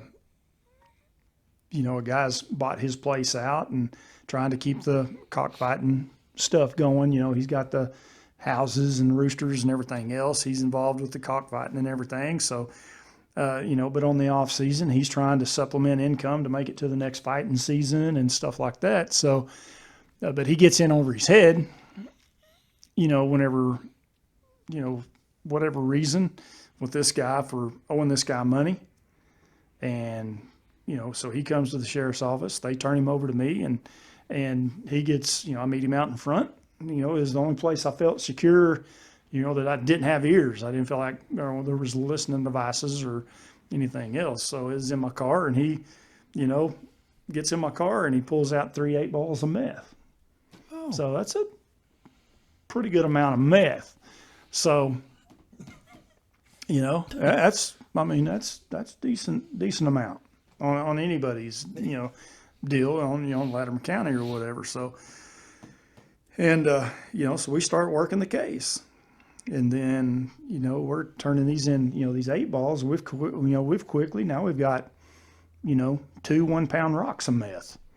And then, here we got, 20, kilos of marijuana, and, so this thing just keeps steamrolling, and I'm well outside, my comfort zone per se, but we're doing, I'm responsible for surveillance. I'm responsible for, all this dope, and I'm trying to get help. DEA won't touch it because it's not adequate, amounts or, whatever. And I'm thinking 2 1-pound rocks and 20 pounds isn't enough to, that's 2 weeks worth of work. And, what can you work this, what does it take exactly? What does it take to get you Peckerwoods off your, So Rodney, DB, he was working for the Choctaws, doing drug interdiction stuff, and finally got those characters, to come down. He brought, a couple of his guys, but it was a 28-day case, and I spent, 28 days, either by myself or, a combination of, Rod and me doing, surveillance and laying out in the bush for hours on end, ghillie suited up and watching this mess and watching, a time frame, the guy would, tell us, hey, he's supposed to be here around this time. And we'd go, do a 3 or 4 hour window. He'd show up, we're listening to him and getting, wire recorded information on and he's bringing, precursors, like the iodine crystals and precursors for, meth and everything else. I'm talking 5-gallon pails and, kicking, there's money exchanging hands and dope coming in and everything else. And so after about, 28 days of, laying in the bush and tick infested and getting eat up and everything else, we decided, it's time, do a takedown, and so this guy wasn't supposed to bring him inside the curtilage of the house. They're supposed to do the deal at the gate. I'm inside the house. He's not supposed to bring him inside. Well, here he comes. So I retreat into a pantry, and they come in the house. He's doing. This dude was he wouldn't listen. You'd tell him how to poop and wipe, and he'd wiped and poop every time. Every time for 28 days. It was amazing when, it felt like 28 months dealing with this moron. But so, 28 days of surveillance and laying out in the bush and, marijuana and everything else. And we decide, it's there's enough. We're going to, take them down. We're going to do a reversal for one of the 1 pound rocks and, do him in a traffic stop and everything. But, here he comes. He, brings this dude in the house, brings him in the kitchen. I'm in the pantry. They're, sitting at the kitchen table, so I don't know what he said because I can't hear the conversation, but I'm watching from the living room. But now I've got to retreat. So now, I can't radio. I've got to turn radio off. I can't, I'm sitting here, I'm thinking, so it's getting ready to go down. This guy's dying me out, and it's getting ready to, because we haven't let the CI in on what we're doing. And, we hadn't told him that it's, here, we're going to do, we've taken in this dope, just tell him, you don't have the money this time, but, here's the dope back or whatever, and do this dude in a traffic stop, and then try to protect the CI on, on other stuff. But anyway, he brings him into the house, and there's about 45 uncomfortable minutes of pitch black. Oh my gosh!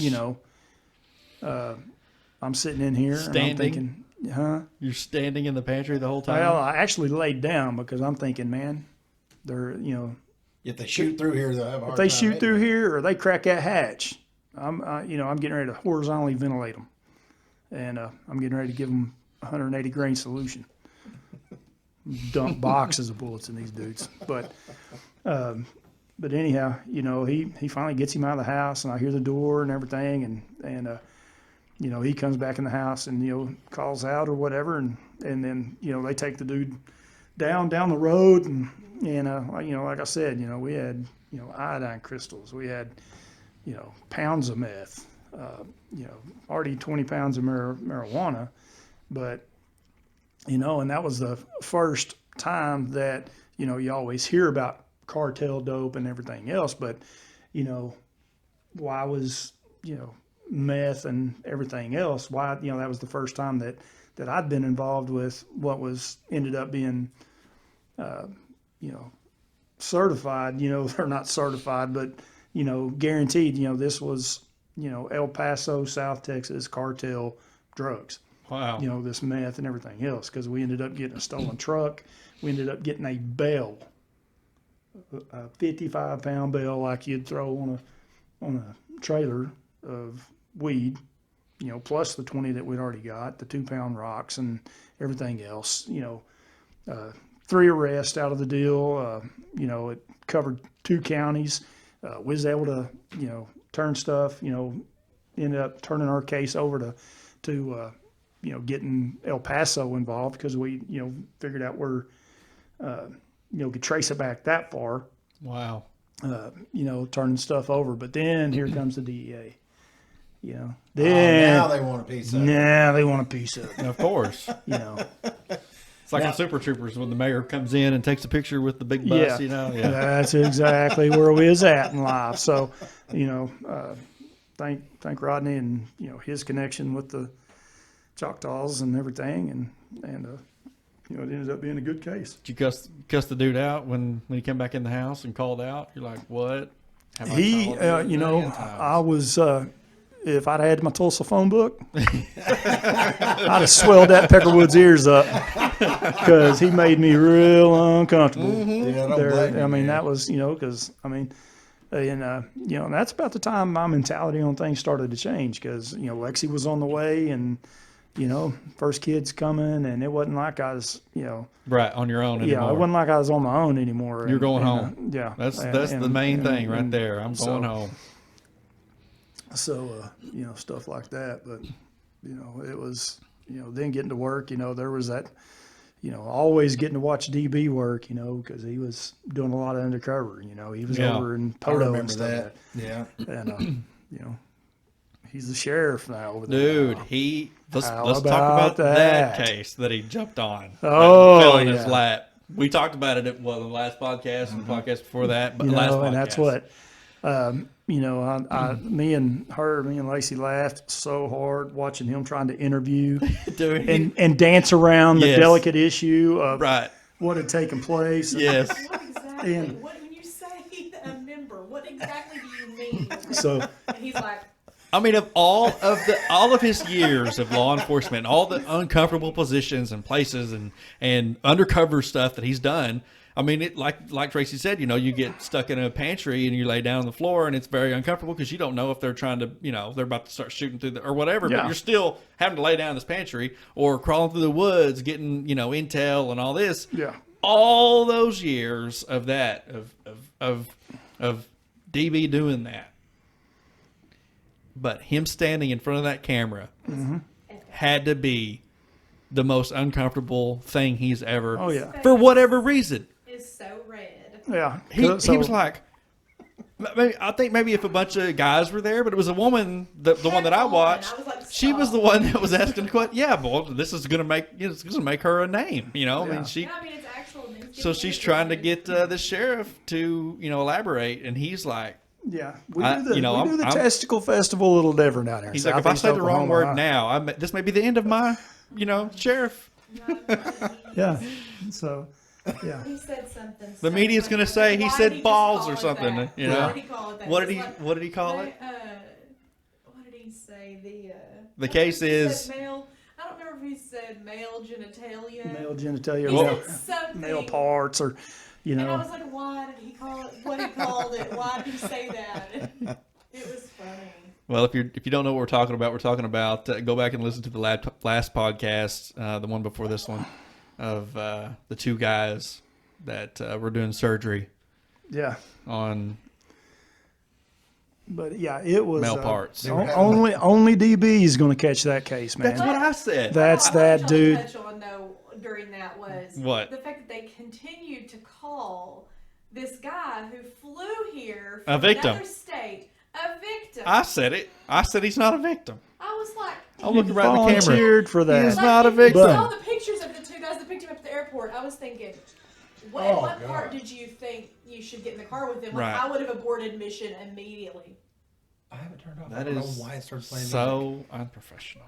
I'm sorry. I was trying to. I wasn't even trying to look at I thought that. you were playing some. All right, let's get into No, I was let's get into the story. Man, there was so much. Okay. Yeah, we can. No, yeah. this is 2019. Did this happen in the summer of 2019? It was Labor Day weekend, 2019. 2019. Okay, so Yeah. you got a jump start to 2020. So, yeah, definitely. Yeah, everything that bad Definitely. happened in 2019 to him.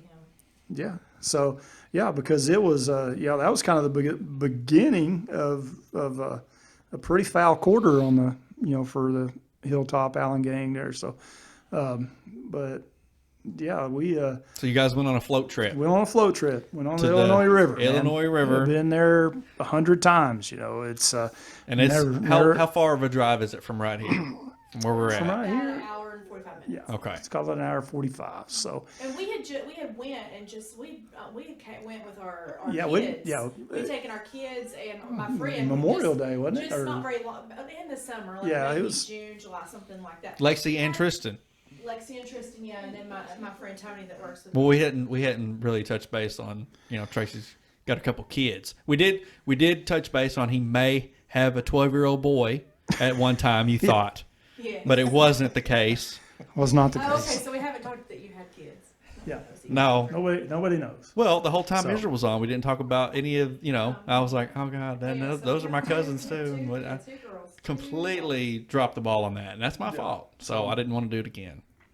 But yeah, so we'd already been to Illinois River. I've been there 100 times. Never ever have I ever been concerned with drowning. But this time you guys went after it had rained a Labor lot. Day, Yeah, so it was- yeah, they did, had the tremendous flooding. In 2019, the USS Batfish and come untethered and all kinds of stuff up there. That river. There had been a drowning the weekend before Yeah. that we went up there, and so on the trip up there, we're talking in the truck. We went with my best friend, Did it? for my entire life, Ray, Yeah. and her husband, Ray. and so we're. Did you ever at any time think, you know what, maybe this isn't a good idea? There's a lot of water. Never at all, because I mean, they were open. Their places yeah, were every open, place was stuff. open. That's It true. was within the banks. It was not anything. There wasn't no Now, class mind 3, you, 4, I can 5. say that, but when we went with our kids, when we went up there, we 'Cause that we was- almost that was- drowned, but there was an incident where a guy was in a canoe kind of beside us, and there's parts of the Illinois River where it's a little sketchy, and there was some Mm-hmm. 'Cause- trees that had come up falling down in there, and he got crazy with his canoe, and it flipped his canoe upside down. I mean, he lost everything in his canoe, and we were around this corner, and these people were in a big raft like we were, and it was flipped. There was people everywhere, and there was no stopping. We were like, "Are you okay?" We were trying to grab people from the side, but we couldn't stop, or we were going to get hung up. Yeah. So I mean, it did. Yeah, there we was were an gonna be incident where I part was of like, it. God, that was kind of So- scary, but not like. But we went like one of the first weekends that they were open after the flooding. Yes. So, but yeah, that was, that incident there. And then, of course, they had a drowning. And then, then fast forward to Labor Day, it was, the three couples that went or four couples. So, that had went. And, they tell you at the beginning of this deal, don't be tethering your rafts together and everything else. And we didn't actually, there wasn't tethered, but we hung on and hung legs over and, to each other's rafts, and two rafts, we're just bumper, if you get your rafts together, you're not driving them anymore. And you need to tell that story, Okay. that part of the story on how I got chastised for your inattentiveness. But Oh, yes. So yeah. how it was my fault. Lacey. We Oh, were my tethered fault. together, but when I went to the Illinois River before, I didn't have to do anything. I just chilled. Him, and whoever other man was in the raft would guide the boat. But we were a raft, and I could drive and keep it, right. So- keep everybody stirred out of the sauce and so everything him and else. Him and Ray's husband are just living their best life up there, not really paying attention to what's going on, I guess. And we've got our backs, so we're floating down the river backwards, essentially. Me and Ray are, and I just happened to turn around about the time I'm about to be decapitated. I mean, I'm not joking, Ben. This was going to be the most low speed, slow mo decapitation No, we were kind of, it was fast. in the history of decapitations. I mean, it would have hurt. It was a huge tree, and I died. It was a huge tree at 0.3 mile an hour. I dive into the boat, because I'm trying to, I flattened myself out. I don't even know how I did what I did, and I laid all the way down, and when I did, we bottomed out of that boat, and I ripped my toenail. Like, it was squashed. We were stuck. Oh, yeah, I And remember it was that. the most throbbing pain. So I'm mad. The tree did this? Yes. So I'm No, saying, Tracy Allen did this. I'm thinking if it can knock your toenail off, it could probably knock your head off too. Exactly. I'm with you, That's Tracy correct. or Lacey. I'm with you. And so I'm mad because number one, I just got my toes done, so my pedicure is ruined. Number two, I almost died. Almost Number died. three, my foot is smashed, and there's blood everywhere. It is bleeding. A drop. profusely. It was not. It was smashed. It was bad. And we're in this nasty river, and I'm like, this is how I die. Right. I'm going to get some kind of nasty disease from this dirty river, And I would've been was thinking the mad. same I mean, this thing. is So you know that we're Sarah only a couple McLaughlin miles. commercial with the sad-eyed The dogs dogs, and the stuff? yes. Yeah, that's me because I'm getting chastised in front of these 3 other couples and She's blaming it on you. yeah, in Like, the y'all arms. y'all had your head up your ass, not paying attention. But and you I know, almost was decapitated. but we're letting everybody that's that's told us not to put the 2 boats together. Yeah. We're putting the 2 boats together, and really, is taking everything that's occurring out of Matt and my hands. Right. His name is Matt. His name is Matt. Yes. Okay. Matt Matt. is a godsend. We love him. But anyway, so I was pretty mad. So- We're only a couple miles into this trip, and I'm like, I'm ready to go home. Like, I'm mad because my foot's throbbing. I'm like, I'm gonna lose my toenail. I know I'm gonna lose it. It's hurting. And I'm a sorry son of a bitch. And I'm mad at him, real mad.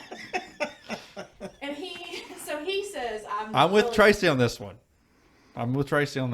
He Now, he before- says now I'm probably the reason. This is why Oh, so this now- next part occurs. So we come up on some pretty crazy rapids. Like it's obviously churning pretty hard, and again we were tethered together, not really paying attention. Yeah, it's just bumper boats. We're just doing our thing, sitting up on the edge, and Matt and me's conversing. She's got Ray, and they're conversing, I'm and past we're my foot. conversing I'm with not the other yelling at anyone anymore. other boats. I mean, yeah, she's I'm dead to her. But you know because you've filmed it before, you know how he can do things like just randomly. Oh, you caught the somersault, the softball somersault. Yeah. Yeah. Yes. Somersault, like, Yes. He was very agile Right. in that. Well, we just like bump into a log, like Yeah. but it So bumps it hard enough that it stops us. Like we're stuck at this point. We bump and he's sitting backwards and he just falls over very softly backwards. I mean, we all laugh. Like I just think The he's inertia, it was at least class 3 rapids. So you falling backward. Did you hear them laughing? fine. No, because Okay. he went So- in. Poor guy. He goes in and we're just kind of giggling around. Yeah. And Hello, darkness, my old friend. I'm in the boat. And I don't, I'm sitting there and Ray goes, "Where's Tracy?" And I'm like, "I don't know." And Ray asked the people in the other boat. She's like, "Is Tracy over there?" And they're like, "Who's Tracy? We don't know what." Yeah, they are three because they're sheets to the wind. they're the drinking boat. I feel We're like not. when he fell off and y'all started laughing, y'all just went back to talking or whatever, and We then kind of did because- because me and Ray were playing Wow. a conversation, and we started talking, and then she was like, "Wait," because her and Tracy are the same person. I married my best friend okay. because they are very much like worst case scenario.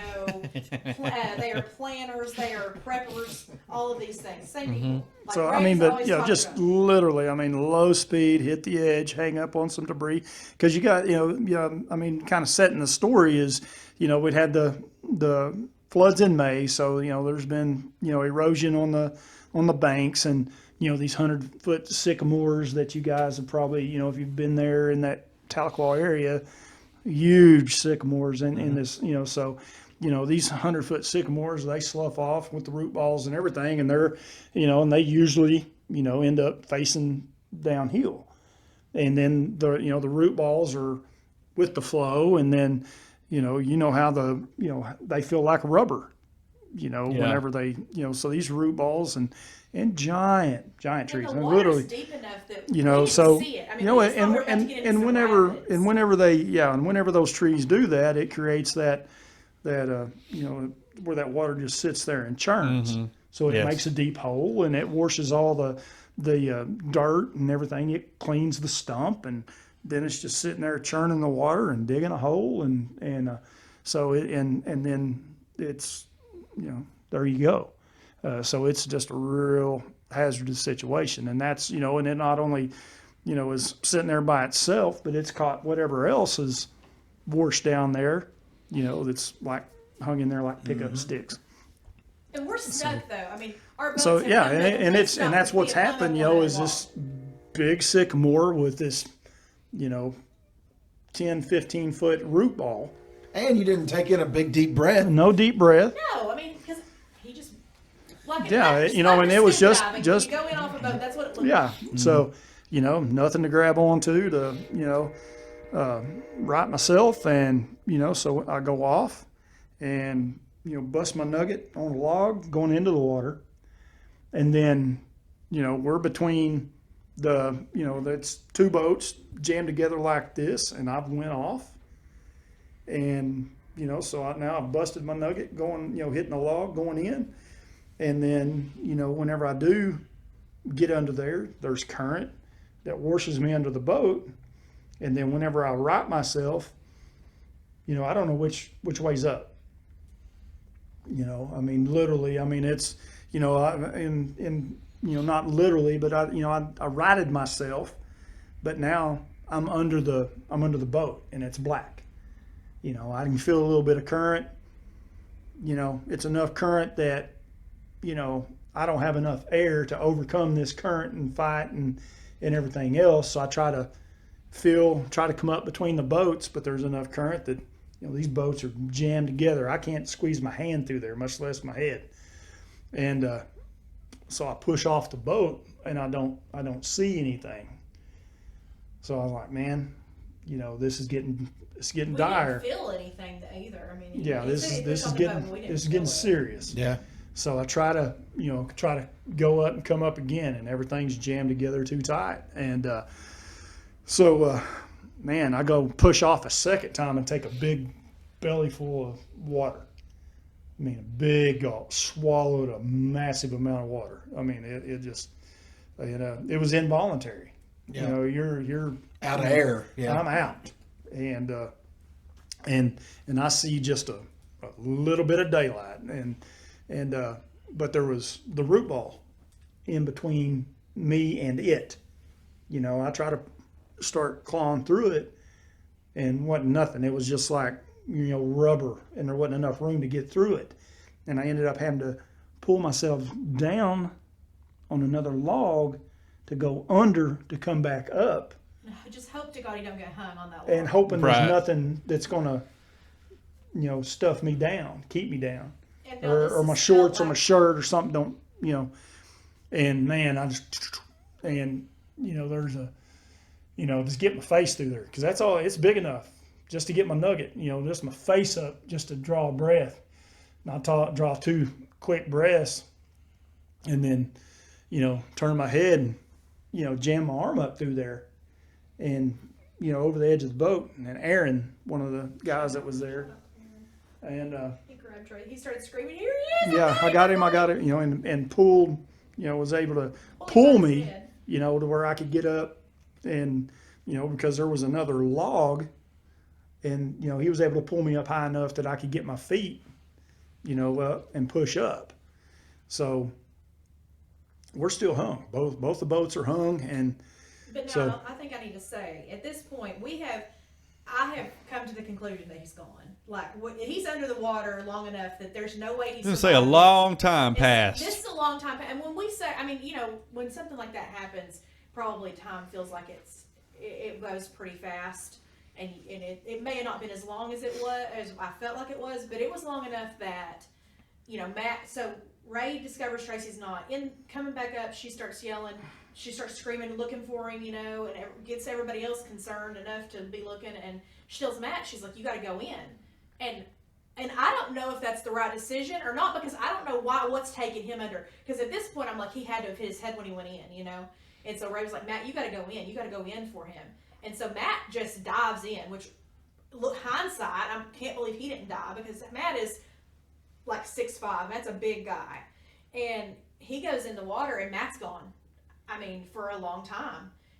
And I'm like, we just lost both of our husbands at the freaking Illinois River. Like, that's where we're at. Because me and Ray have went through, our entire life has been, we both lost our dads, we both lost our brothers, both of our moms went through breast cancer, and we have been best friends since Head Start. Like, we've went through every traumatic thing, we've both been through it together.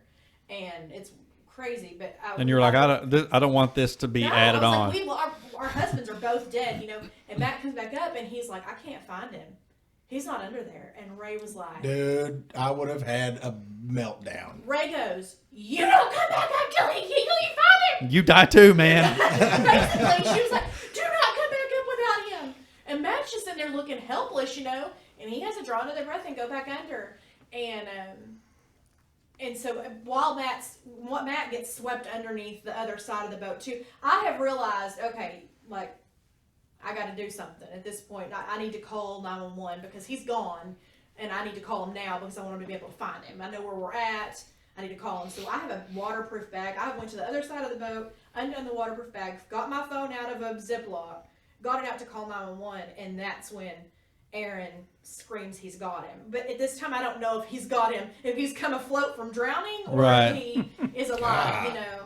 And he comes up, and Matt was swept away as well. Yeah. And Ray is trying to throw Matt a life jacket, and Ray is not a swimmer. Ray throws Matt a life jacket, and I don't know how she does it, but she's like over the edge of the raft, and she throws it. When she does, she goes in. Well, you know, I mean, but she back, goes into but back the up, scary you know, water. but back up because we'd taken a a dot pause. I mean, we're still hung up on the boats are still hung up, and we sit there and talked about what we was going to do, and And Tracy's full of water. because we're still stuck, and I still full of water and I was like, everything. we couldn't find you. And- I was under the boat. And then, Matt and me had got, had ended up together, and we had talked about, what we're going to do. I said, Matt, we're going to push the boats off, and then, we're going to turn our feet downriver, and we're going to go to that rock bar over there. And so Ray didn't hear that part of Matt's and my conversation, so she thought that he was, in distress or whatever, that he was, whenever we pushed the boats off, got the boats free, and then Matt, turned his feet down river. He was, we were going to that rock bar, so Matt and me had already talked through a plan and what we was going to do, and Ray had tried to get him a life jacket, and but she ends up in the water with him. And she can't swim. And she Well, is. I mean, she can swim, but it's not. We're in rapids. There's rolling. She don't have a life jacket on. She No doesn't have a life jacket on. no life jacket. She tried to get a life jacket to Matt. I'm And- the only one still in the raft, and I am not going in the water for nothing. Yeah, Like, and I'm I like think that. Matt even told you Matt that. was like, "Do not, Do not move. That's what he was telling me. Do not get out of the raft. And I was like, "Do not tell me twice. I don't care. I'm staying in here. I'm not gonna So, die." but now Ray, so now, I was screaming. know, because there's- she went in, and there's- I'm like, there- she's gonna die. yeah. So there's more obstacles. And how did Matt end up with the life jacket? He got it when she threw it, but then I Okay, screamed. yeah. I was like, "You got to grab her!" And Matt got her and got So a hold of they're in Ray. trash. So now they've been washed into another vortex of running water and debris from the floods and everything else. And Matt gets her snapped into the life jacket. and lets her go. Well, he It kinda took him. Yeah, it took him. It sucked him. grabbed him. The current sucked him under because he's trying to, give his wife the the life saving deal or whatever. But he washes under a tree. Now he's going down the river. So now, I scream, "You've got to Meanwhile, Tracy's So- literally drowned. so He's now, still full of water. Still full of water. He That's needs what to I be do. saved. So Still. He's leaning over the raft. Yeah. No time. so He's like, I'm So- dying here. So I see, she's telling me that, and I see Matt going down the river, and I can't see Ray on the other side, because of all Yeah, this we debris. lost her. I mean, as soon as he put Yeah, that she on her, lost she was gone. lost And I sight of didn't her. know- So I'm thinking, is she underwater, and trying to be buoyant, but she's stuck, this, So anyway, I grab another life jacket and run back up, because Matt had got the raft, got hurt to the rock bar. So I grab another life jacket and run back up. You pushed off the other boat. He pushed off the other boat, Yeah. and they were gone. I mean, he pushed them off, and they were gone, and I was still hung up. So Matt did get a hold of me, and somehow he Got you to the rock bar got me that to we the was rock going bar to. and was screaming for me not to go back. You And he know. had to go back down against the current to get to them. But Ray Yeah. was washed up into some big trees. Yeah, some big trees, and You there couldn't was even no see her. way that she was. So I grabbed another life jacket, run back up river, and hit the water again, and swim across the current to her. and then, get up on this log, and then, grab her and just by the life deal, and I just lifted her. I don't know if she I was. said, things are gonna get real weird, I Ray, said, but we're gonna make it out of here. because it was because. Like, I trust you, Tracy. I don't care how weird they are. Let's go. Because I mean, it's swiftwater rescue. I've had that and confined space, and a lot of exposure to that and everything else. But it was one of those situations. I was just going to roll her on her back, and we're going to turn her feet downriver and have her hook her legs over my thighs, and we're going to go. But it was that the other boat that was with us. They're way down the river at this point. So, but They docked, and So, they're. but anyhow, there was. They didn't care, right? Well, No, one of the guys, Ray's sister and her now husband was in there, and they had been drinking, and then the other couple. They just didn't know what had was going drank, on. But not like, well, the guy hadn't. It was the other couple was her cousin and her husband, and no, Aaron was freaking. I mean, it really messed with Aaron, which was Ray's cousin's husband. It really did scream up because it did scare him. He became alert. Aaron was the only one of us that wore a life jacket the whole day. Like the time we got our thing saying we were going on the river, he snapped his life jacket and he was ready for the day. So, yeah. So But Tracy was grateful that he didn't have one on. He said if he would have had that. yeah, if I'd have had one on and been positive buoyant the whole time, I'd have been fooked. I'd have been screwed, boys. Bottom line. And It's one of those things where seatbelts, they save lives for the most time, but at certain. But it was. I mean, it was. Things were closing in. That vision's starting to go. You're starting to see those stars, and And so he it said, was. I saw a light. I didn't know what light it was. I didn't know what light it Right. was, but I was going. It was very. I mean, it was But very scary. but yeah, I was. but I yeah. was So anyway, exhausted. we. We weren't even halfway into this trip, and I'm done. You Like, put that on Facebook. I remember that post. You put that post on Facebook. I was like, no, we can't lose Tracy. We can't lose Tracy. So. Well, we tried to leave. I was like, we need to call an ambulance. Like, there's no way that you're underwater that long. And I mean, even though he had now saved 2 more lives. I was gonna say, he went into He started. He gets still up on the needed bank treatment. and starts, Still needed help. Making himself. He's had a surgery where he can't throw up. Mm. And he needed to get that river water out because he's got a belly full of river water and he can't throw it up. And you weren't able to get rid of it, right? No. And so And you got sick right after that, right? Yeah. No, I'm not talking about that. I'm just talking about that's then you lead into This was Labor Day appendix. weekend. Then. But did you then we get get sick into- like the next day? Were you sick from all that water No, and he was stuff? like, woke up the next day. He's like, you want to go on the river again? No, but I mean, there was, there was,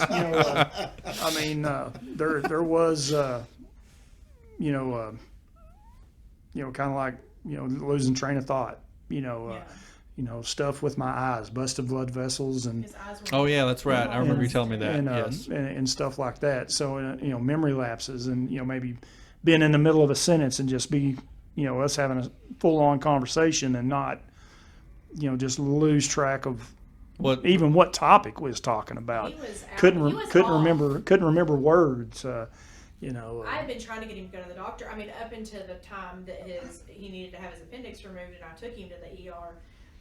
Because even in that day, I told the doctor, I'm like, Labor Day weekend he tried to drown, and he's never been seen by a doctor since. And I He think he's tried got to some- drown. Tried to drown. And the doctor was like, that's not the current problem, ma'am. And I'm Yeah. like, no, but I think it may be leading, because at the time we didn't know what was wrong with him. I'm like, but I think he's got something messed up with his brain, like something's going on, And Because we did have that 4-wheeler accident. The 4-wheeler accident, and the 4-wheeler landed on my head. When did that happen? That Long was time ago. yeah. Oh, I was there. yeah. I was there for that. You're just not the star of any show. of I any told you story. that. When Tracy's around, I'm never the star. Batman. So, but yeah, it's Batman. That's what Is that what Greg said after yeah, it was what all said and Greg done? said. Yeah, He goes, "You're like shit, Batman." Come on, Batman. Dude. you were with him riding 4-wheeler? Mm-hmm. Oh, I didn't know. I thought it was just you and. Oh, no. We rode the weekend before. Yeah. That's what It was Brenton and Liz that was with us the day that that's the right. accident That's right. happened. And but yeah, I thought I was going to be widowed that day. But it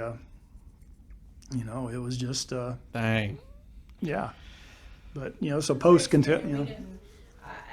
The amount of time time. I mean, we can't put a number on it. I don't know how long he was under, but a lot of things occurred that took some time. Right. So I know, he was underwater definitely longer than you should if you didn't go in with a breath, but longer than you should ever survive.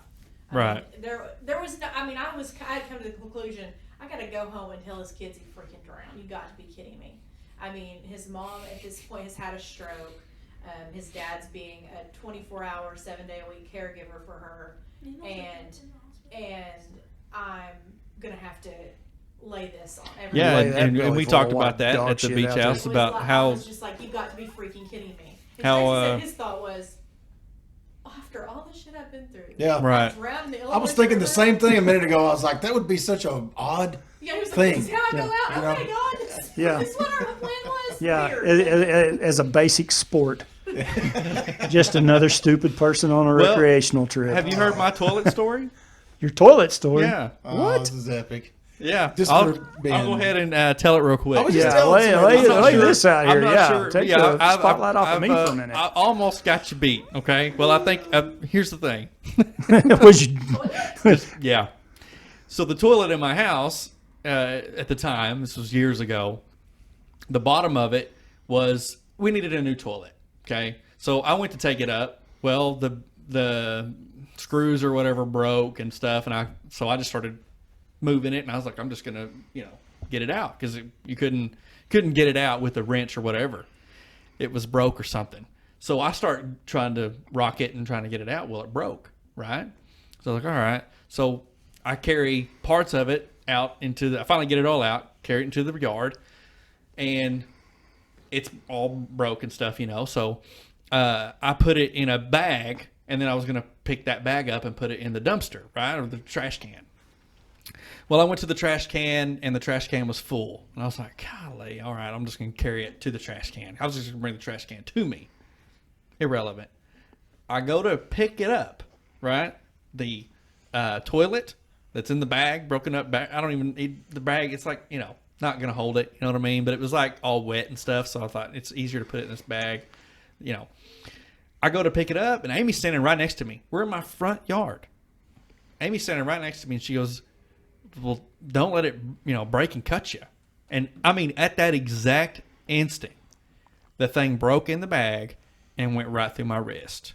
And a stream as big as my finger, this finger right here, shot.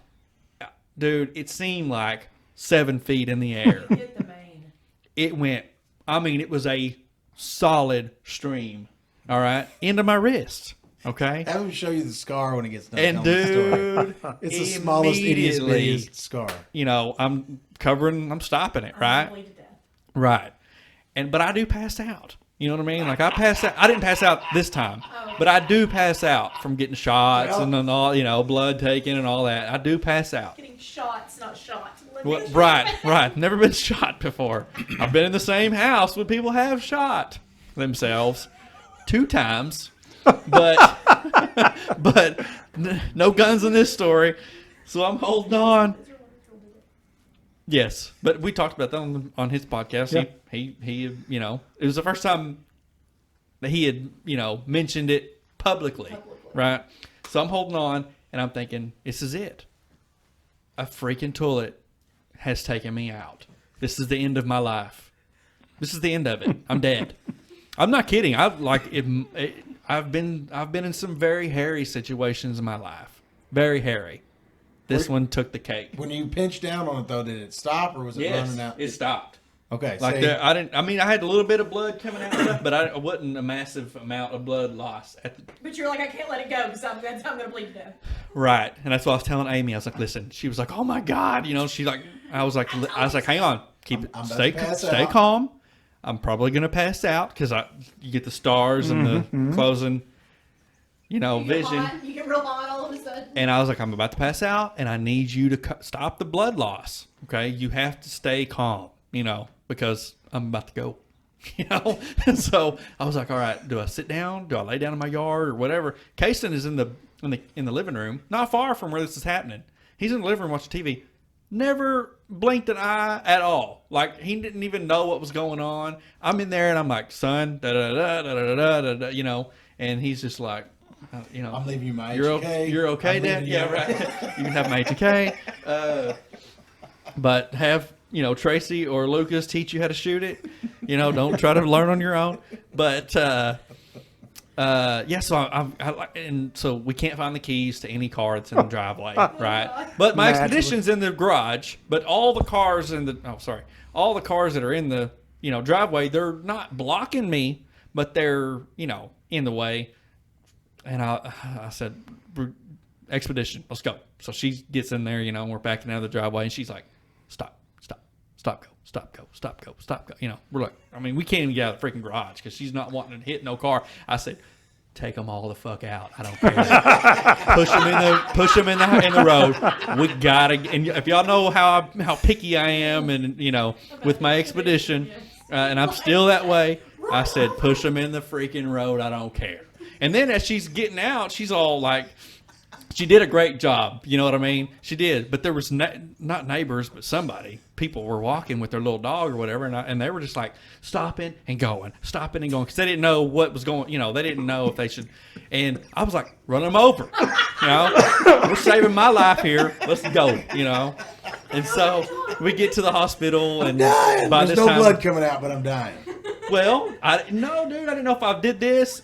I was thinking if I pass out, the whole time I'm thinking if I pass out, then Amy Amy's gonna pass let me out. You and- She's gonna wake up, you'll be but dead. I'm not. You know, so I'm like, Have a life-threatening injury. right. You know, and we get to the hospital in the parking lot, and my father-in-law meets us there, and he's like, all right, you know, let me see it. I go, are you sure? You prepared for this? He's like, just he goes, just, you know. And so I open it up a little bit, you know, and it had stopped. It's still dripping out, you know, a little bit, but it had stopped for the most part. So I went to Tallahassee Hospital, and 40 minutes from the time we pulled up and the time we got in the ride to leave, I was there 40 minutes. They already, Did you have to have stitches? yeah, they already stitched me up and everything, and we were already on the road. Now we got to Hartshorn, okay, and I said, stop. I'm gonna throw up. I'm driving the rest of the way. Oh. Good God. And what does your father-in-law say when he sees it? Like, you're gonna survive. Yeah, he's like, I need to talk to Larry about it. Because Larry is now. You got to understand something. He's an excellent man. He's a wonderful man. But you can get little tidbits out of him about Ben if you push. Well, And just I've always wanted to say, everybody when in he my opened life- up his hand, what did you see? I You know. I know, want to know what he said. well, you can see the stitch, but yes, the It's toilet. bad. Not, I mean, yours was. I mean, yes, I would have thought the same thing. You know, I'm gonna die here in the Illinois, but at least a toilet wasn't gonna take you out. You know what I mean? Yeah. You had a river, a big, huge body of water that you know you thought was gonna take it out. I had a freaking toilet that I thought. I mean, Tracy, Lacey, everybody's gonna be at my funeral, and they're gonna be like, "So, how did he die again?" Did they say the toilet cut him? A toilet.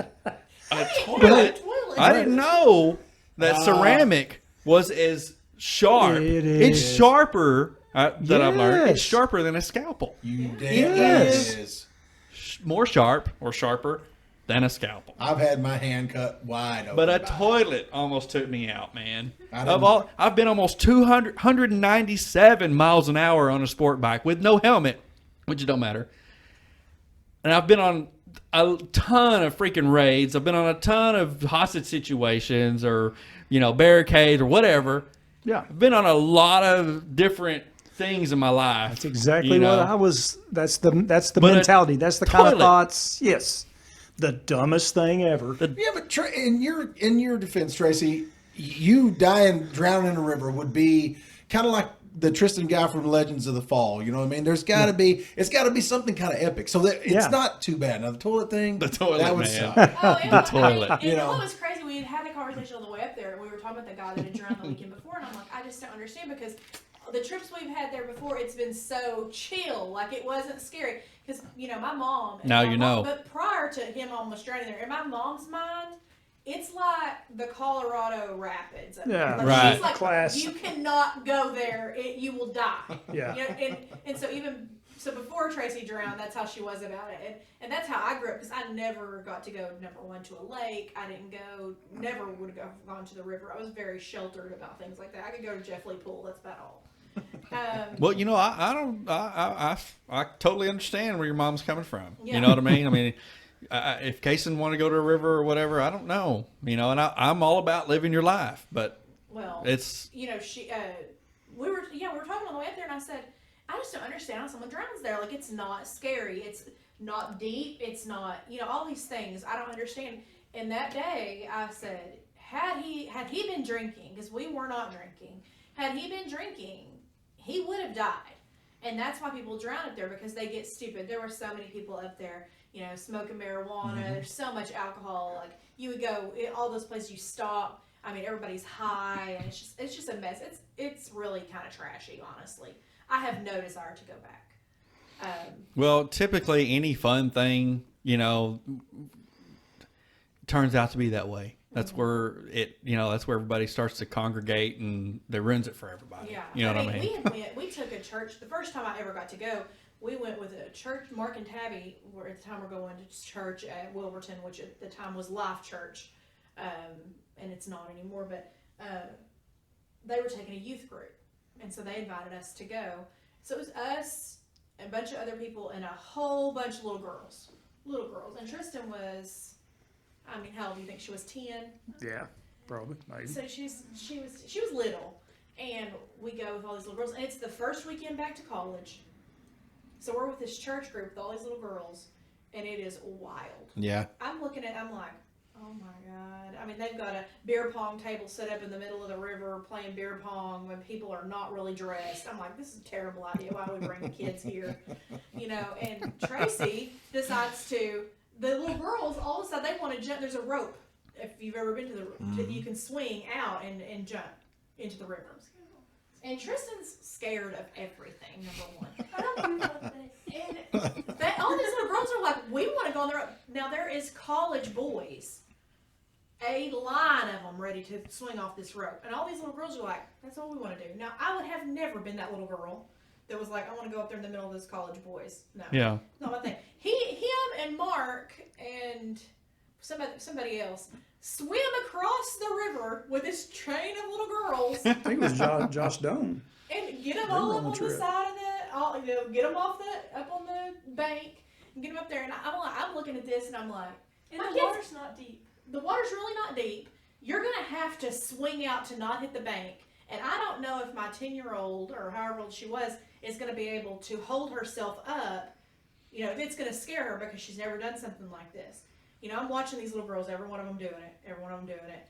All the college boys kind of step back and watch them like, okay, y'all have at it. Right. Well, the thing was, and of course I was too shallow enough, to figure it out at the time. I was just thinking this kid's handing me the rope. Well, he wasn't actually handing me the rope. I was stealing the rope from him every time and handing it to the little girl.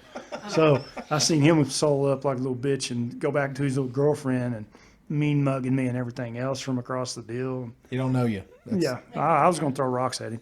But Meanwhile, I was sitting there thinking, my kid's gonna fall into that bank, and my husband's gonna watch her do it. There's like a Surely to God, she's gonna get up there and yeah, because there was chickens like chicken. 6 inches of water on this ledge that you had to get about 4 foot out, and then there was a pretty good, Yeah. and Tristan barely got her butt cheeks past. I was his gonna butt. say, said, did you make Tristan, it is imperative that you get past that point right there, And then let go. and then let go.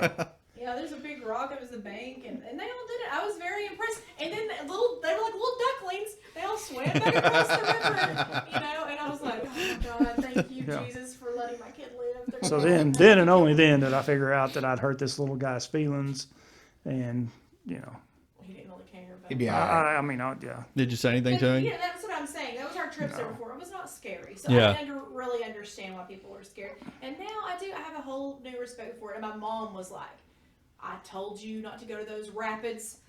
You are never going back. I'm 37 years old. And she would call Today. me right now and tell Happy me, birthday "You are again." Never going. You are never going there. Have y'all went back? Y'all plan on going back? Probably Nobody would go back, so I still hold the I still held the breath holding championship. We know. talked about it. I guess maybe We talked. We need to do it. Yeah, again. I'm the 2019 champion, and still, until somebody unseats me, We were talking about going Add that to back my and res. It's too soon. It's too soon. We shouldn't do it. I'm not.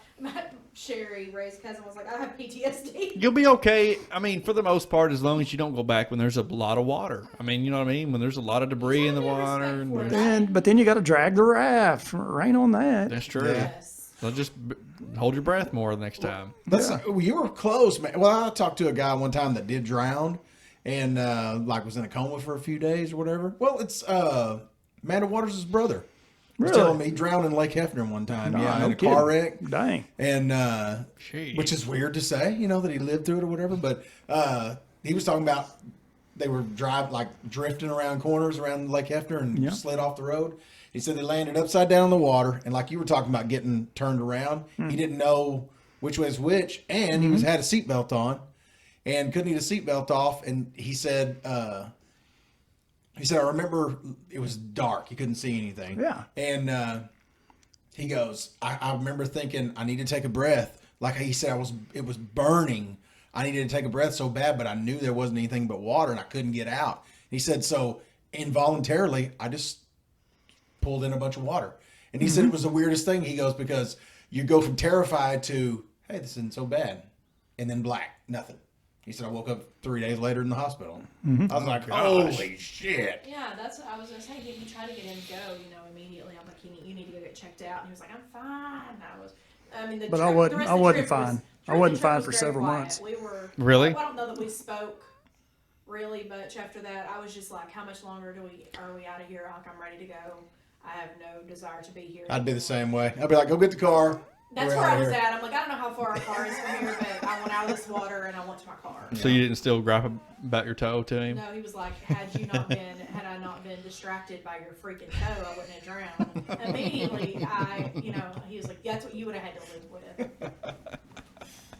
Yeah. So, That is but it didn't crazy. stop us from going for pizza.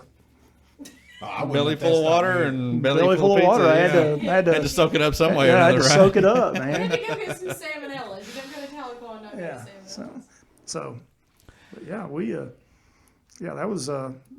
that was pretty wild, man. That rates, top 2 or 3 on, I was born trying to die, kind of. I feel the same way. It was, because as a child, I spent my first birthday in the hospital with meningitis. Oh, gosh. Yeah. So, meningitis, and, that's, 1971, 72 time frame. That's pretty serious. Yeah. You're going to, the marvels of modern medicine today. I mean, that's not a Right. common deal Not you a hear big about, deal. but there's probably a lot of kids that died from it. We were rolling. We were taking Dad. I think it was my granddad, my mom, and me. Of course, I don't remember the story, but all I have is the story, or as it told to me, because I was a child and was returning Dad back to base or whatever, and of course, exhaust and everything else ain't like it is today. So I'm on a mattress in the back seat, not in a car seat, mattress back seat, car exhaust, and, seize up.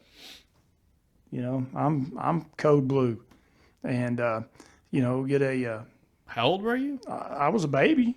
Oh, my gosh. So I was a baby. Carbon and- monoxide, right? Yeah, carbon monoxide. And then so they, pull into a filling station, and, I guess ambulance called, and, but anyway, there was a guy in the, filling station that had some medical training or was going to school for whatever, and, done the CPR thing. And, Wow.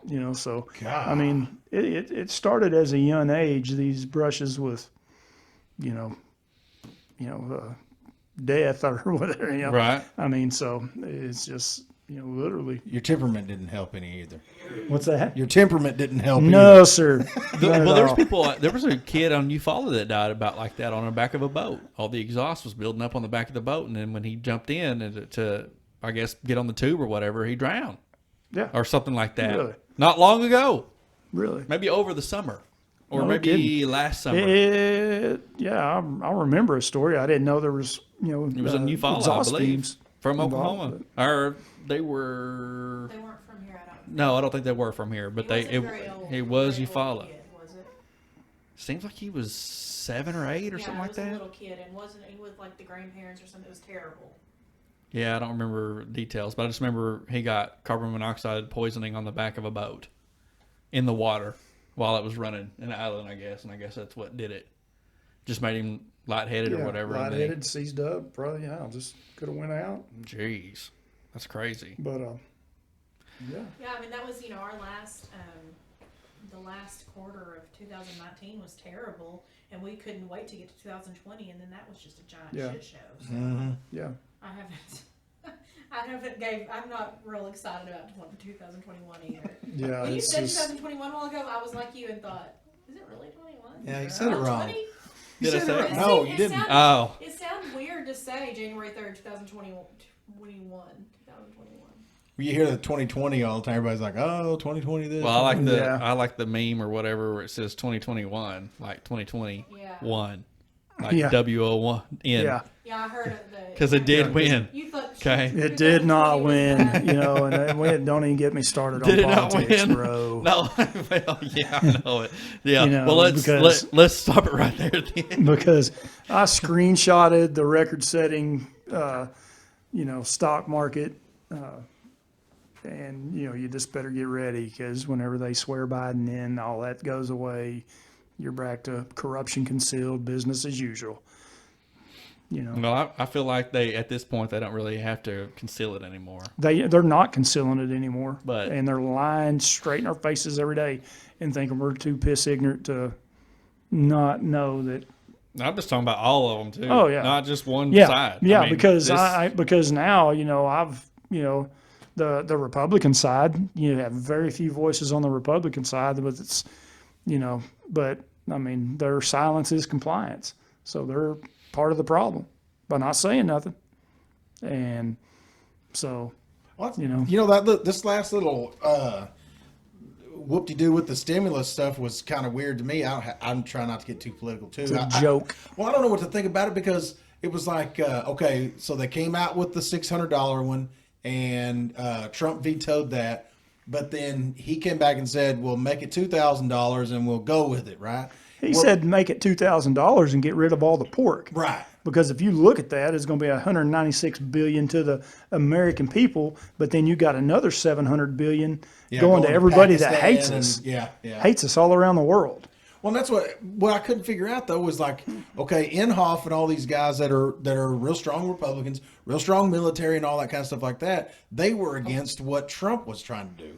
So I never have understood, because they got into a big deal where I was seeing that Inhofe voted against what Trump was trying to do with the stimulus bill. Yeah. So I still haven't figured that out. I don't Yeah, know what that, I'm still I don't try to at a figure any loss of too. it out. And I think Mitch McConnell, I think our Supreme Court, I think our entire government and all of the checks and balances is compromised. Every living bit of it. I feel like that's obvious. Yeah. And it is so obvious. No matter what side And- you're on, yeah. I feel like that's obvious. Yeah. And there's no way on God's green earth that Joe Biden, won that. And it was the biggest farce, the biggest joke since Obama. We've got some interesting days ahead of us. I mean, well, the the next couple of days. Oh, we're ushering in the end times, in my humble I opinion. mean, we've if, got a lot of people headed to. I mean, they're having a big, huge rally thing, 6th in Washington D.C. at Trump thing. And, I mean, they halted all of the Biden transition today. They come in and said, no, halt everything. They did? Yeah, so I yeah, mean, they're doing there's an some emergency things- investigation deal. They're like it was a court ordered thing, wasn't it? Yeah, there's some things that's supposedly going to happen within the next few days. I keep seeing it on Twitter's where I see it. I don't watch a lot of news or anything like that. I don't either. 'Cause- None of it. Yeah, because fake book. Yeah, I mean, Yeah, I don't pay any attention to anything I Don't see. pay any attention to fake book. Well, my thing is, here is what my thing is. And this is why I don't watch nothing. Because if it's true, What the hell are you something gonna do needs to about it? be done about it. Absolutely. And if nothing's going to be done about it, the big global reset doesn't need to be what Nancy Pelosi and Schumer and all these jackwagons are, this globalization and new world order and all their bullshit that they're coming with. It doesn't need to be that. It needs to be, hit the easy button that Kankles Clinton tried to do with Russia. That was a big, stupid whatever. She was. She just got, she just they just announced that she won.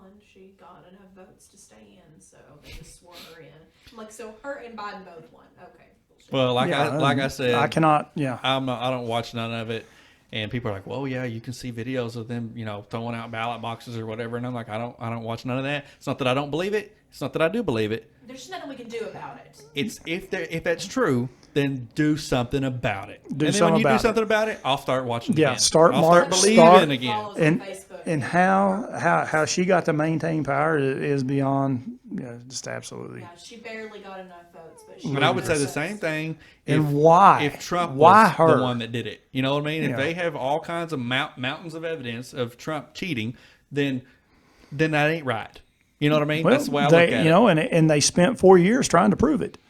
Yeah. Yeah, And absolutely. and the American public is, I want to say I'm not, because I believe this is the biggest fraud ever portrayed on the American people, because it just is, because I cannot believe that there is a group of people that has the lowest unemployment rate in American history, has the biggest stock market, record-setting stock market in American history, And we voted against. and going to vote for makes socialism whenever they've got access to jobs and he didn't, he took away the mandate of the Obamacare garbage.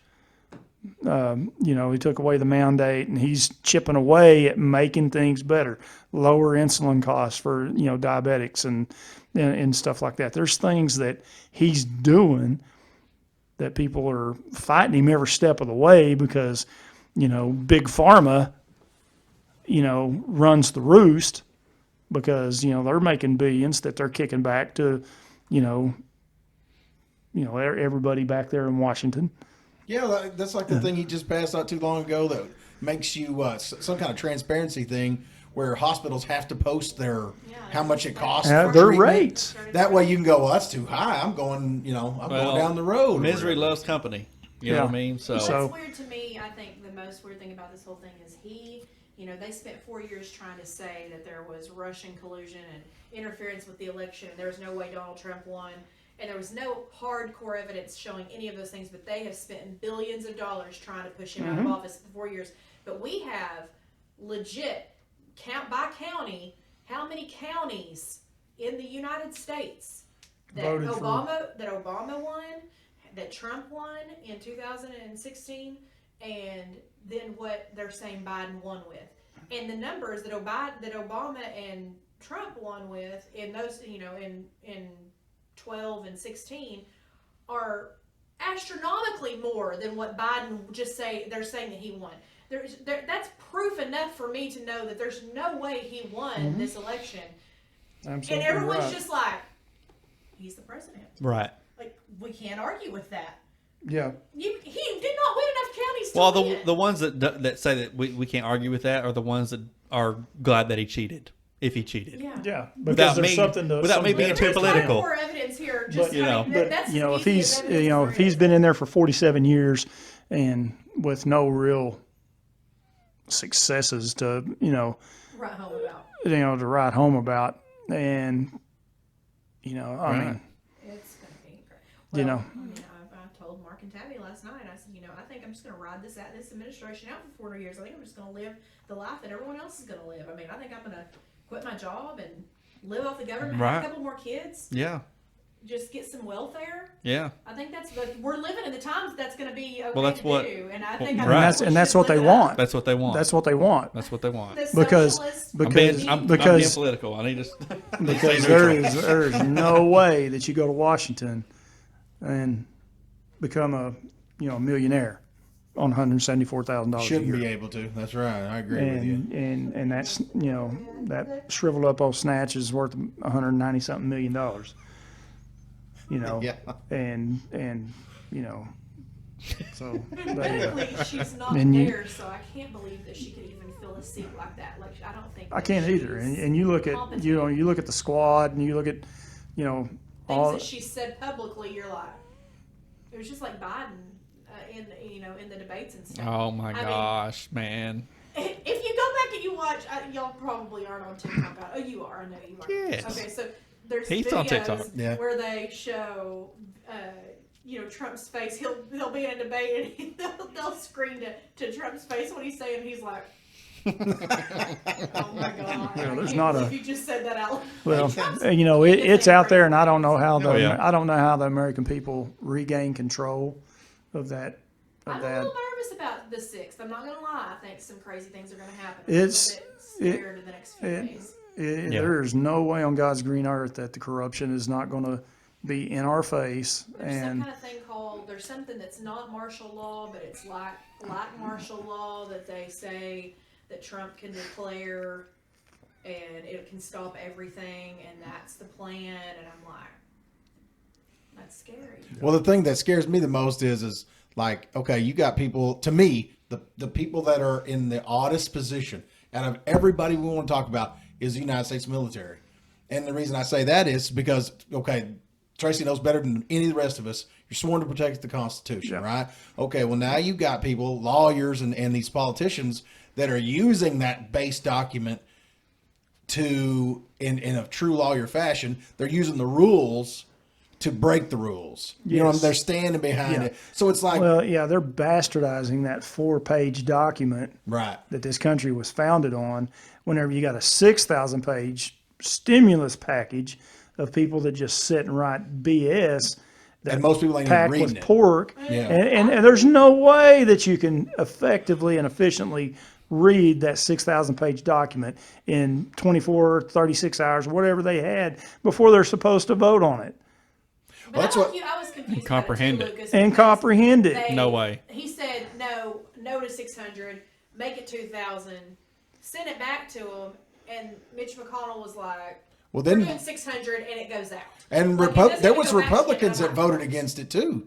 That's one of the things that I read was Well, like, Mitch McConnell's a Republican, and he's been Trump's side the whole Oh, time. yeah, yeah. And for whatever reason, he was like, absolutely right. not. Well, And what's that's- weird to me is here we are. How long into this thing are we in? I mean, here we are. We're We're 9 months, 9 literally months, 9 months, and all of a sudden this thing's got to go out now. Right that- now, today. You know, why don't they start writing this thing up a long time ago when they Because- knew? Because they said they said because that, Pelosi and Schumer held it hostage. But she said that They- Trump- they- whatever but he they but did- they said disagreed. Trump didn't do a good job of heading this thing on. Yeah. You know, So They now said that he now would that never now see that she's her going to get out. her, I don't get it. you know, now that she's going to get her proxy in there, and they can, you know, get their cash flow going again, and their corruption's going to be concealed. Their real corruption, their treasonous I don't really think garbage, they care. If and it's- if it's- they do care because, you know, I think they're putting it right in our face, and they like, are putting it what are you right. gonna do They're about it? putting it right in our face. But there's a bigger picture because, you know, Trump, he had to, you know, have a plan and have a policy procedure in place because there is no next time for him. So he gets a second term. Then he can pull the pill out and give him the full pecker because it'd be over with for him because Is This is what I'm talking about. Right? is that what's going to happen though? and You know? if he can get a second term, because then he can really give them. I tickled his funny bone with that one, So nobody heard that. Oh, I heard Nobody it. heard that. I heard it, I'm but the only person. but Tracy's looking at me in my eyes, being serious, man. I can't start laughing when he But- says something funny. but He's he, looking me in my eyes. but he can really go after and really wreck their cash cow and really expose their treasonous, corrupt ways. And they And say whatever this is, what I'm talking about. Yeah, the- but I the- feel like and declaring whatever it is not martial law, but whatever is like martial law, when he does that, he's going to kick the can wide open, and they say nobody's safe. Like, he's going to drain it. And I hope he does. Republicans alike, because I'm their tired of hearing their it. I their wanna silence see it. their silence is compliance. Right, you're right, But and I don't think care. he's been a I little- don't. I don't care who it is. Right, I don't care Republican, conservative, Democrat, liberal, independent. I don't care who it is, what it is. It ain't right. It's got to be something's got to be done about it. I mean, All right. One more thing, Lucas. What? I'm scared now. Piss fender. Oh, You remember that? what? Piss fender? You wasn't that inebriated, was you? It was at Griff's house. We're in the garage. Oh, yes, I was very drunk. Yeah. But you and Griff both laughed because we had to take Oh a my dot. God, y'all did. I was ready to kill all of y'all. We had to take a dot Oh pause. my gosh, dude! Hey, I was telling a story, and you know, and we had to take a dot pause and go back and well, I can't think of a better one. I can't believe you guys just skipped over what Tracy said a few minutes ago. These are the kind of things I've been telling you about. You can't. you're not telling me anything I don't already know. You can't write. You couldn't. I couldn't think to say that. You're just I gonna can't pull the remember. He was saying some hilarious. pull the things pillow lately. out We and give them the whole pecker. we have It's to full. The we full have to pecker. write this stuff down. You know what I mean? Thank God it's recorded for all time. My uncle is the same way. My uncle's the same way. He says just outlandish, crazy stuff, and it's like, where the fuck did you come up with this at? I need to start writing it down. You know, I'm telling you, I have. because it's like, I mean, with Tracy, it's he says this stuff, but you don't hear it again. Well, From Lucas him. deleted No, he's his making it up Facebook, as he so doesn't goes. have the things he had And I'm before. like, Yeah. I'm like, Well, okay, some people may have something funny to say, and they say it often. You know, they may Right. say it once a week or whatever in conversations. But with Tracy, you may never hear that again in He's your not life. trying to be funny. He is being serious. I know. I That's know. what. That's the thing. That's what it is. It's just what comes out of him, and that's why when I wrote those, like when we rode in that furniture van when we were moving Ray. Okay, I volunteered to move Ray for whatever. I don't even know why I did it, but I helped move Ray. Well, while we were on our extravaganza, Tracy was trying not to get. Somebody had to go. Dustin couldn't go. Yeah, Dustin. Right. Yeah, And Dustin was. Yeah. He was like, Lucas, you got to go because Tracy's going to kill somebody.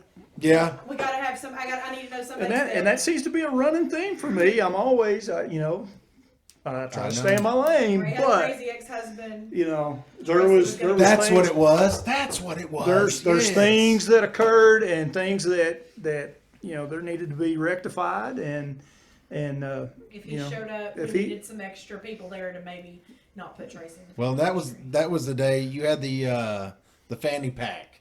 That Yeah. day. yeah, That's what you were. Every day.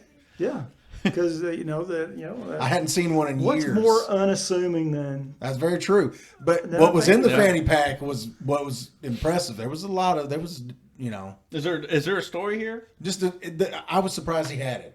All I did was we were the moving- fact that I was secure enough to wear a fanny pack. No, I thought you were talking about this story of the van.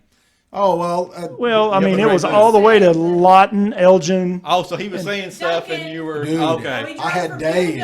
Well, I want to get back on Piss Fender.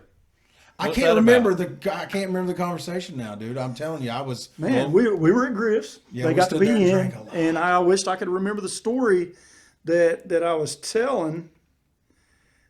But I'd never seen two men's funny bone tickled I don't remember more what it was than now. whenever I said piss they, fender. They, I think maybe lost consciousness. Piss what? Piss fender. Fender. I don't remember what we were talking about. I don't remember what it was. And you said Piss Fender in the story. In the And he's- story, We know how Tracy would I name get it now. things, and I Yeah. can't remember what we were talking about. His analogies are It had unlike to any be I've ever something known. inappropriate. if Oh we were yeah, doing that. yeah. I don't remember what it was. I wish I could remember now. Dwayne might remember. I might be able to hit No, him. up. Dwayne was. Dwayne was Gone. it faced, man.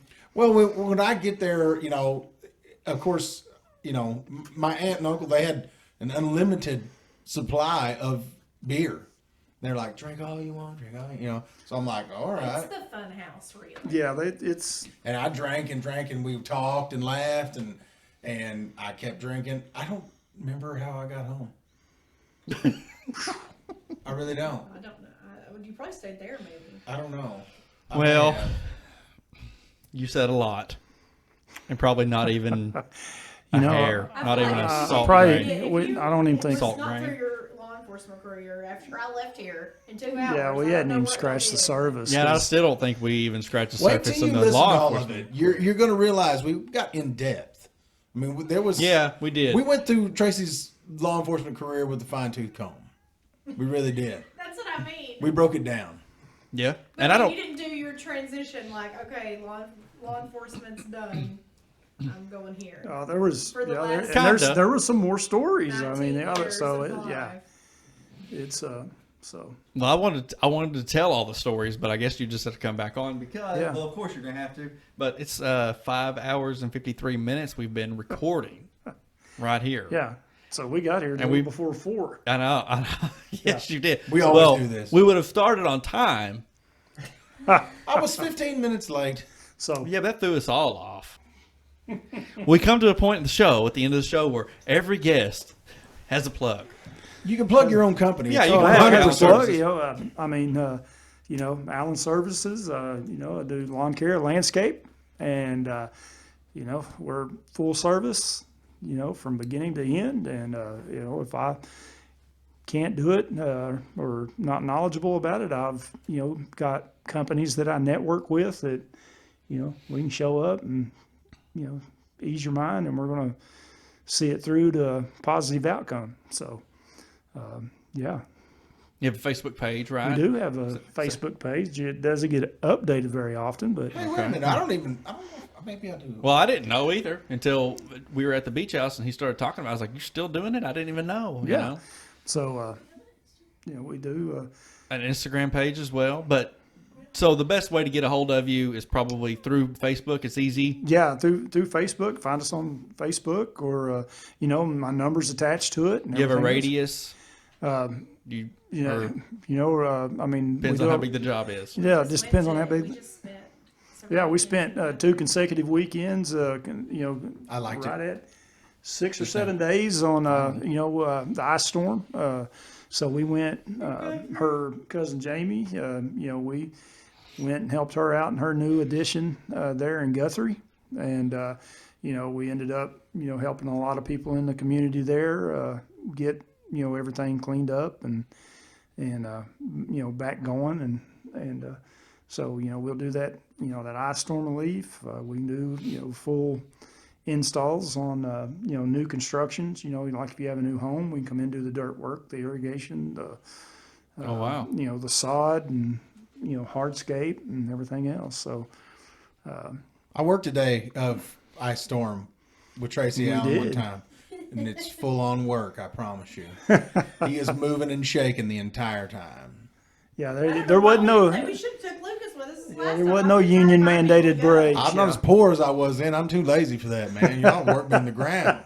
I was Yeah. in bad shape, and I appreciated it. You got me over a huge hump because I was unemployed at the time. So Yeah. Let's see, I don't even remember him being there, but we were trying to think of people who could go help. but- So we did did one of the same houses where we stayed at my uncle's there at Nichols Yeah. Hills. We did it right there, man. We had to do some more stuff at his place. So Allen Services, no job too big or too small, and No. if, like you said, if you can't, if it's something you're not familiar with or whatever, you have a lot of contacts. we've You could probably got a get lot them of contacts taken that I care network of. with. That if it's just absolutely outside of what equipment that I have and everything else, we can make it happen. Awesome, Lacey. You have anything you want to plug? I mean, you made an appearance, so you got to plug something. I mean, I guess I can plug my work, my Oklahoma Ag credit. And what Get and some land, if you need to purchase some land or buy some cows or. where are they based out of? Our home office is has just recently moved to Edmond. We were based out of Broken Arrow. We just built a brand new office in Edmond, but my office is here in McAllister. Oh, okay. I know where it's at. Oklahoma Ag 104 Credit. South Georgia 9 Expressway, right next to the Steak and Shake. And what do you do there? I'm a loan processor, Okay, awesome. or I'm actually called. I guess my title is lending support specialist. Okay. Heck yeah. So you help people get loans, get covered, I help the loan officer do Awesome. all the work, and I work there. That's who I work with, Travis Hanks. so call there, ask for you. You're the one. No, don't ask for me. I will be the one answering the phone, but I will transfer you to someone that can answer all of your work questions. But it's a good place to work. I work with good people. Today's your birthday. And today is my not much We've longer. almost Not messed much around longer, till but- it's gone. Happy Celebrate birthday. with me all day. Hey, I think you're an awesome sport because Amy was like, I don't think I would do it if I was Lacey. She goes, on my birthday, you're gonna. Well, it's kind of been one of those weekends, I said, well, Lacey likes the podcast, and I look at her and she's like, I have to live with you every day. And Tracy was like, no, wait. Last night, Saturday night. No. Friday, we were going to go out and eat for Mm-hmm. my birthday, and we went, Lexi did my hair, and Tristan texted me, was like, do you still want to go eat? He's like, I'd rather just chill tonight. I'm like, okay, cool. So then yesterday, he was like, do you Okay, want to cool, do but not cool. Do you want to do anything? Or, and I said, I mean, it's fine. It's just 37. It's not that exciting. Yes, it is. Every he was birthday's like, important. Yeah, I just want you to tell me what you want me to do. Like, I just want someone to do something for me. Like why do I have to come up with a plan? It's my birthday. Like, can someone just surprise me? Well, And so as a then- guy, we don't want to do anything that you guys don't want to do. It was So fun. it's We ended up easy. going to Fort Smith. Because Amy says the same thing. She's like, why don't you just make the plans? And I'm like, but if I make the plans, you may not want to do it. And then you're Yeah. going to feel obligated Yeah. that, We'll end up at the Illinois River or something cool. yeah. like that. Or McDonald's. When we go to Whack Arnold's and eat, We may go to yeah, Whack we go to Arnold's, a yeah. double, And cheeseburger. honestly, yesterday we've got new furniture in our house, Mhm. and once we go to that furniture, we don't really want to do anything. Right. I don't blame you. And so it is hard. I told him actually that's what I said to you yesterday when he was like, do you still want to go out and eat or do anything? And I'm like, it's fine. It's just 37. It's not a big deal. And I said, you know what the problem is you're spoiled to that chair. And you don't want to do anything. Now, like, once you get there, he was like, no, the problem is I want you to tell me what you want. Exactly. Well, I'm just glad I'm not the only one that has to go through that. So today, we didn't have any plans for today anyway, so. Well, I'm glad you're here and I'm glad you allowed. Yeah, I'm glad we got it. Glad we got it in, man. And I'm sad that you almost caused him to drown, but he's Yeah. still here. Yeah. But the more important thing, how's the toe? Yeah, how was the toe? Did the I did never lose my nail. Never lost her nail. I lost both my toenails one time. We lost a single drop of blood. A lot more blood. I was more concerned about getting some kind of infection in my foot or something. Right. But it really was. I didn't even ruin my pedicure. Like, it was I kind of was a baby. It hurt. I'm telling you. I smashed it between the raft and a tree. And there was no Well, getting out of it. Pain threshold between, I'll walk around at about a 5. So, I mean, Right. It's, Don't talk about my pain threshold. Because Be honest if you're going to. You know that I'm my zero's her 10 kind of thing. Right. Well, episode 29 in the books. In the man. books. Yeah. In the can. this Tracy, episode. you can go pee, by the way. Yeah. Oh, Operation Yellow Rain. This Where we go? episode is brought to you by Blackline Insurance Group. Visit blacklineinsurancegroup.com. And that's not my plug. That's just who sponsors the show. All right. So who do you want to plug? I'm going to plug McAllister Quarterback Club. You did that last time. Did I? Yes. Gosh dang it. Okay. But you can do it again. I'll tell you what I'll Nothing do. wrong I with got another McAllister one. Quarterback Club. I got another one, and people are going to argue with me. But I had a really good experience with them a couple of days ago, so I'm going to plug them. Mm-hmm. And that's McAllister Walmart. Believe it or not. Well, that just threw me off. Believe it or not. You're I gonna went- plug a multi-trillion, billion, gazillion No, dollar McAllister company? Walmart. Not Walmart, McAllister Walmart. Well, and I'll tell you why, real okay. quick. It's All a right. real quick story. Take your time. I went to buy some stuff for work, a bunch of supplies and stuff like that, right? Well, I have a card that I buy this stuff on, and I was in a hurry, it was raining, and I forgot to grab the card whenever I got out of the vehicle to go get my stuff. Get all my stuff, get in a long line to the self-checkout even the self-checkout's long. Wait in line, get up there to the deal, go to feeling for my card, and I left it in the truck. So I was like, oh my God. I said, can I leave this basket up here somewhere? I just got to run out and get my card and come back so I can pay for this. Because it was like $100 and something where I just bought it myself. And Guy goes, yeah, just leave it over to the side. I was like, all right, cool. So go out, get the card, come back, get my basket, get back in line, because I'm like, well, here I am starting over again.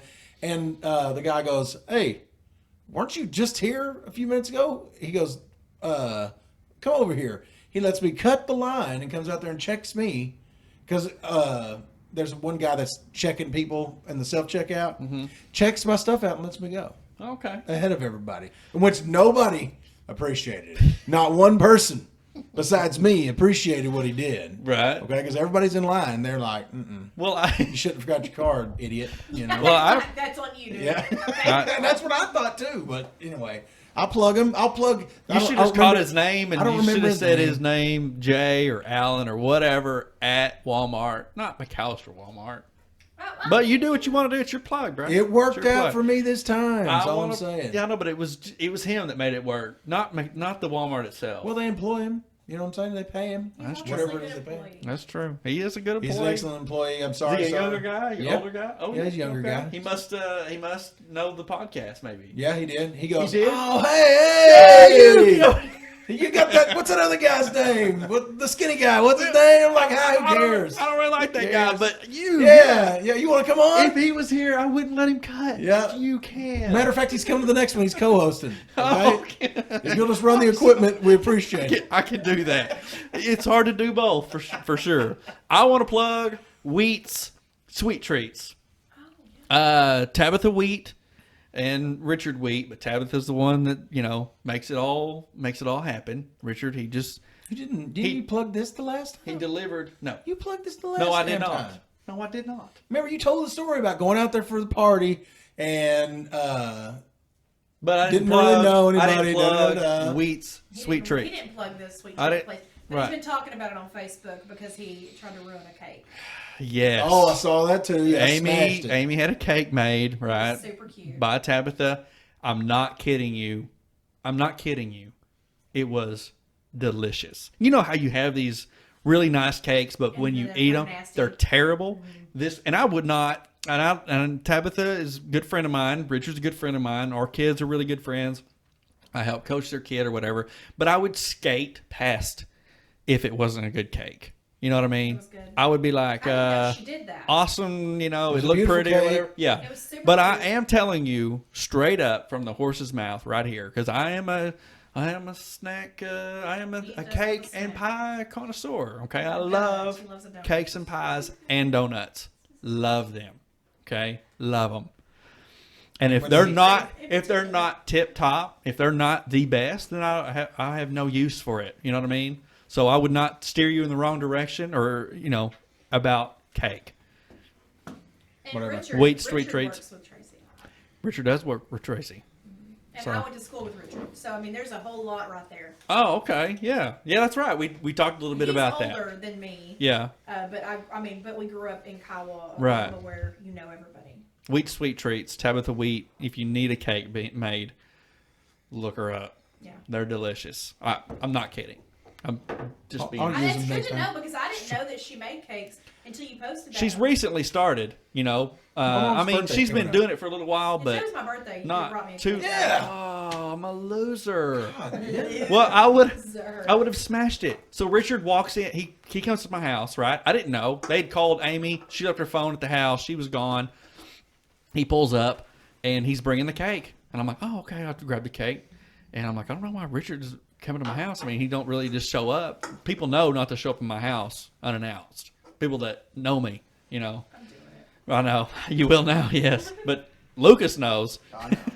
But anyways, Dustin I Thomas. take the cake, and I walk into the kitchen. And as I'm walking into the kitchen, I just shut the top of the box with the box is open. And I'm like, oh, they want me to see the cake, They don't want to just hand me a box. Here you go. They want me to see the... And yeah, I smashed the trees on top of the cake. It was... And Richard, he was trying to stop me. Like, he realized what I was doing, and it was too late. And then Tabitha texted me Richard got in the truck, called her. He's like, Ben, F the cake up. I mean, I can still see his truck. She's texting me. What did you do, And she's like, I'll come over to the house tomorrow and fix it. And I'm not telling you that she will do that for everyone. What was the cake for? It was just a Christmas. Christmas It's cake. beautiful Yeah, Christmas cake. Christmas cake for we have a Christmas dinner at Amy's parents every year. So it was for that. But she came over the next day. While my bathroom is all tore out because we didn't talk about that, but my bathroom is in disarray. Because it's leaking water real bad, and my bedroom's in disarray. Everything's out. Everything's taken apart. Water leak, whatever. Still can't really find a water leak. Waiting on a water leak detection service, whatever. In the morning, I think it's going to call me back. But so while we're doing all of that, I smash the cake. But and then Tabitha fixes it, and she leaves, and I literally wasn't thinking. I walk over to the cake, and I almost did the exact same thing again. I wish you would have. It'd been the best story ever. That'd be right up there Amy with the may have Fuller killed story. it. What did Amy say when you did that? She probably never knew till Ben posted the pictures. He probably didn't tell her. I'm sure he didn't tell her. Yeah, dude, I can't keep that from her. The cake's right there in my kitchen. It's the smashed trees on top. You got to know how much. No. Amy She's is used very to this. yes. Amy is very aware of what Ben is. Exactly. I She mean, knew I just that I was see probably like going to this smash that girl cake. like- She knew it, and I mean that.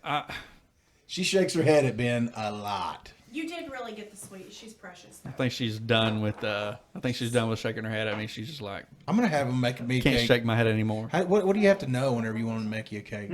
I don't know Like if. how big a cake or something like that? Yeah, maybe so. But I mean, she can help you out. Find out for me. Okay. I have to contact you. They're your friends, man. All right. Well, need she to loves the make podcast. Oh, she listens? Yeah, Oh, okay. she did. I don't know if she still does.